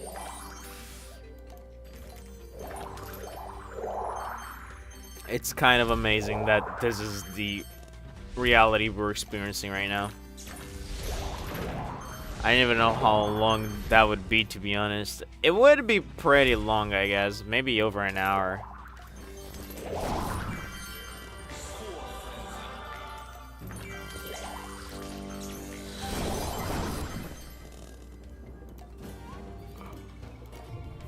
Because, like, I wouldn't stall on it, but also I wouldn't want to go over, you know, just to, like, ignore any good moments. We're 15k away. We're so close. We're so close. Essentially, I usually averaged out 15k per hour in this, so theoretically we just need to play for an extra hour. Theoretically. And the last one, my favorite part, is when the stream crashed and he said, "And my house burned down," and I said, "Oh no." I'm like, that was, that made me lose my shit. That was so funny. That was so that was so funny.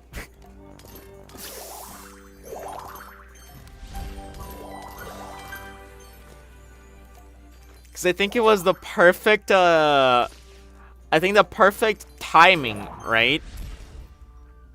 Not only because it was a great moment to use that, but also because it had passed just enough time that the, like, blinking joke was out of my mind.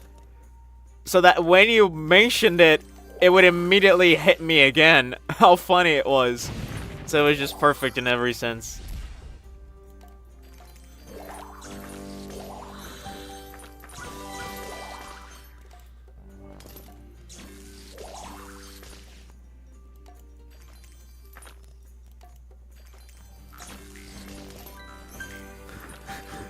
And also the escalation of the counter not the counter blink, but like the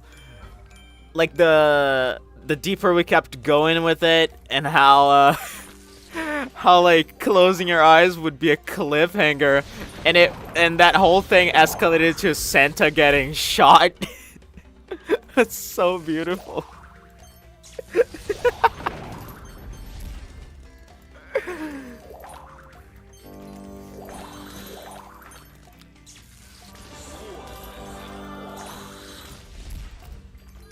Like, that bit alone would have made a killer separate video.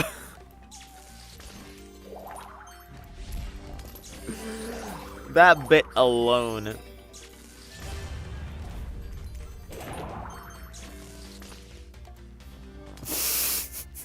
Forgot about that. So good.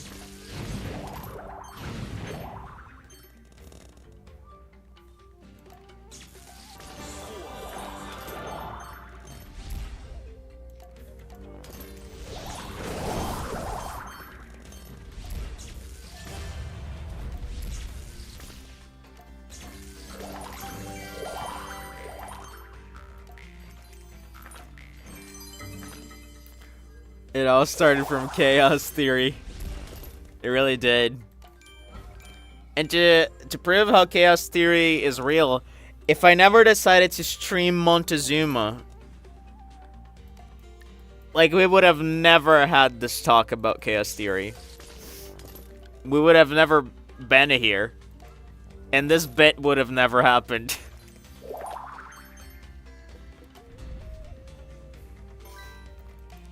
Isn't it funny how one thing triggers another?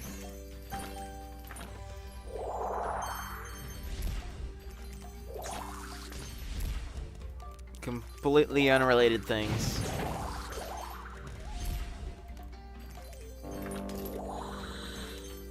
But this is not like, this is not exactly Chaos Theory, though. Because Chaos Theory is more like when, unrelated things affect each other. Because we having this chat right here is a direct consequence of this stream, so it doesn't apply to Chaos Theory. It's more like, let's say this stream, the fact that I decided to stream is causing some weird phenomena on the other side of the world, Like, that would be Chaos Theory. This right here is just butterfly effect or something.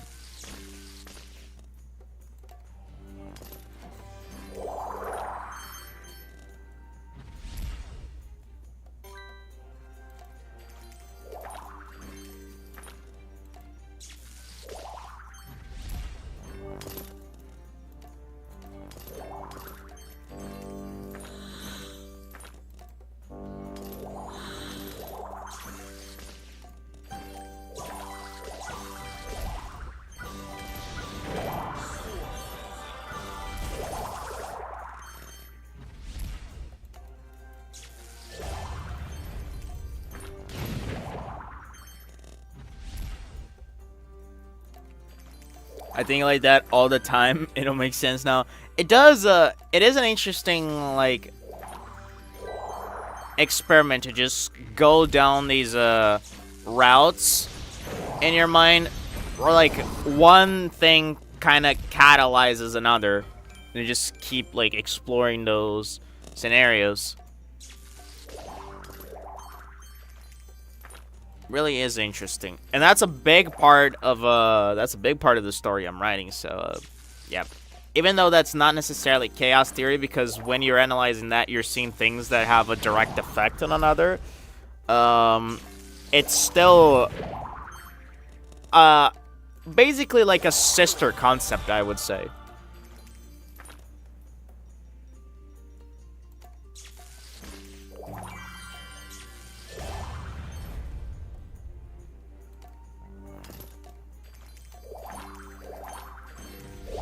I don't know exactly how would you call it. I think you would say it's like butterfly effect or ripple effect. Something like that. But I'm not entirely sure.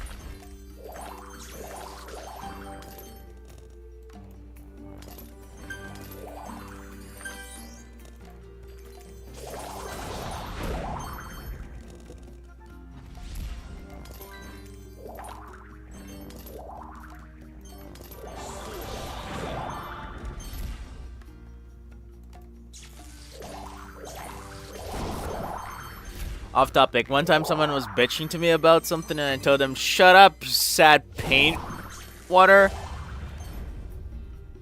I don't know. I just think that's funny. Paint water? Wow. That's like the randomest insult I think I've ever seen. I'm gonna start using that. Like it even takes you a second to process. Like I read it and I was like, wait, what? That's pretty good.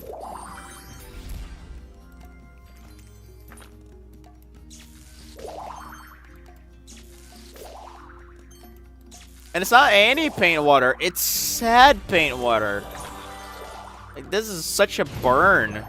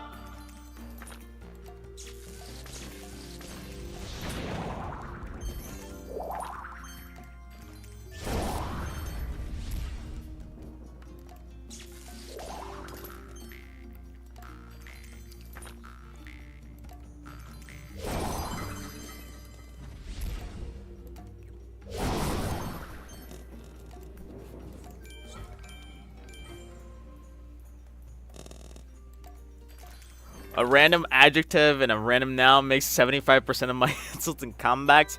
You stinky lasagna! That's good. That's a good like way of thinking of it. Like a negative adjective, or not even negative necessarily, but just a yeah. Oh. It's gotta be a two-word noun. Oh, okay, so hang on. The one I said doesn't work.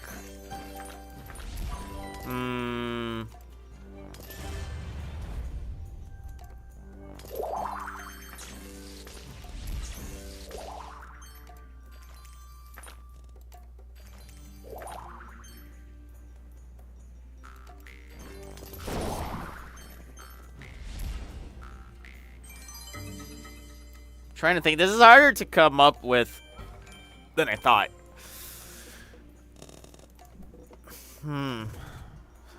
thinking of the sickest burns in town. I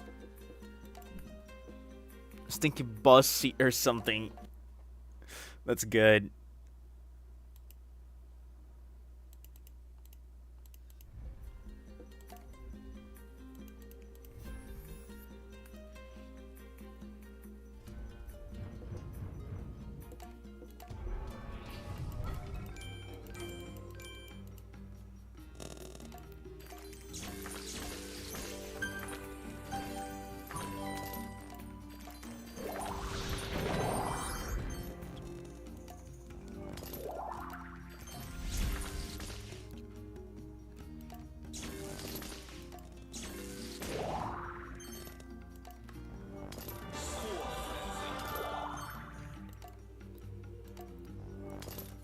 You slimy garage rat. That's kind of good. I like that. You know, whatever you make of it kind of sounds like a sick burn, honestly. Right?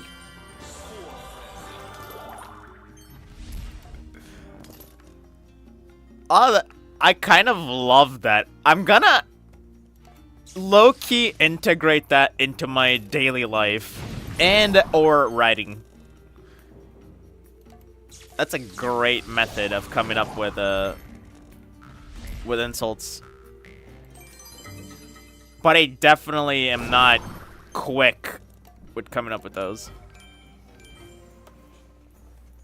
Or like a noun with 2 syllables works too. I don't have to spell, I'm tired. A noun with 2 syllables. So like... I mean, yeah, I don't know what you mean by that.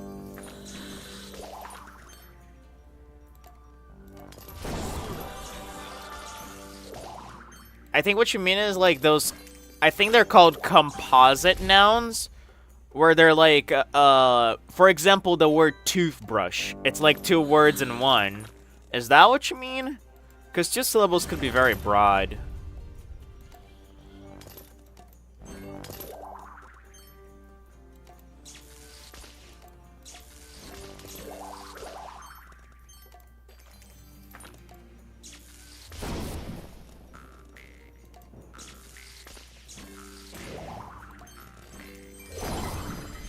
Yeah, I think they're called composite nouns. I could be wrong.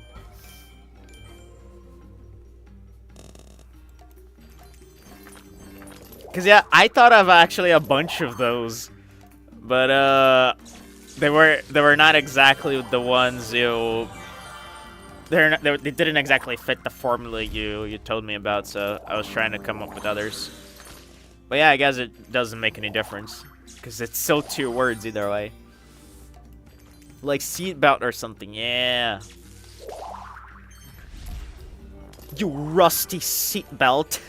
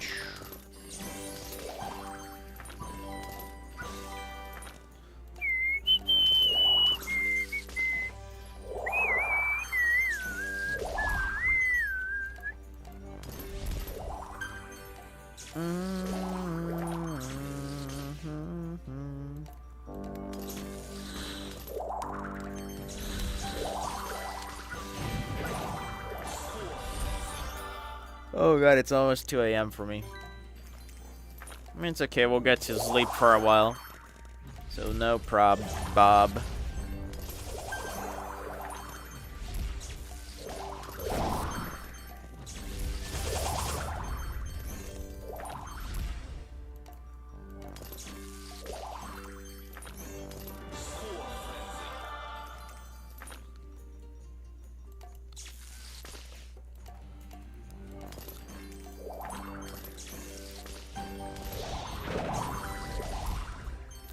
Bonus points if the adjective and noun start with the same letter. You slippery sauna soap. I should get a bunch of bonus points because those were 3 words. Like sickly seawater or something. Slippery sauna soap.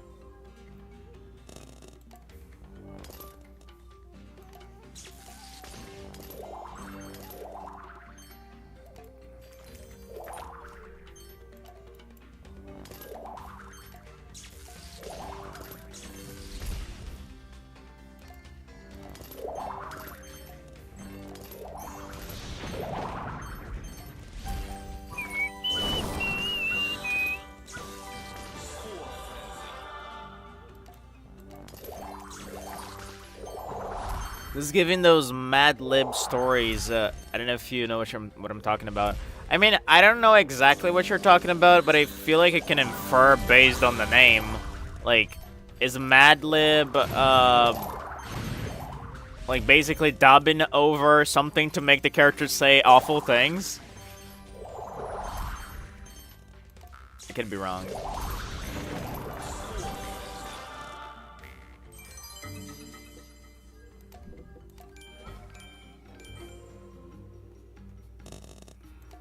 And trying to sync it with what they say.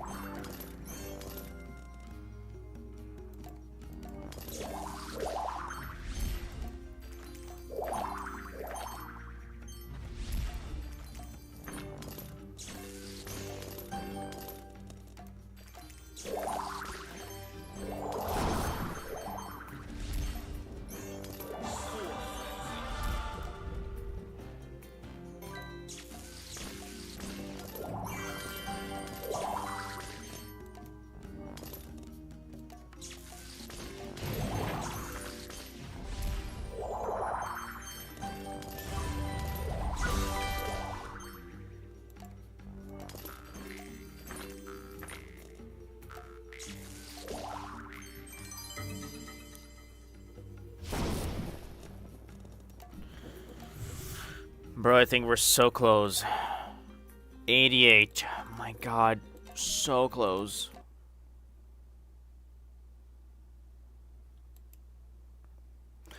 It's kind of like this random noun is very random adjective, and someone would say a random noun, and would write it in the blank and then read the gibberish to you. It's like this random noun is very random adjective, and then someone would say that random noun and would write it in the blank and then read the gibberish to you. Oh, okay, so you come up with it, right? You don't pick a pre-existing adjective. You just come up with it with a unique word that sounds like it, right? That sounds like a noun or an adjective.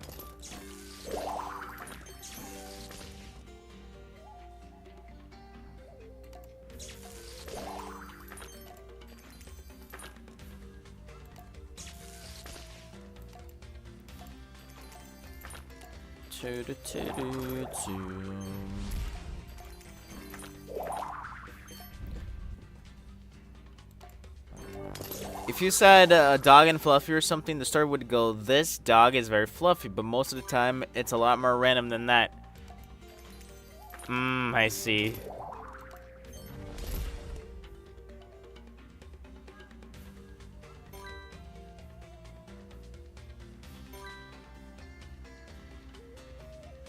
Yeah, but what comes after the dog is very fluffy? Like I did understand that part. What I didn't understand was the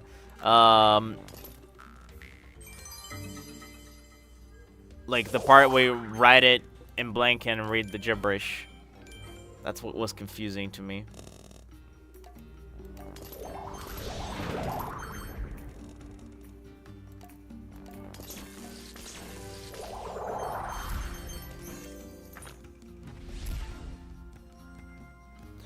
Or I guess maybe you're just saying, like, maybe like the gibberish you're referring is like the full sentence. Like, this thing is very that. Probably that's what you mean, and I'm just like, for some reason I'm thinking other stuff. I'm like overcomplicating it.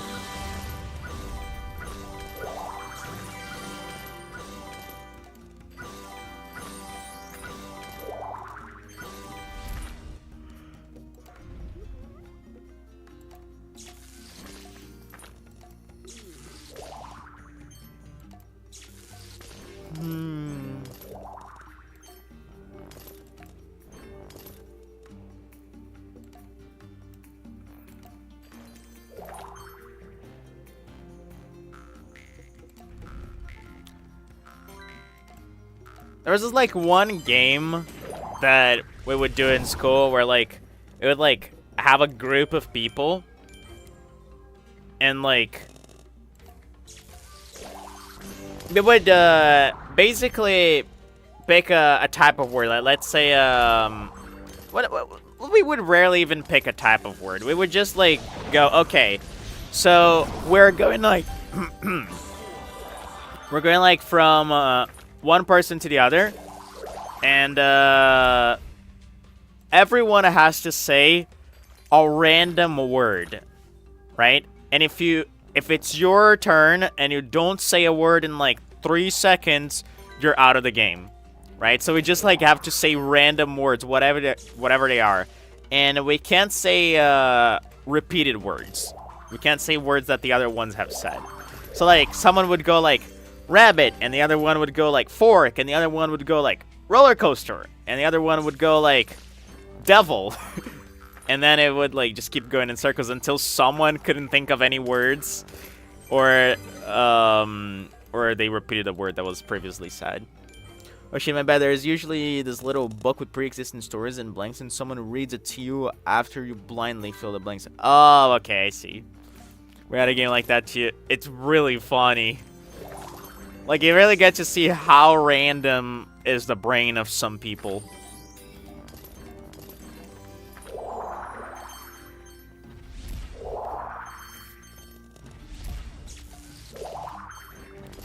Cause like there's always the people who would pick like things around them. Like, let's say they would like, usually the first things would be like chair or table. So like chair, table, floor, ceiling, walls, window, windowsill, curtains, frame, corner, room, and then someone would go like Flintstones or something.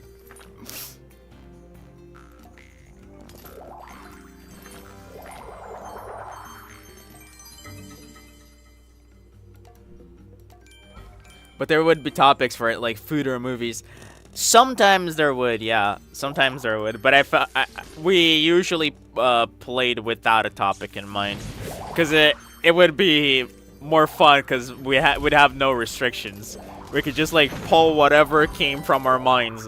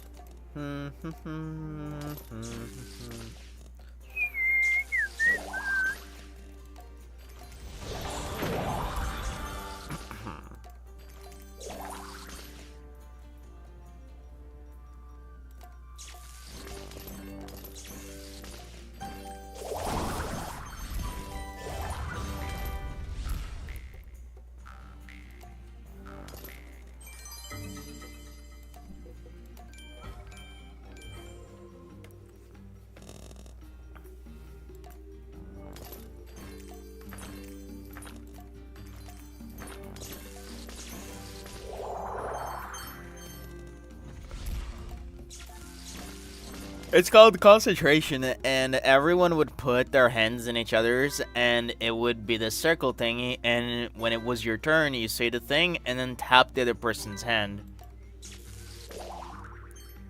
We never did the circle thing. Confused trying to put it in writing. Yeah, it's hard to explain those games in writing, honestly. They're so intuitive.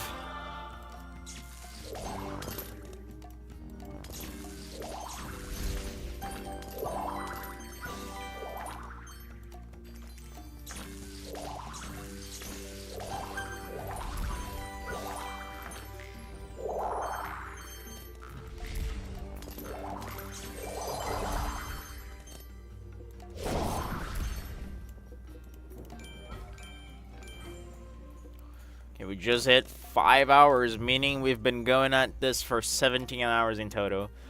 Okay, we're 10k away. We're so close. We started the stream at 300k. We're at 490k.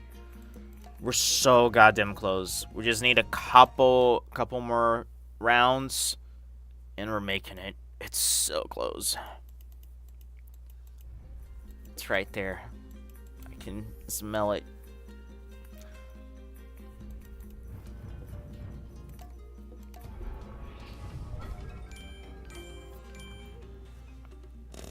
And it's already 2 a.m. Nice.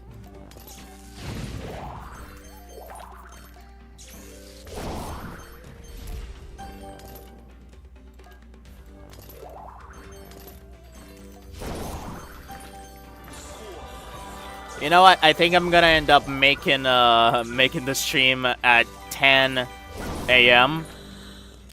because that would be 9 a.m. for you, and that means we both get to sleep for a decent amount of time. Like, I just keep, like, delaying it. I started at, like, 8:30, and then I moved to 9, and then I moved to 9:30, and now at 10. Yeah, this game is taking longer than it should.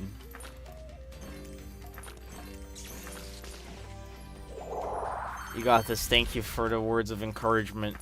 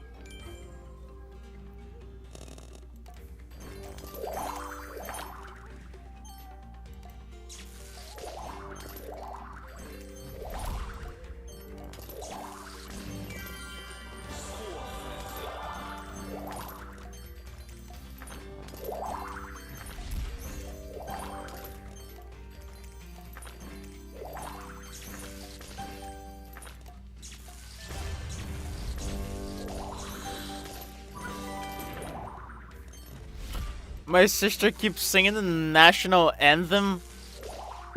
What?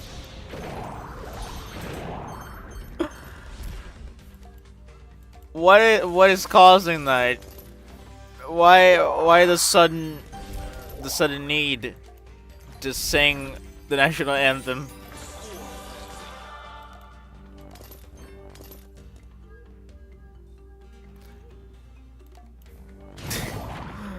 That's wild. You should join her and recite the Pledge of Allegiance.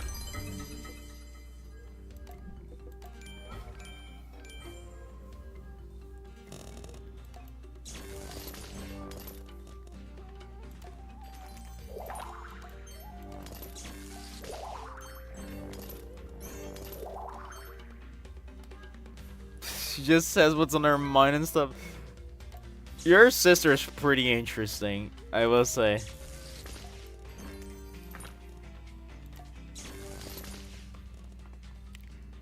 And like, it's 1 a.m. for you. Why is your sister singing the national anthem at 1 a.m. of all times? That's so wacky. I love it.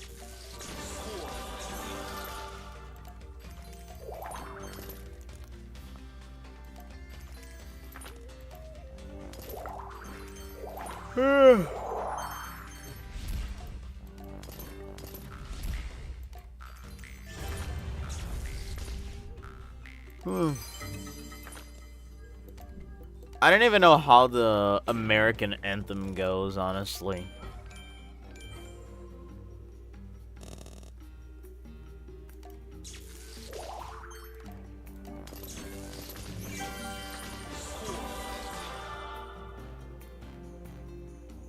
She's rage baiting me though.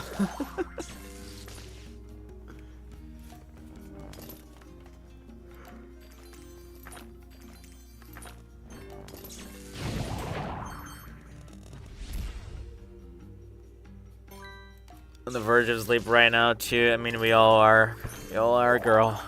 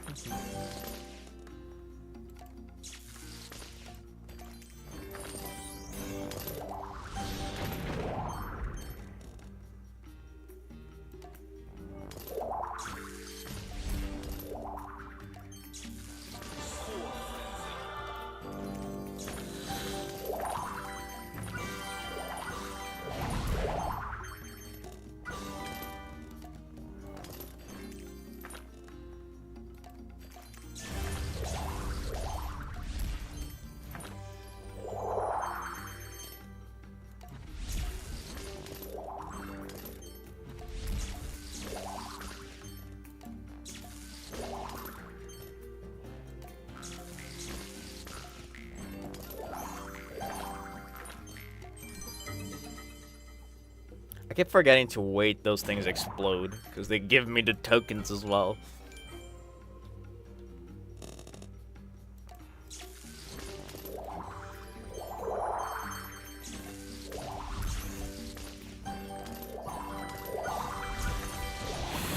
You know what's funny? I'm pretty sure what's gonna happen is I'm gonna go to sleep, and then I'm gonna plan to wake up real late, like at 9 maybe, and then it's gonna be 6:30. I'm gonna be awake and I won't be able to go back to sleep, because that's always how it goes.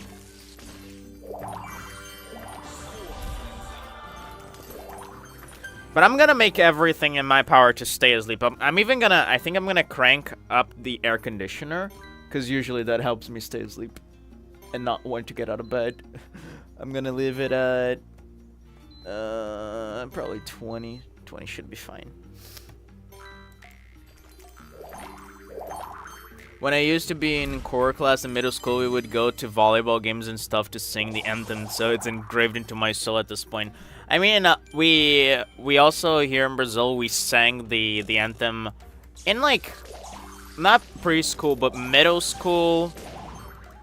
Yeah, we sang it in middle school, and then they kind of stopped doing it. They did it, like, a couple times during high school, but just, like, once or twice, just so we wouldn't forget the lyrics. And, like, I think I remember the whole thing, but I'm not sure. It's been a while.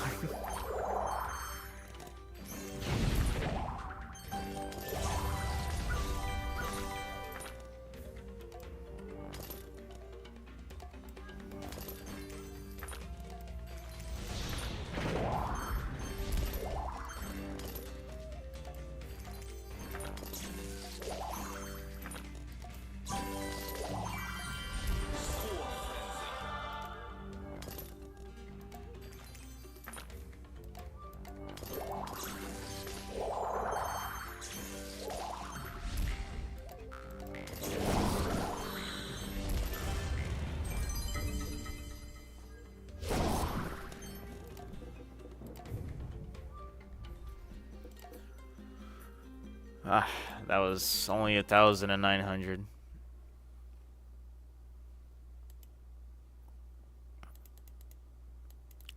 I wish it might. I did think it would cause confusion. 'Cause yeah, I just said 20. I was shit myself. Forgot Americans are special and use Fahrenheit. So when he said 20 was right to send. Yeah, I figured this would happen. I almost like clarified it afterwards. Cause yeah, I don't even know what 20 Fahrenheit would be for you guys. Like, when, like, just give me a reference here. At around when does it start to snow for you guys? What's the temperature that usually starts snowing at?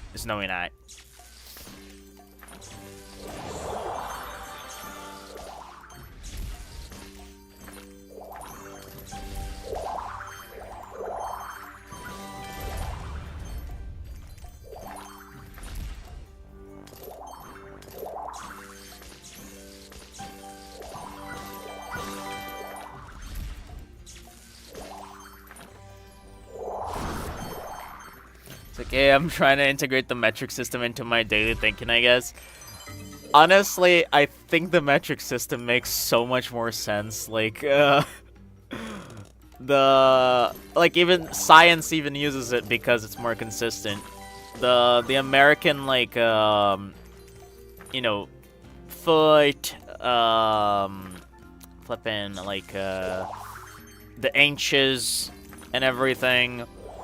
It's just so mind-boggling. The pounds.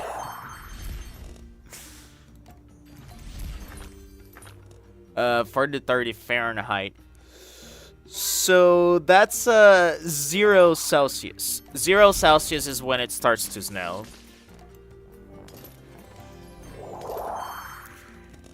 So yeah, 20 Celsius, I have no idea what that would be.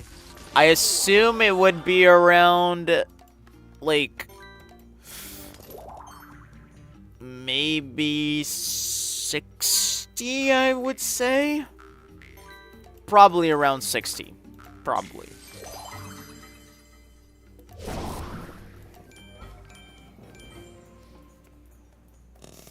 I mean, you could easily look it up. Wouldn't know off the top of my head.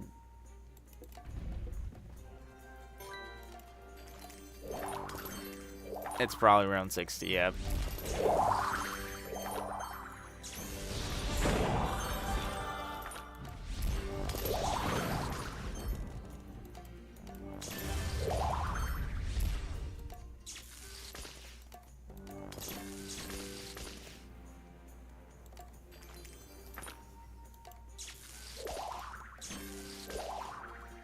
foot inches cups, it's just garbage. I don't know.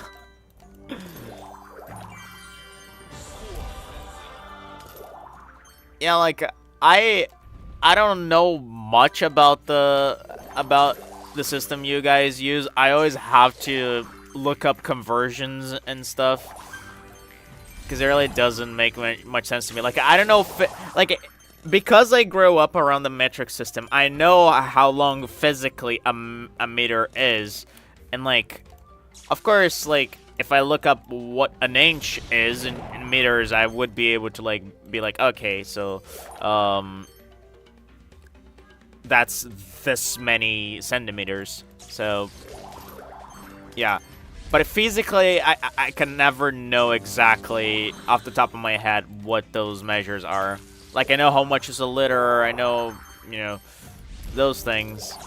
I know how much is a kilogram, about, you know, how much it weighs, but I have no idea what a pound is.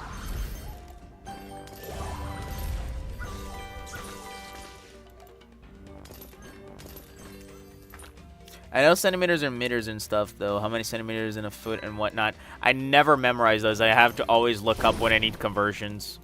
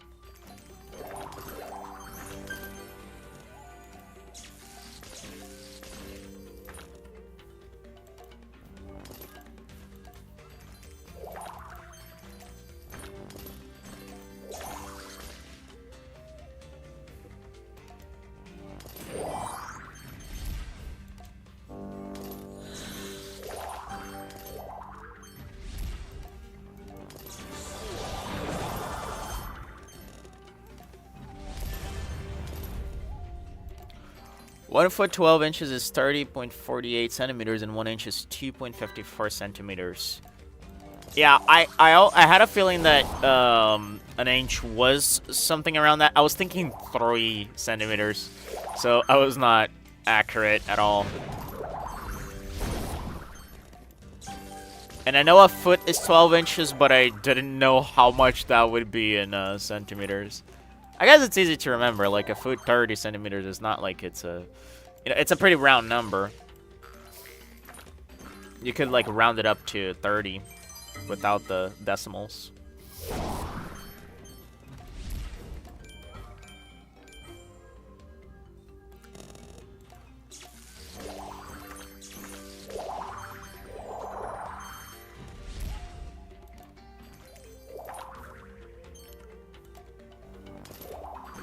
Oh, man.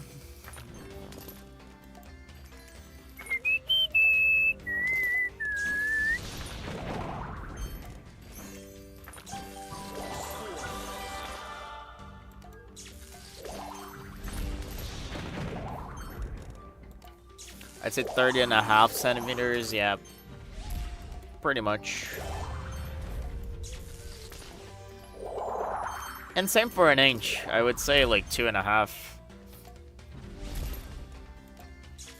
It's such a minute difference that it really doesn't matter unless you're trying to do some like surgical measurements.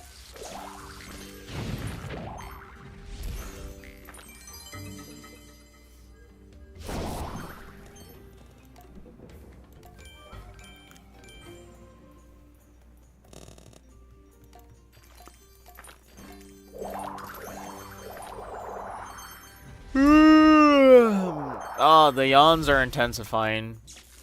I think my body is just realizing that I'm next to, like, I'm so close to being done with this, and it's prepping my body to just turn off.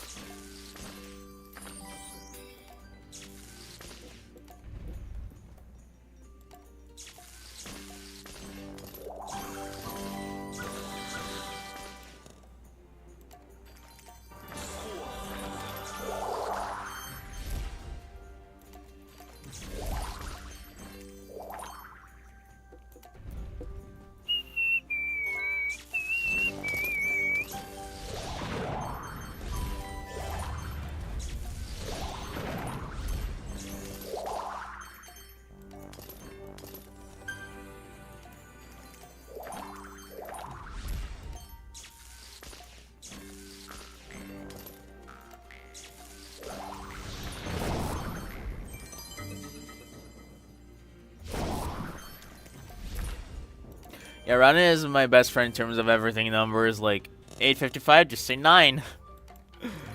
Well, in terms of time, I usually like the precise time down to the minute because I am very conscious of time.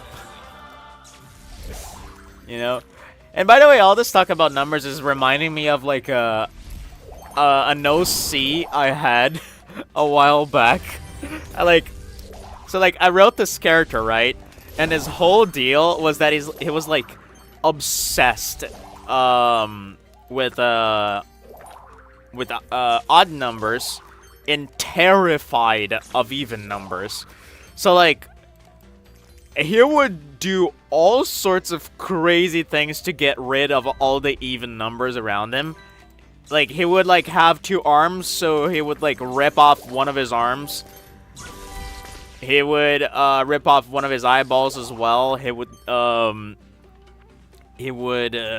cut one of his legs. He would like, if he had 28 teeth, he would like pluck one out to have 27. And he also killed his mother because he couldn't have 2 parents. And I never went anywhere with that character, but it was so wacky. Like, just conceptually. It was so funny.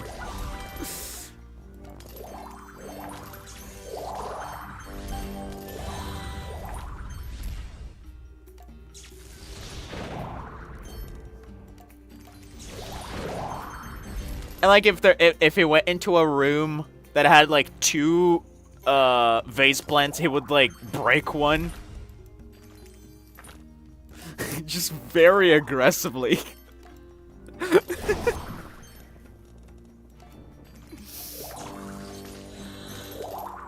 And like every word he would use would have an odd number of syllables, right?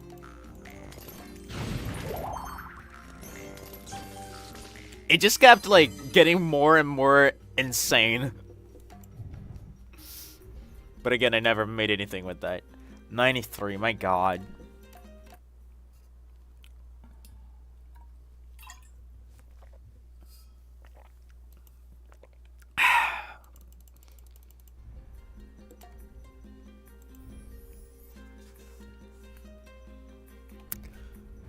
I had lots of like these random characters who are just a walking joke, but they get so extreme.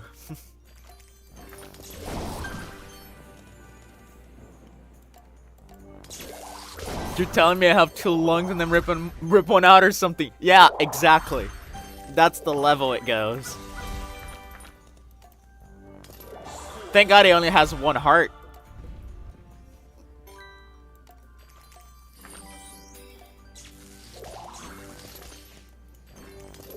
Yeah.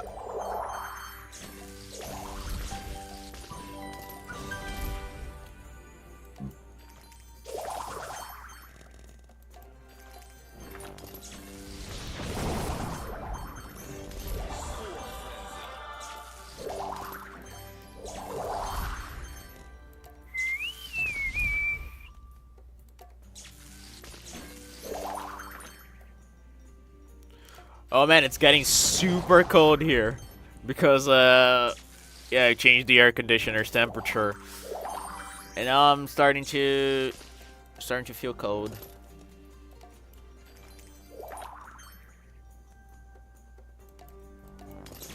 Wait till it finds out everything has 2 halves. Don't tell him that. Wait until he's older.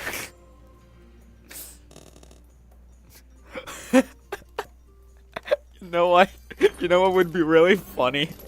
If his dad, like, called him for the talk. And instead of the talk being about the birds and the bees, it's about how everything has 2 halves. It's like, I know this is gonna destroy your entire perception of the world, son, but it's just how things are. I'm sorry, okay? And he like freaks out, has a mental breakdown.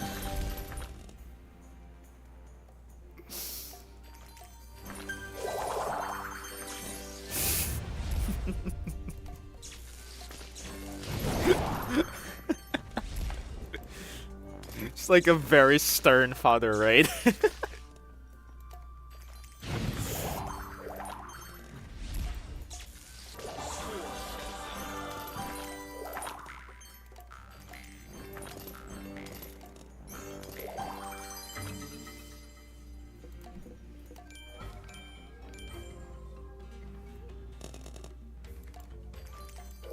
Okay, I definitely need to turn off the air conditioner because I cannot stay in this temperature without like a blanket or something.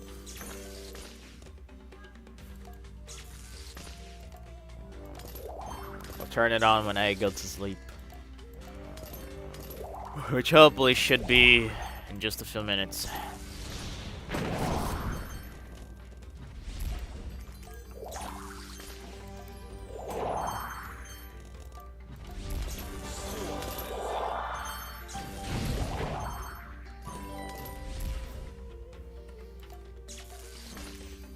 Can't say I've had any crazy OCs to that extent. It can get pretty crazy.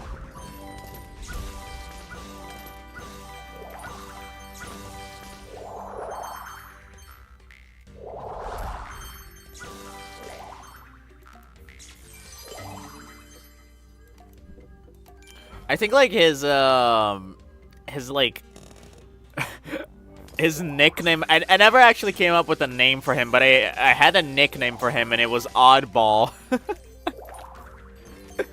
Cause of course it would be. What else would you call him?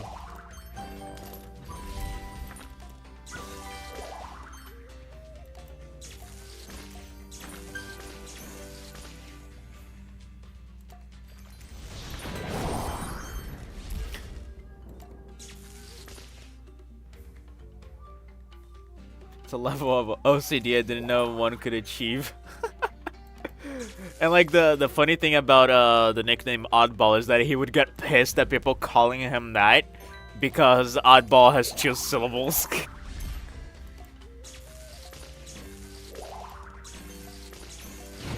But I guess you could go into very interesting territories with that because well, there's like the interesting dichotomy because Oddball has 2 syllables, but it has 7 words. So at the same time, it's an odd and even word, depending on how you look at it. So I think over time, you could make a character arc where he realizes that, you know, there's even-ty, even in the oddity, right? So like everything is even and everything is odd. It's just a question of perspective, and it's yin and yang basically. You can't have one without the other.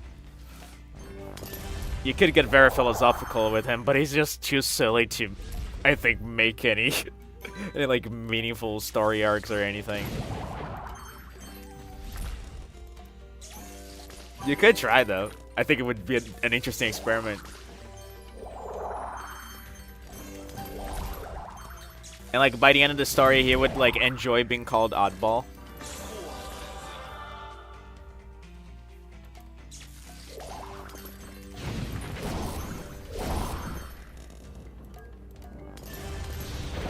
Reminds me of this one anime character. His name is Kid, and everything has to be symmetrical. It's from the anime Soul Eater. Oh, I've heard of that anime. I've barely seen anything from it, but I've heard of it. So does he have like OCD in the anime, like canonically?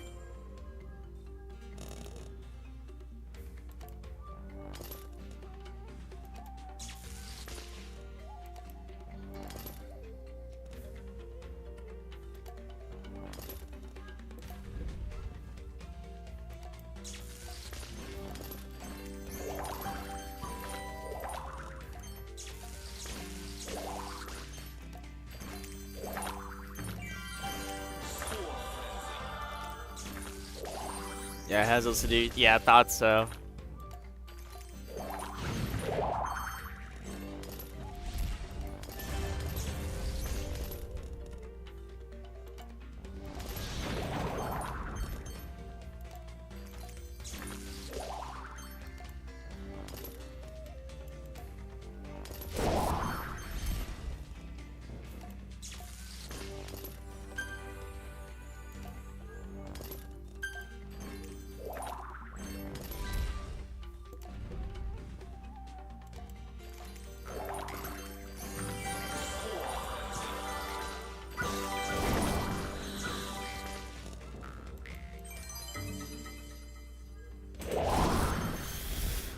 Oh my god, how are we doing? 95? 95? 95 for 100. We're 4,000 away, man. So close. My god. My god. So close.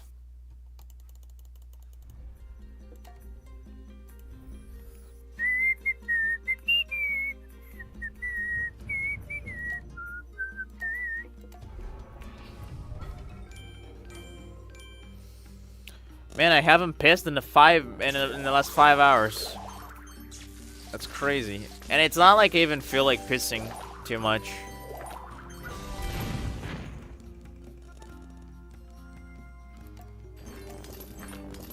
So the conclusion of the stream, we're twins and now we're called the Montezumers. Yeah.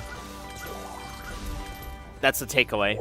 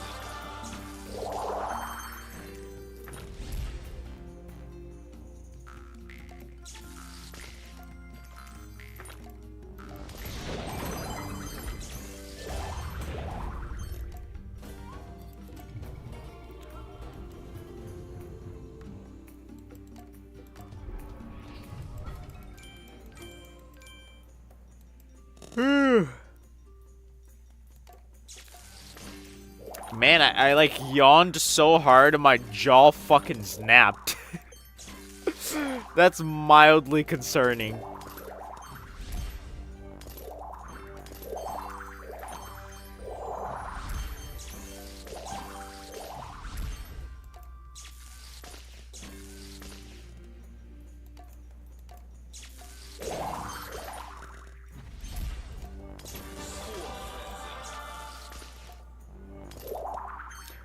Don't forget the reference pic from my dumb fanart, please. Again, not or just remind. Don't worry, like I haven't forgotten at all. As soon as I finish the stream, I'm gonna send you the pic, and I'm gonna hit the hay.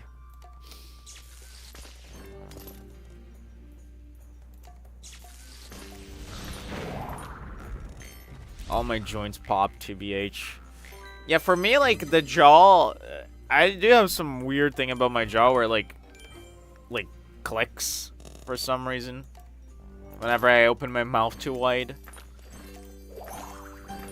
I don't think it's anything to be worried about because it like doesn't hurt. It just like clicks.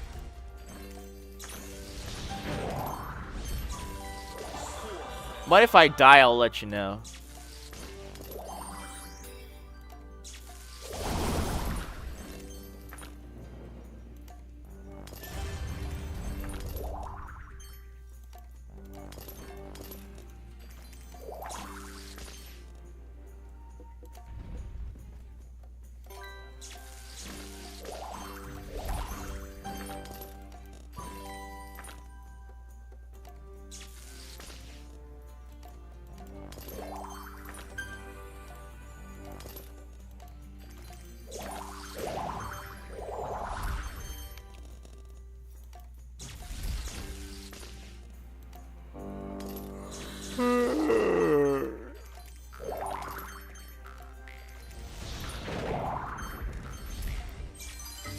My jaw does that too. It really does seem like we're twins. The more we keep going, the more similarities we find. Maybe you are just my alt account. And I'm just talking to myself this whole time. Or maybe I'm your alt account and you're talking to yourself this whole time.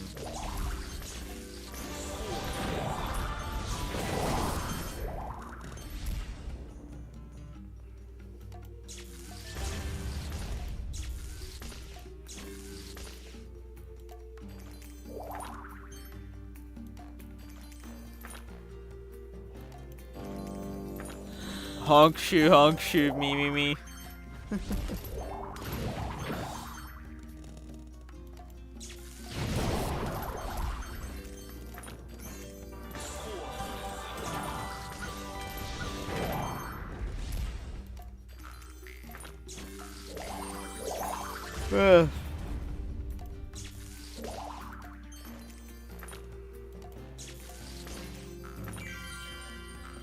But I do believe we have vastly different appearances.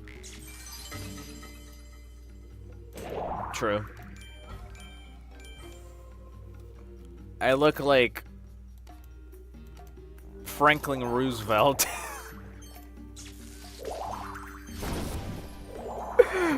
I don't, for the record, but I just thought that would be funny.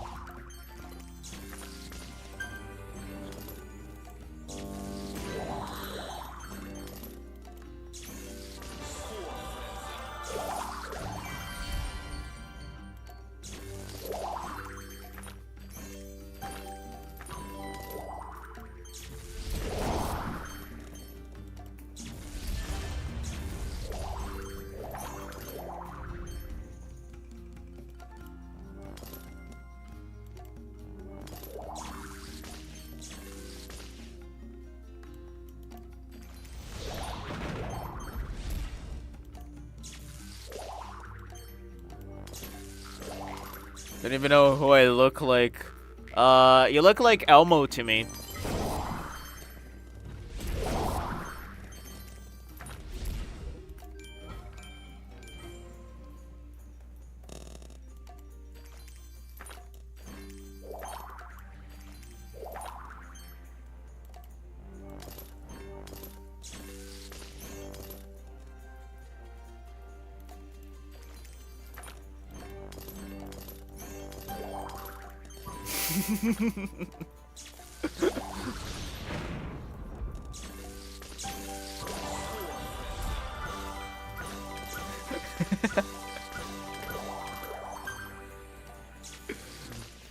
That PF is so good.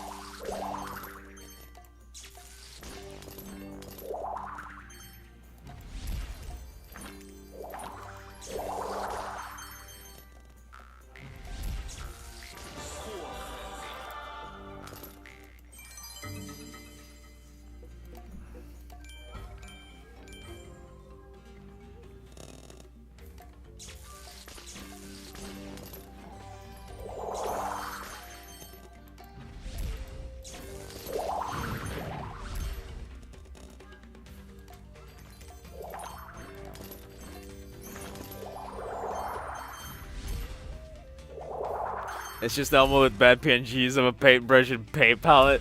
That's what makes it good.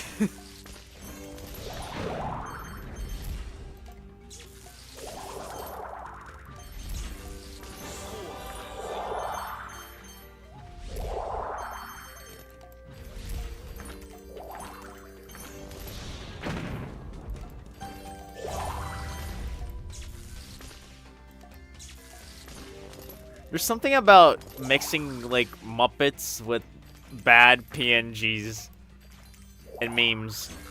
It looks really funny. Like those crusty, low bitrate PNGs.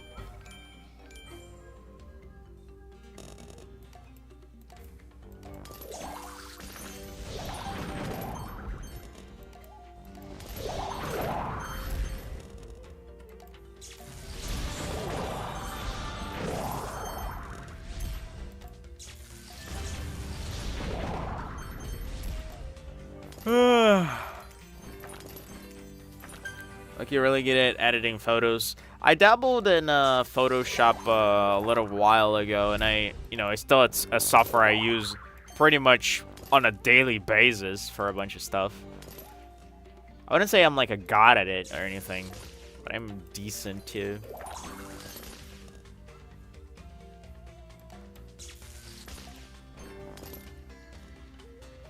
Just made my PFP like that on purpose. I mean, yeah.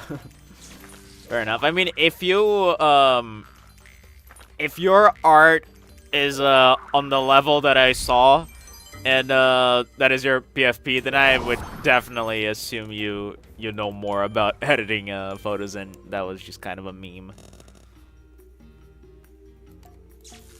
Like, you could even make your own Elmo if you wanted.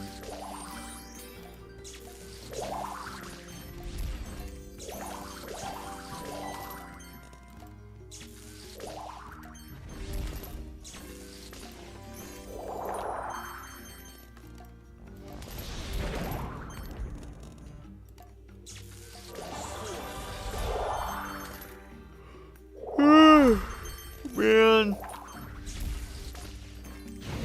Final stretch always takes longer, my god.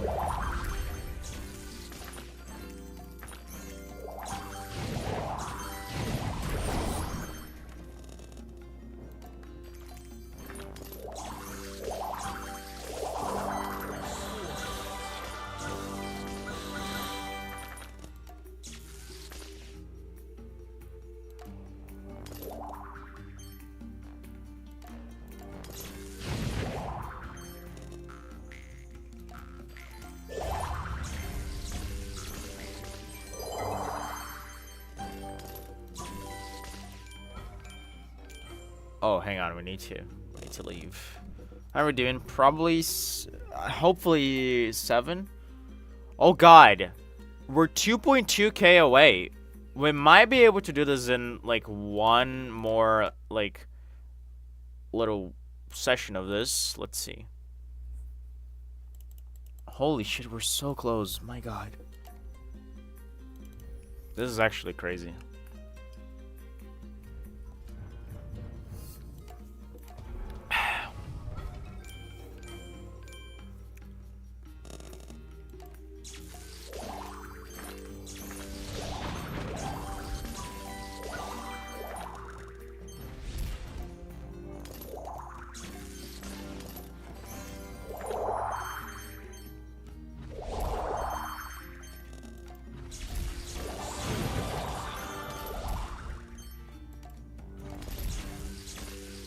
It's almost 3 a.m. for you. Yeah. 15 minutes until then. Crazy, and at the beginning I was like, yeah, I'm probably gonna go to sleep before midnight if I really get this thing going. And here's the result. Awesome. I mean, I don't care. Like, as long as we're getting this done, I literally don't give a damn about this.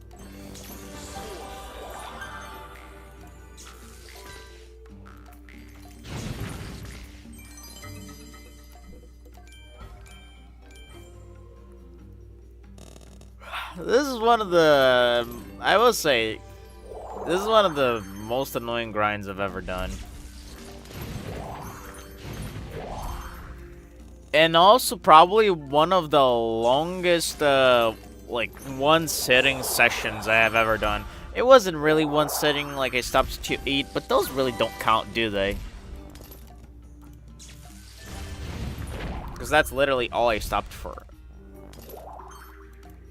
I have done, like, a couple 24-hour, sittings before, but for actually fun games, and, also for speed running when I was doing that back then. Not for something that I just did this for 17 hours. I'm kind of surprised at myself, honestly, that I was able to do this.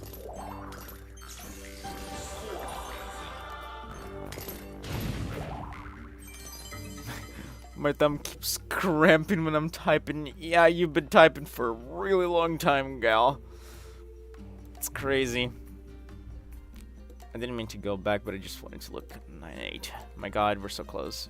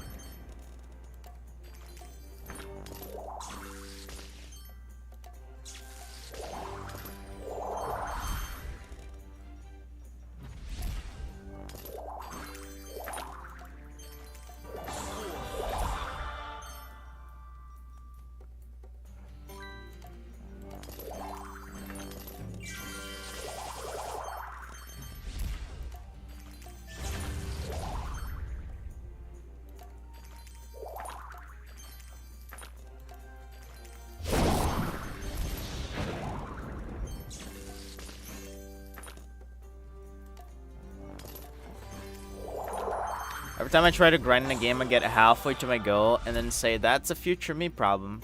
I know that's not a good thing to do, but, you know, procrastination. I mean, that's understandable.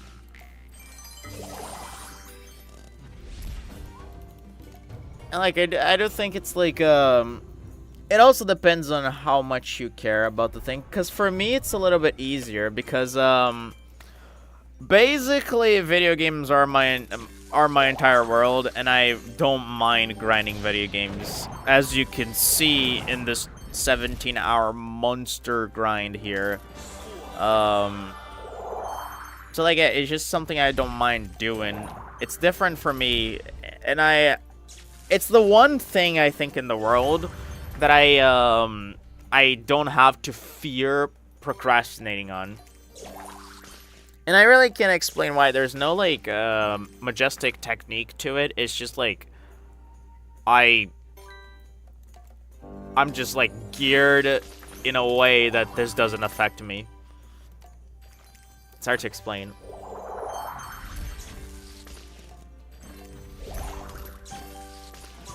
Because, like, let's say if I am studying a language, for example, yeah, I can very well procrastinate on that.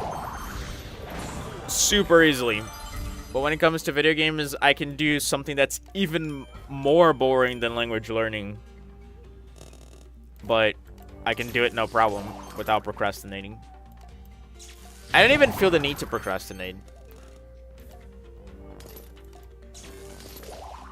It's so weird how it works, isn't it? I wonder if there's, like, something like that for everyone. Where, like, they could just do it over and over and over without necessarily feeling like they need to switch up to something else.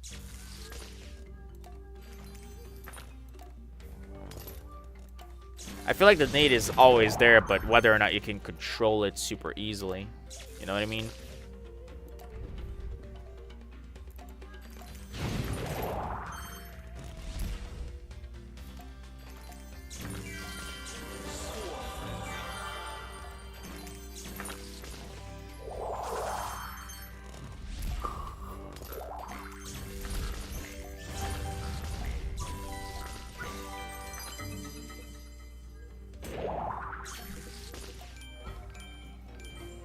For me, it's probably gonna be traditional art.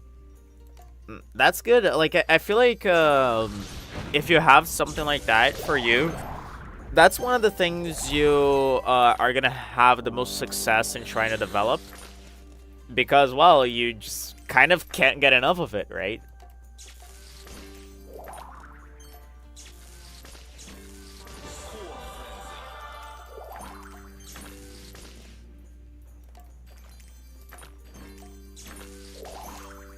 And like I said, like, one of the things I take pride in is my ability to just not give up on games.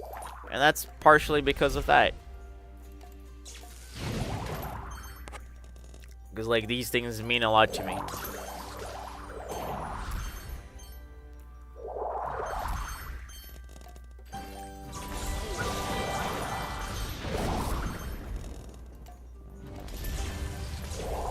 Come on, I'm just waiting for the achievement to pop into my screen.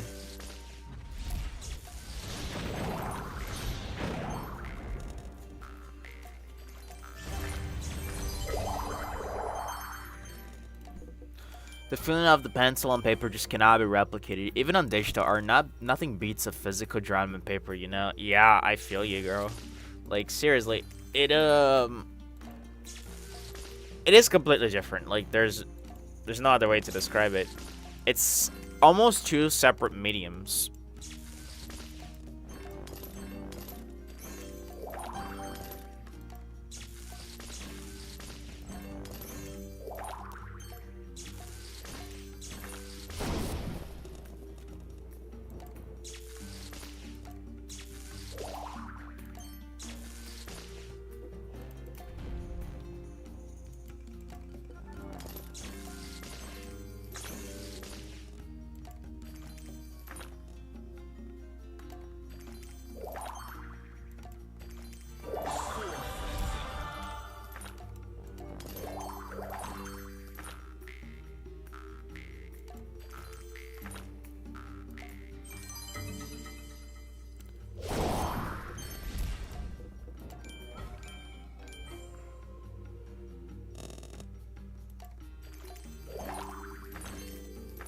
Although digital has its advantages for me personally because I never color my trad drawings.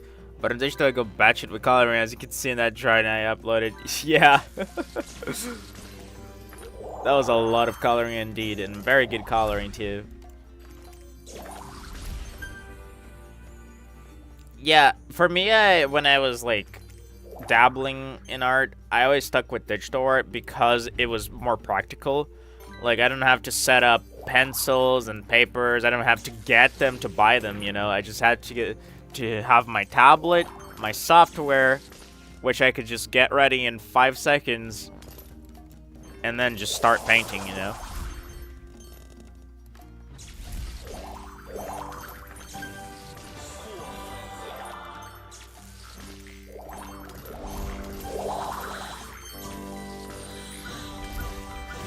Dude, where's the achievement?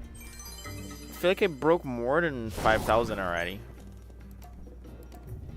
It's gonna be like 3 left. Oh my god, literally 40 left. Okay. Oh my god, it's time. Check this out.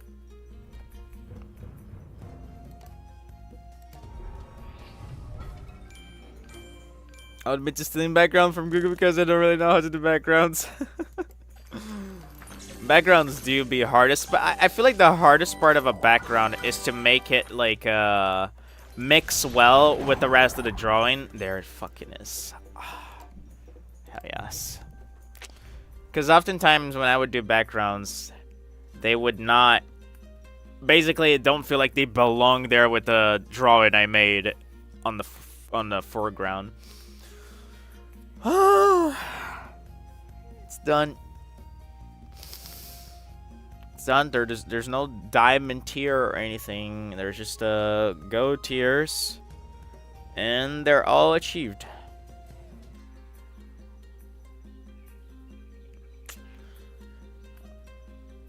Yep, there it is. Statistics. Those statistics are bullshit for the most part.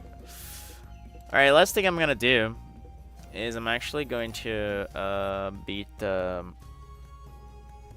last level here. Real quick, we'll just take a minute just so we get to see the credits. If you did it, thank you. Thank you so much. Alright, last one. Let's just beat this game once and for all. Oh, you know what? I need to put... let me exit the game and join again, actually. I hit 50 hours, like, round and nice here on Steam. Oh, this was a ride, my dude. This was a flippin' ride. I forgot I had some upgrades to, like, make here, because I personalized the upgrades for maximum token breakage. So there's a bunch of stuff I should, like, reapply here. Yeah.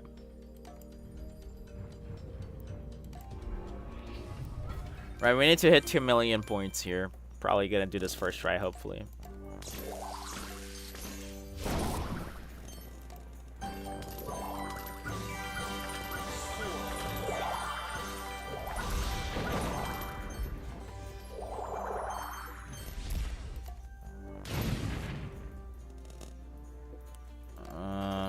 Not looking good. Jesus.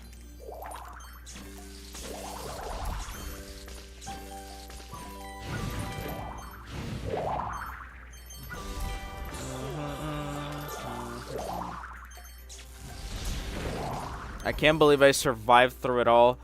Like, honestly, I don't think I can really tell you how much it means to me that you fucking stayed here for this long. You stayed here for, I think, 11 hours in total, which is absolutely insane to me. And I'm so thankful for it. Like, seriously, this would have been such a drag without you. I had so much fun talking to you.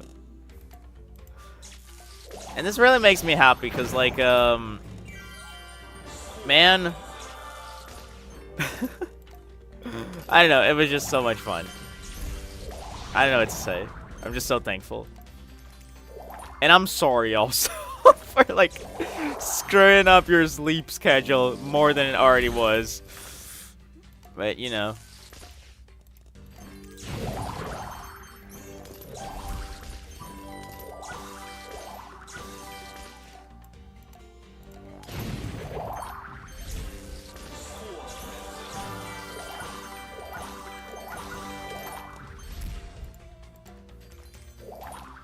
Oh man, are you kidding me? I'm gonna be stuck at getting the score now? This should be easy.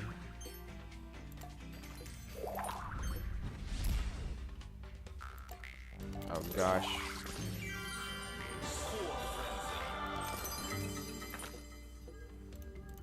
This is not supposed to happen. It's just 2 million. We were getting 2 million like crazy, just randomly going for tokens. Oh, but I'm getting some terrible boards too.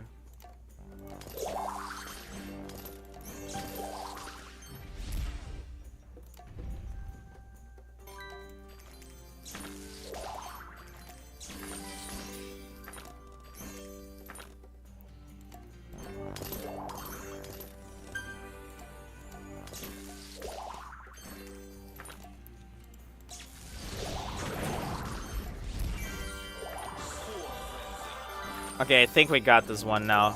Like, if you trigger the orange totem, you basically gotta pass to the high score here, because he gives you more time to work with everything. Hence why I said he's the best totem.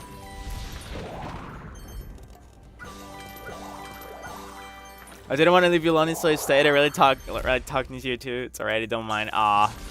Thank you so much, that's so cute. Like, that is so nice to hear, because, you know, to know that I was somehow entertaining amidst all this, boring crap here, makes me really happy.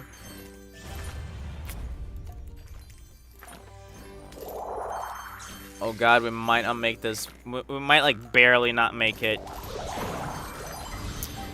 Okay, did we make it? Please tell me we did. I think we did. Hold on. Yeah, okay. We did it. We did it. Nice. Woo. Last tire. Final chest, final treasure. And there it is. There's our max score. We got Divine Master. Okay. And there's the credits. Let's see if there's any testers here. Because I don't think there are any testers. Game designers. Yeah, there's the Russian people I told you about. Lead artists, animation artists, programmers, technical designers, sound and music. Also things. Yeah, no testers. You see what I mean? You see what I fucking mean? No testers at all. Of course. Do you want to play? If you want to play the game, my God, I cannot read. If you want the game to be more challenging, play in expert mode. No. Yes. I don't need that. I just want to add this last star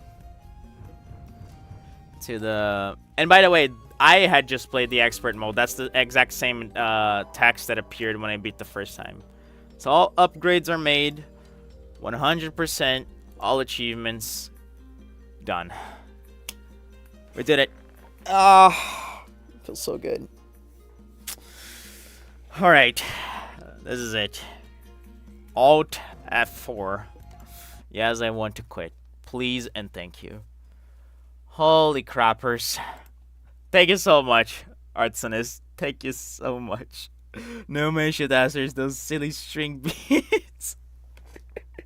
add that one to the inside jokes as well. Like the burn model. The burn model. Such a good framework. I will definitely use that for insulting people. Good night. Take it easy. I'm gonna send you the picture, and maybe I'll see you tomorrow. Thank you again. Thank you so much. I cannot emphasize this enough. You made this session happen. Yeah, you too. Have a good night. Take it easy. See you next time. Bye bye.